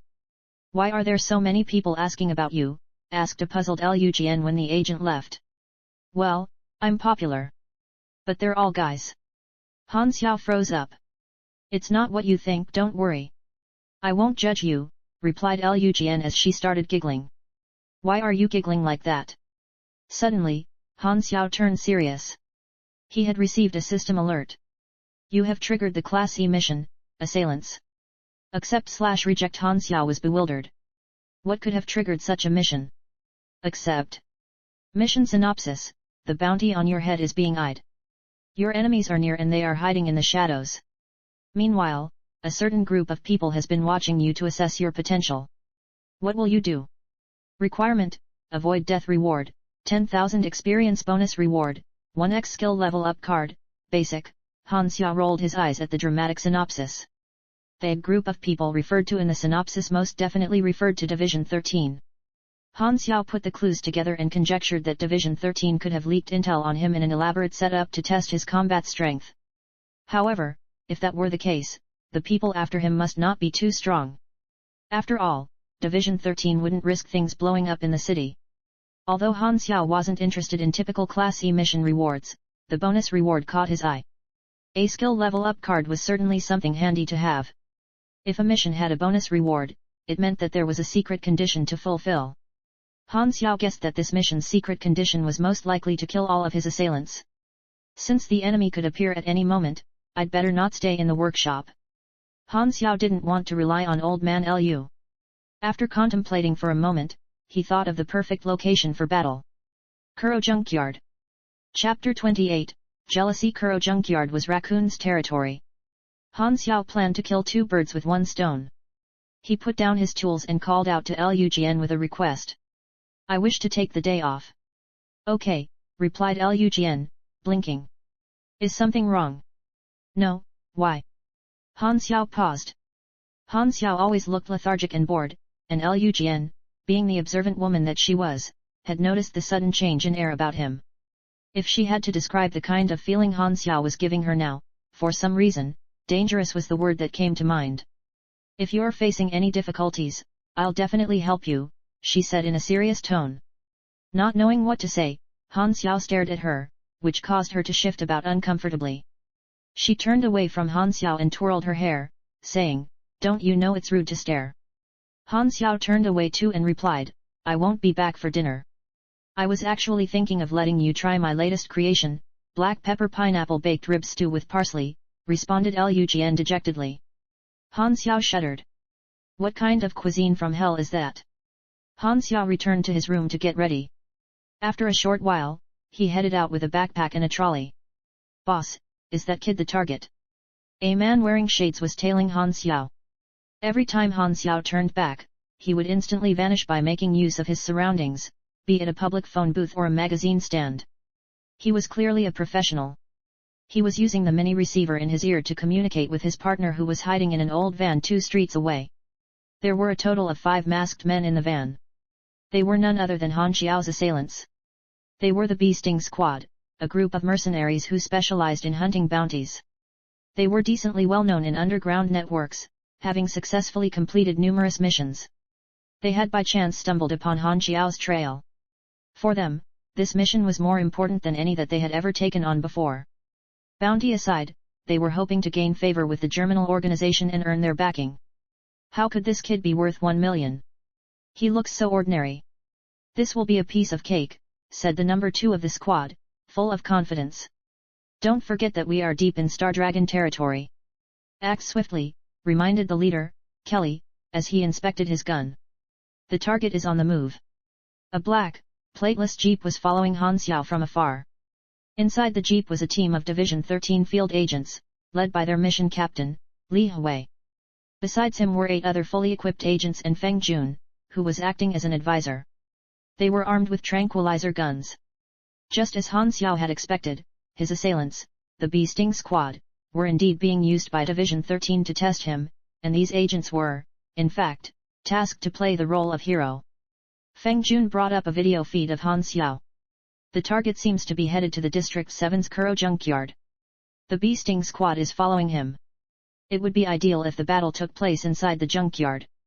Han Xiao arrived at the junkyard, to Raccoon's surprise. Why is he here? I've come to find some spare parts, Han Xiao casually lied. It was a reasonably convincing excuse.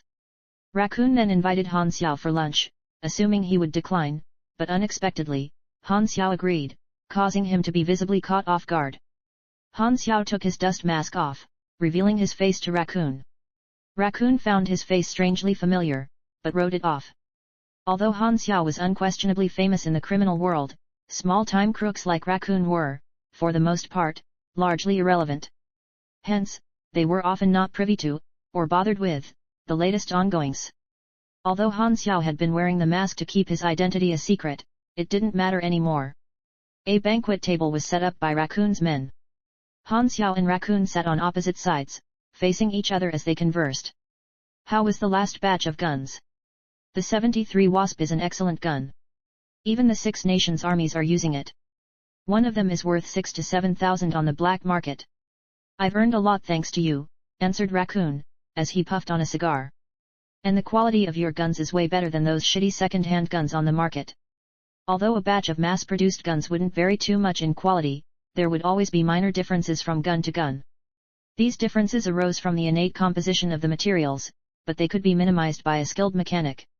A gun expert would be able to tell a handmade gun from a mass-produced one. What's in there? Asked Raccoon, pointing towards the stuffed bag and the push trolley. Some spare parts, replied Han Xiao. Raccoon was satisfied with the answer. They continued chatting until dusk arrived, and the sky had transformed into a gorgeous hue of orange and indigo. One of Raccoon's thugs suddenly ran into the room, saying, "Boss, someone is looking for you." "Can't you see I'm with a guest?" replied an irritated Raccoon. The thug whispered a few words into Raccoon's ear that made him look at Han Xiao contemplatively. He then got up from his seat and smiled at Han Xiao. "Please excuse me for a moment," he said before leaving. Han Xiao narrowed his eyes. "Something's up. Half an hour ago. Cousin, I traveled all the way here just so I could enjoy a good life under your care. Please don't abandon me," pleaded Ma Ji as he chased after a young man.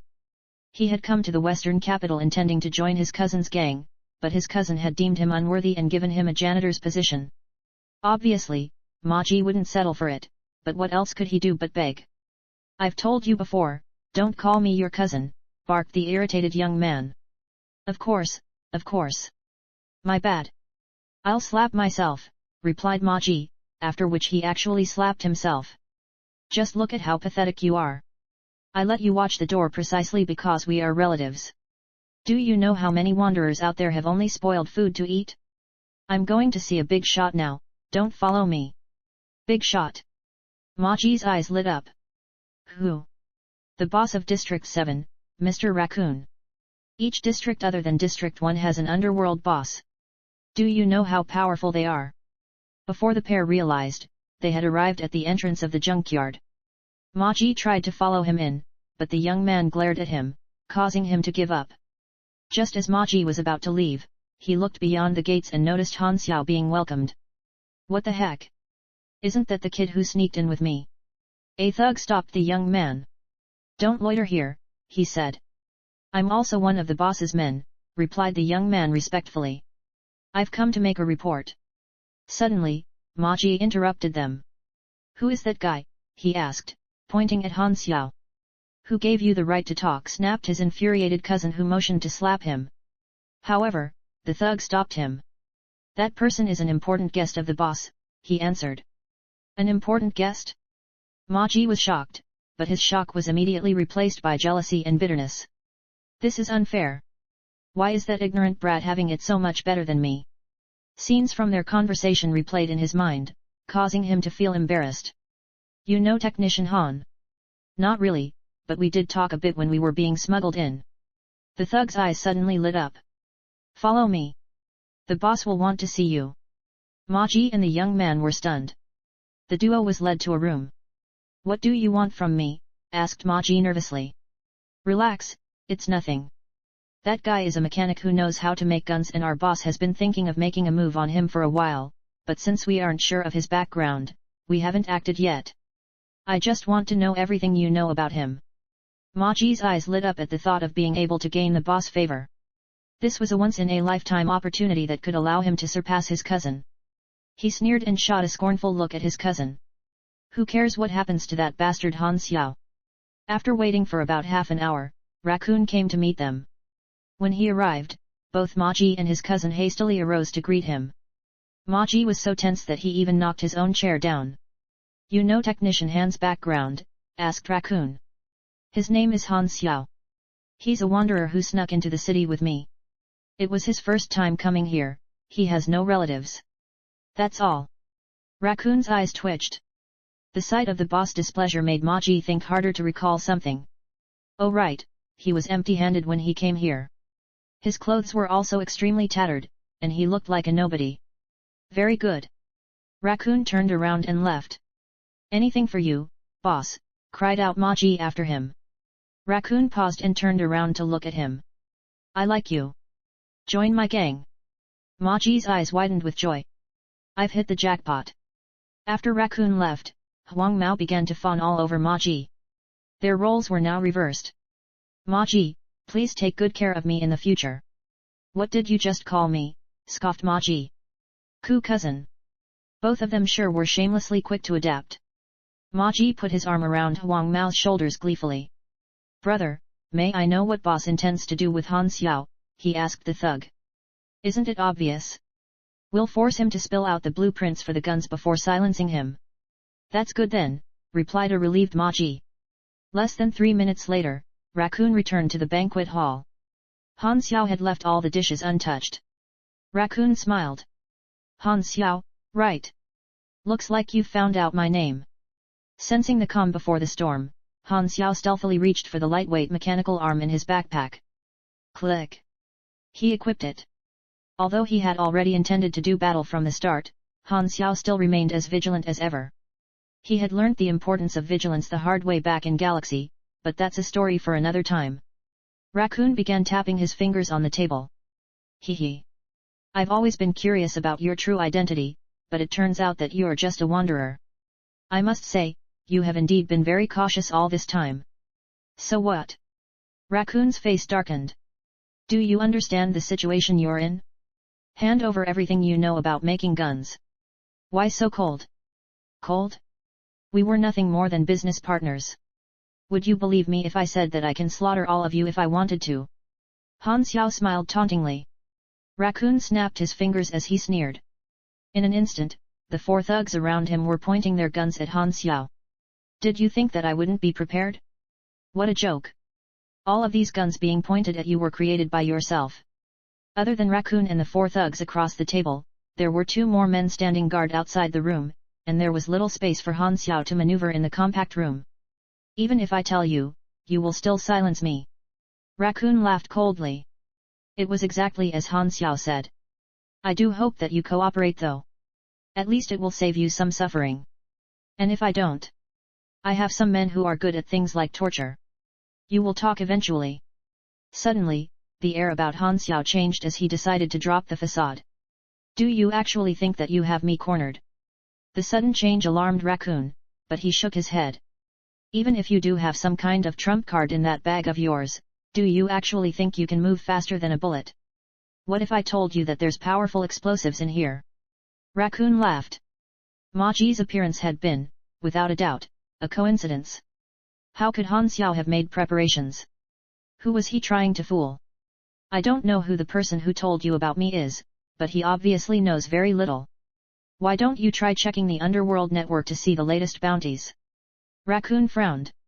How could Han Xiao remain so calm, and what was he playing at? Although Raccoon did have some power in the western capital, he was actually just a small-time hoodlum in the grand scheme of things too insignificant to partake in the matters of the underworld. Hence, he paid little attention to such matters. He must just be trying to buy more time. Why should I even listen to him? Since you don't believe me, wanna bet? Life is always full of surprises anyway. Now that I noticed, this room is pretty small, isn't it? Perfect for an explosion. First comes the blast, followed by the shrapnel. Then, this entire place will be razed to the ground. But I guess that's fine, since we'd all have died in the initial shrapnel. Enough. I have no time for jokes. Stand up, or I'll fill you up with holes. Han Xiao shrugged his shoulders, sighing, can't we talk things through? Fine, I'll give. Suddenly, as the last rays of sunlight dissipated, darkness descended. Han Xiao had been waiting for this. Vroom. The mechanical arm roared to life, shredding the backpack apart. Han Xiao flipped the dining table, sending pots and plates smashing into Raccoon and the 4 thugs. Talk things through? Ha! As if there were 4 thugs in front of him, and 2 behind. Han Xiao knew exactly what he had to do. He picked the table up to use as a screen and charged forward like an unstoppable juggernaut, holding the mechanical arm up in front of him. Crash! The 4 thugs were knocked aside like flies. Fire! Screamed an enraged, bloody-faced Raccoon. The 2 remaining guards began to fire. Chapter 30, the mighty rover bullets clinked and clanked onto the mechanical arm, causing its durability to plummet. A bullet found its mark, hitting Han Xiao in his shoulder and doing 16 damage, dyeing his shirt with blood. However, all it did was give Han Xiao an itch. Han Xiao's pain tolerance was extremely high, and his solid muscles halted the bullet. Han Xiao smashed the mechanical arm into one of the thug's chest. One loud thud, and he exploded on the spot. He then proceeded to yank the other poor thug up to use as a meat shield against the 4 thugs who had gotten back up and were firing at him. Gathering all his strength, Han Xiao ripped out the door from its bolts and threw it at them before running out. Chase! Barked Raccoon. Dozens of thugs throughout the entire junkyard were alerted by the gunshots and they were rushing over to help. Kuro Junkyard was Raccoon's main base, and Han Xiao had to tread carefully to avoid being surrounded. He looted a gun from one of the thugs he encountered, which made things easier for him. With his fast reflexes, as well as basic shooting and precise aim to help auto-correct his shots, Han Xiao was able to always have the edge against the thugs in the battle of guns. If he encountered a group of them, he would tumble and duck and fire lethal shots as he evaded. The only limitation that he faced was ammo, so he would loot their magazines after each wave. The trail that Han Xiao left behind was bloody and littered with corpses, and Raccoon could hardly believe what he was seeing. Han Xiao had effortlessly taken out over 20 of his men single-handedly. However, there were indeed way too many thugs converging on Han Xiao, making it hard for him to take the initiative. Han Xiao hid behind the vehicle frame of a scrap sedan as dozens of guns were fired in his direction, their muzzle flashes lighting up the night. The bullet storm was deafening, making it hard for Han Xiao to even hear his own breath, and it was extremely difficult to return fire. Good thing that this is my territory. No matter what, he can't possibly make it out of this alone. Raccoon was seething with rage. I will make him regret ever being born. Suddenly, something unexpected occurred. Bang bang bang bang bang. A submachine gun was being fired from the side of the battlefield. The thugs began dropping in numbers as their screams filled the air. Beasting Squad was entering the fray. Under the guise of nightfall, they instantly overwhelmed Raccoon's inexperienced thugs. Where did these mercenaries come from? Raccoon was scared shitless. Are they after me? However, the mercenaries suddenly changed direction and advanced towards Han Xiao instead, ignoring him. These mercenaries are after him. Raccoon stared at the unfolding events in disbelief. As a villain himself, he understood the simple fact that the stronger a person was, the stronger his enemies. The fact that these mercenaries were willing to risk exposing themselves in the capital to go after Han Xiao meant that Han Xiao must not have been an ordinary person. He thought back to Han Xiao's words. Why don't you try checking the underworld network to see the latest bounties? He wasn't just talking big. Who exactly is he? That's the sound of submachine guns. His mission target had appeared.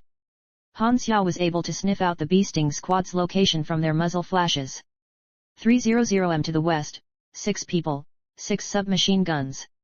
Han Xiao rapidly performed calculations in his head.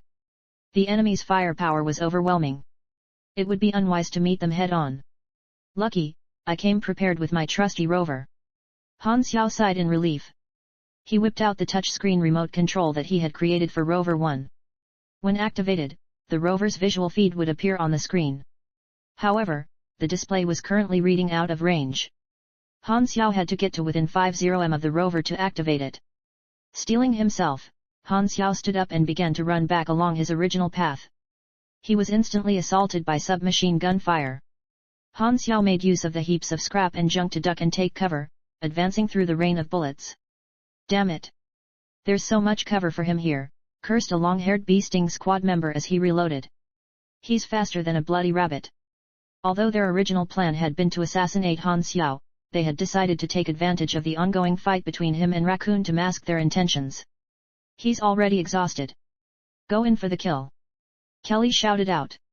After the earlier bloodbath, all of Raccoon's men were either dead or had lost all morale and were unable to fight. Seeing Han Xiao running so desperately emboldened the bee-sting squad, and they gave chase. While he ran, Han Xiao suddenly sensed danger and ducked down. A bullet narrowly missed him, severing a strand of his hair. After sliding under 2 more scrap cars, he finally came in range with the rover. Connection successful. Activate. In the resting area, amidst debris and dust, the cloth cover on the push trolley suddenly began to vibrate, and 2 red lights appeared from beneath it. The rover's eyes. The rover's engine started to whirl, and its wheels began to rotate as Han Xiao piloted it out of the resting area. At this point of time, the bee-sting squad had come extremely close to Han Xiao. Rover 1's defenses were not strong enough to take on the collective fire of 6 submachine guns, so it would be too risky to send him in head-on.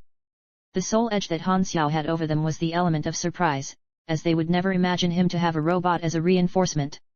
Han Xiao surveyed his surroundings to find a suitable spot for an ambush. He found 2 scrap cars along the bee-sting squad's path that were angled in such a way that the bend they formed provided a spot of concealment. Han Xiao piloted the rover to hide inside the bend. The noise from Rover 1's engine was masked by the ongoing chaos, and only Kelly suspected that something was off. The instinct that he had acquired from surviving through numerous life-and-death encounters told him so. Pausing, he said to his team, "Something doesn't feel right here." "What did you find?" asked the long-haired man. "That's the thing, I don't see anything." "Well, it can't be. The target is already cornered. He's dead meat." At this exact moment, his squad entered Rover 1's shooting range, and Han Xiao was quick with the command. Do. Hell rained upon them from Rover 1's fingers. The entire squad was wiped out on the spot. "Your machine, Rover 1, tank style, has killed a mercenary. You have gained 800 EXP. Your machine, Rover 1, tank style, has killed a mercenary. You have gained 800 EXP. Your machine, Rover 1, tank style, has killed a mercenary.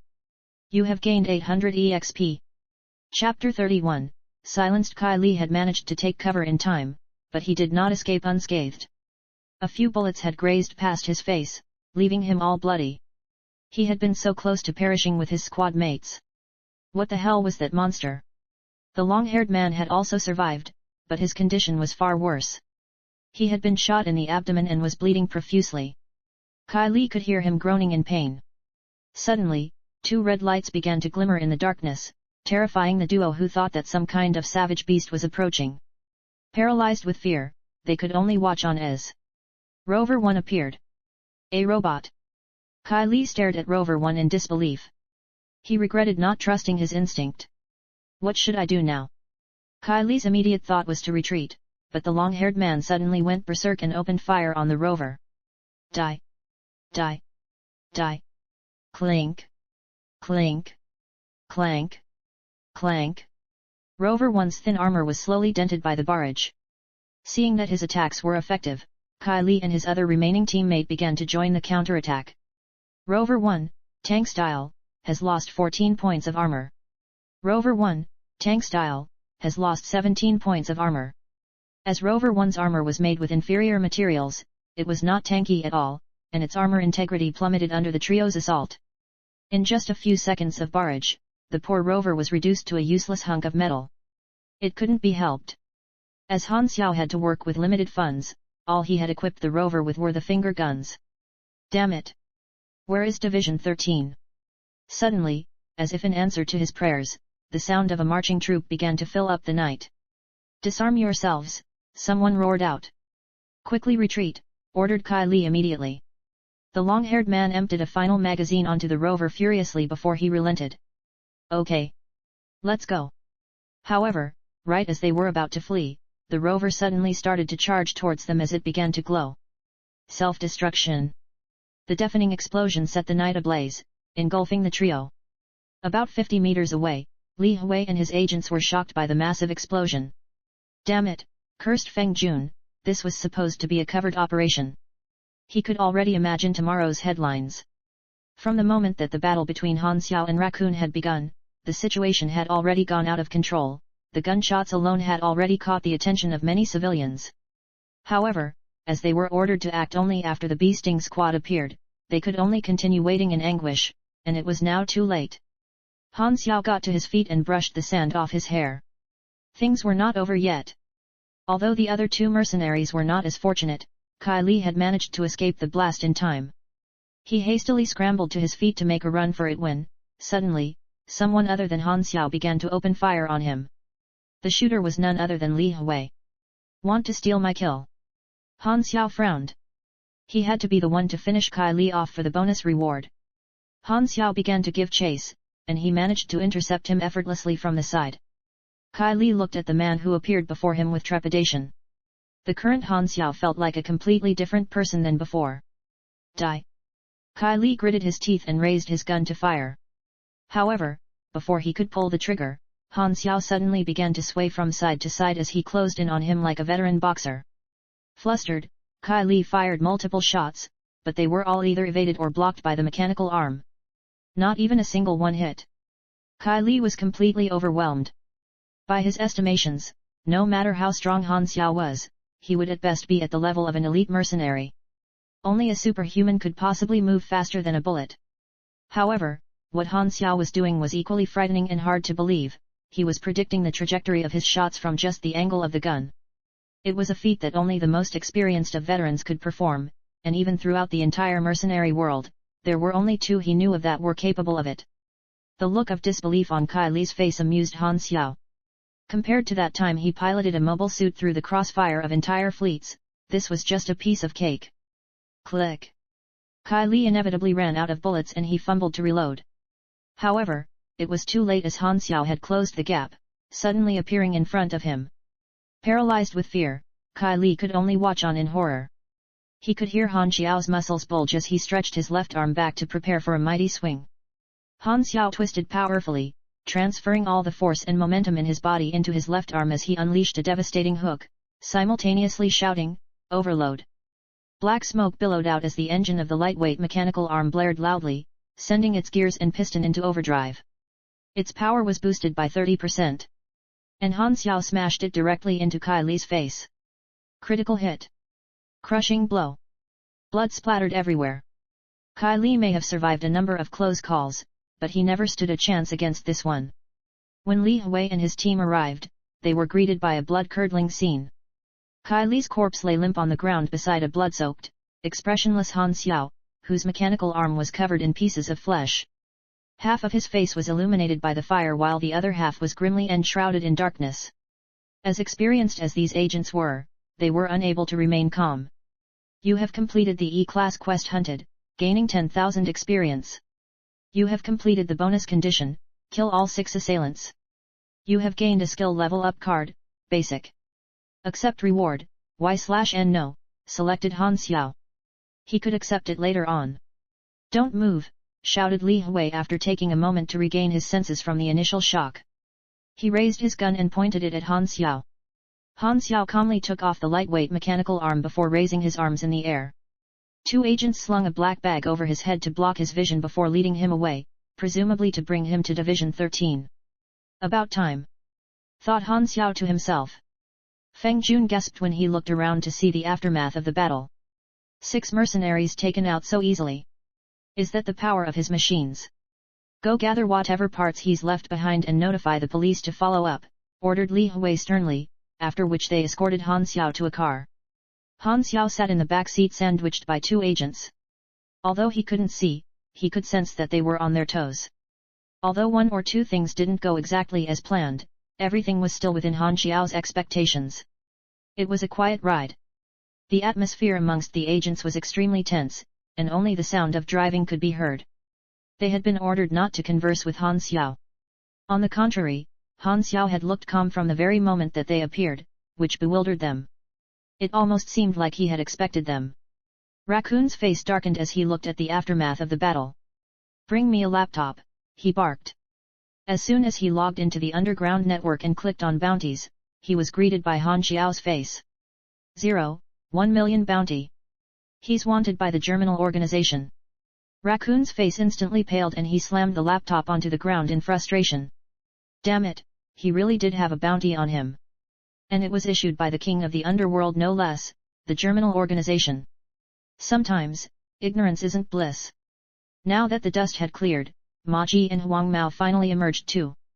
Just the sight of the aftermath alone caused them to shake uncontrollably. Raccoon erupted with anger when they came to him.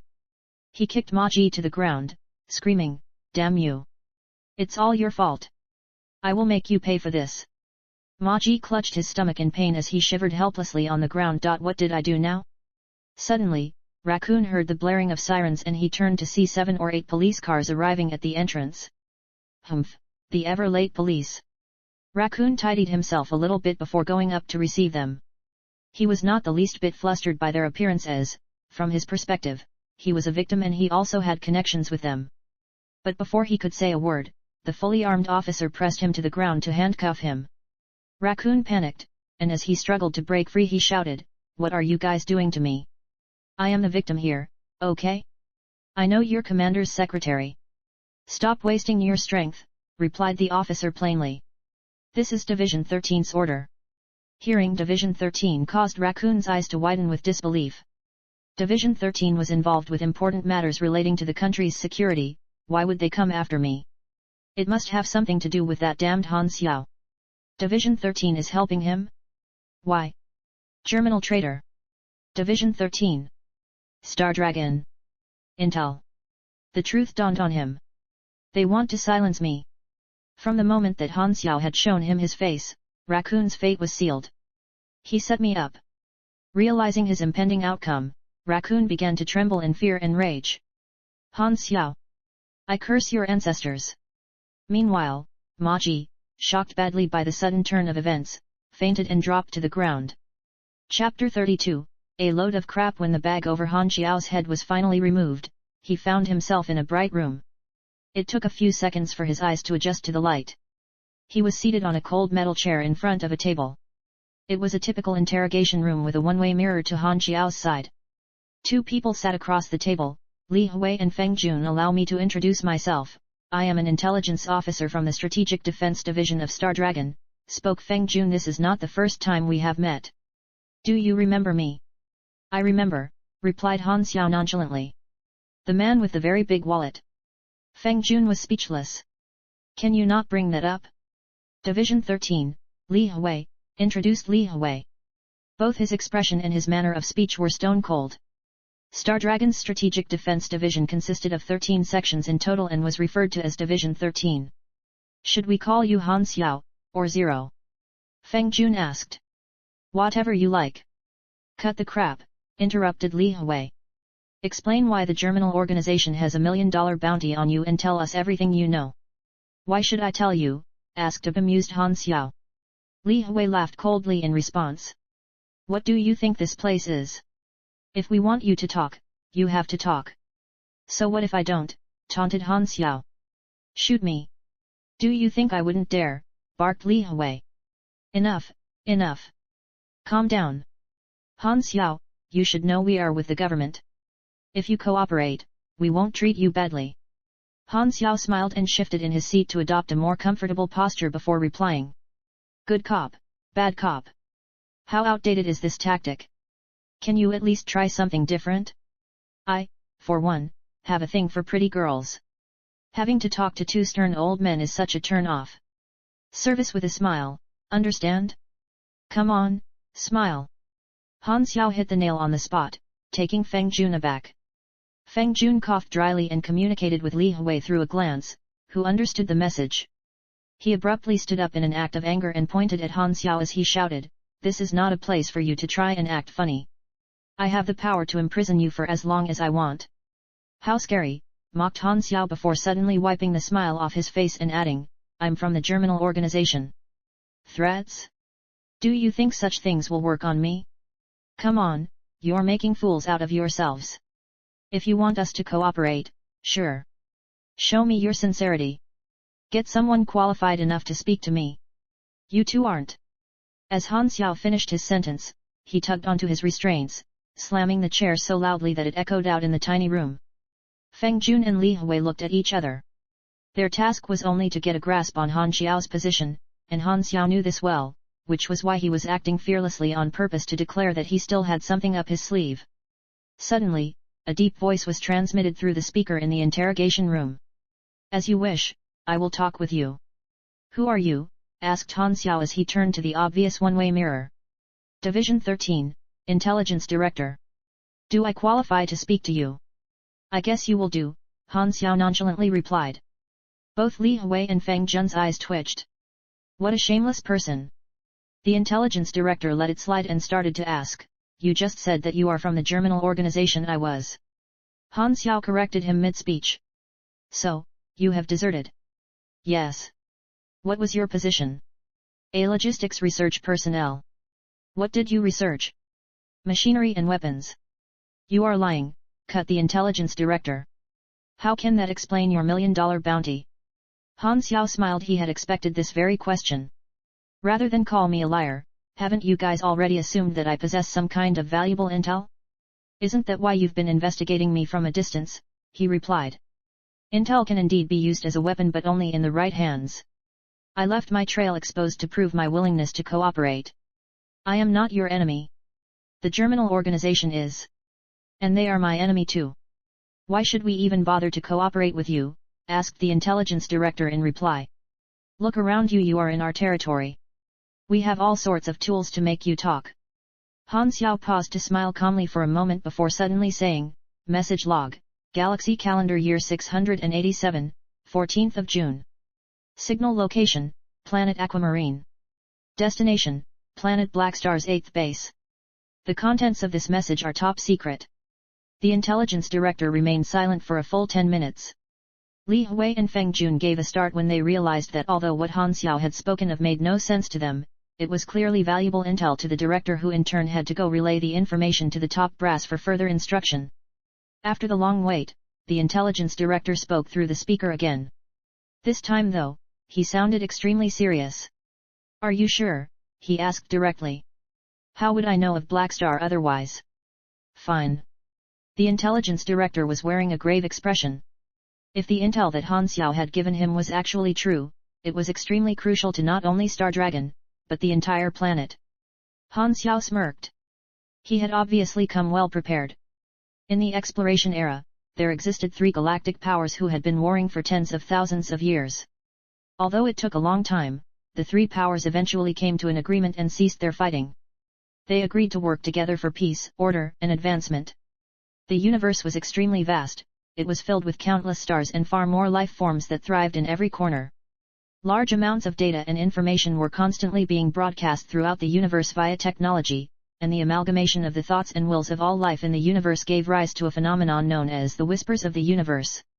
Although the universe did appear calm and static on the surface, it was, in fact, bustling with activity. All kinds of civilizations underwent the same phase, from admiring space to wondering if they were the only ones.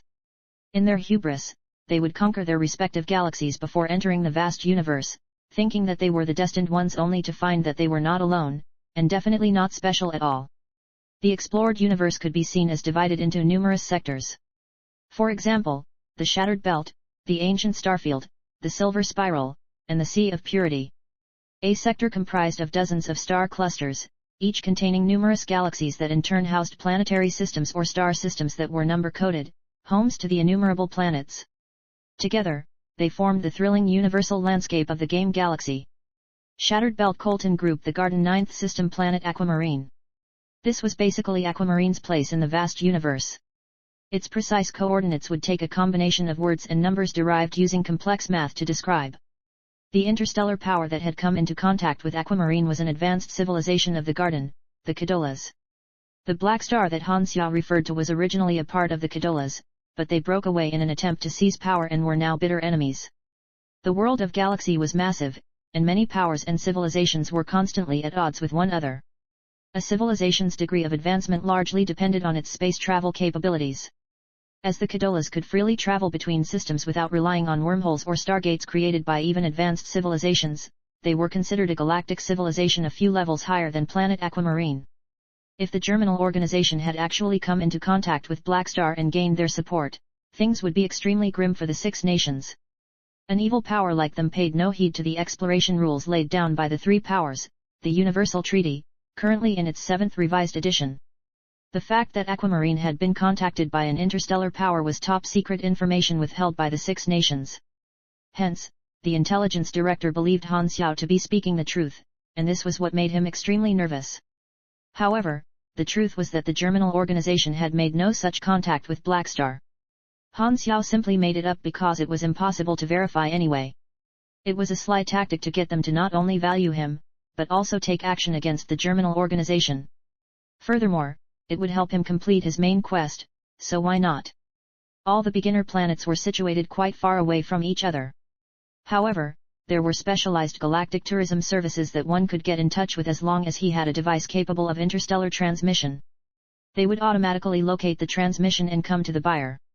As long as one had enough money, even having a full tour across the entire universe was not impossible. After all, if players on different planets weren't able to come together, how would competitions and tournaments be held in Galaxy? Most game events were held on neutral or uninhabited planets. "Get me a map of Star Dragon and a pen," asked Han Xiao suddenly.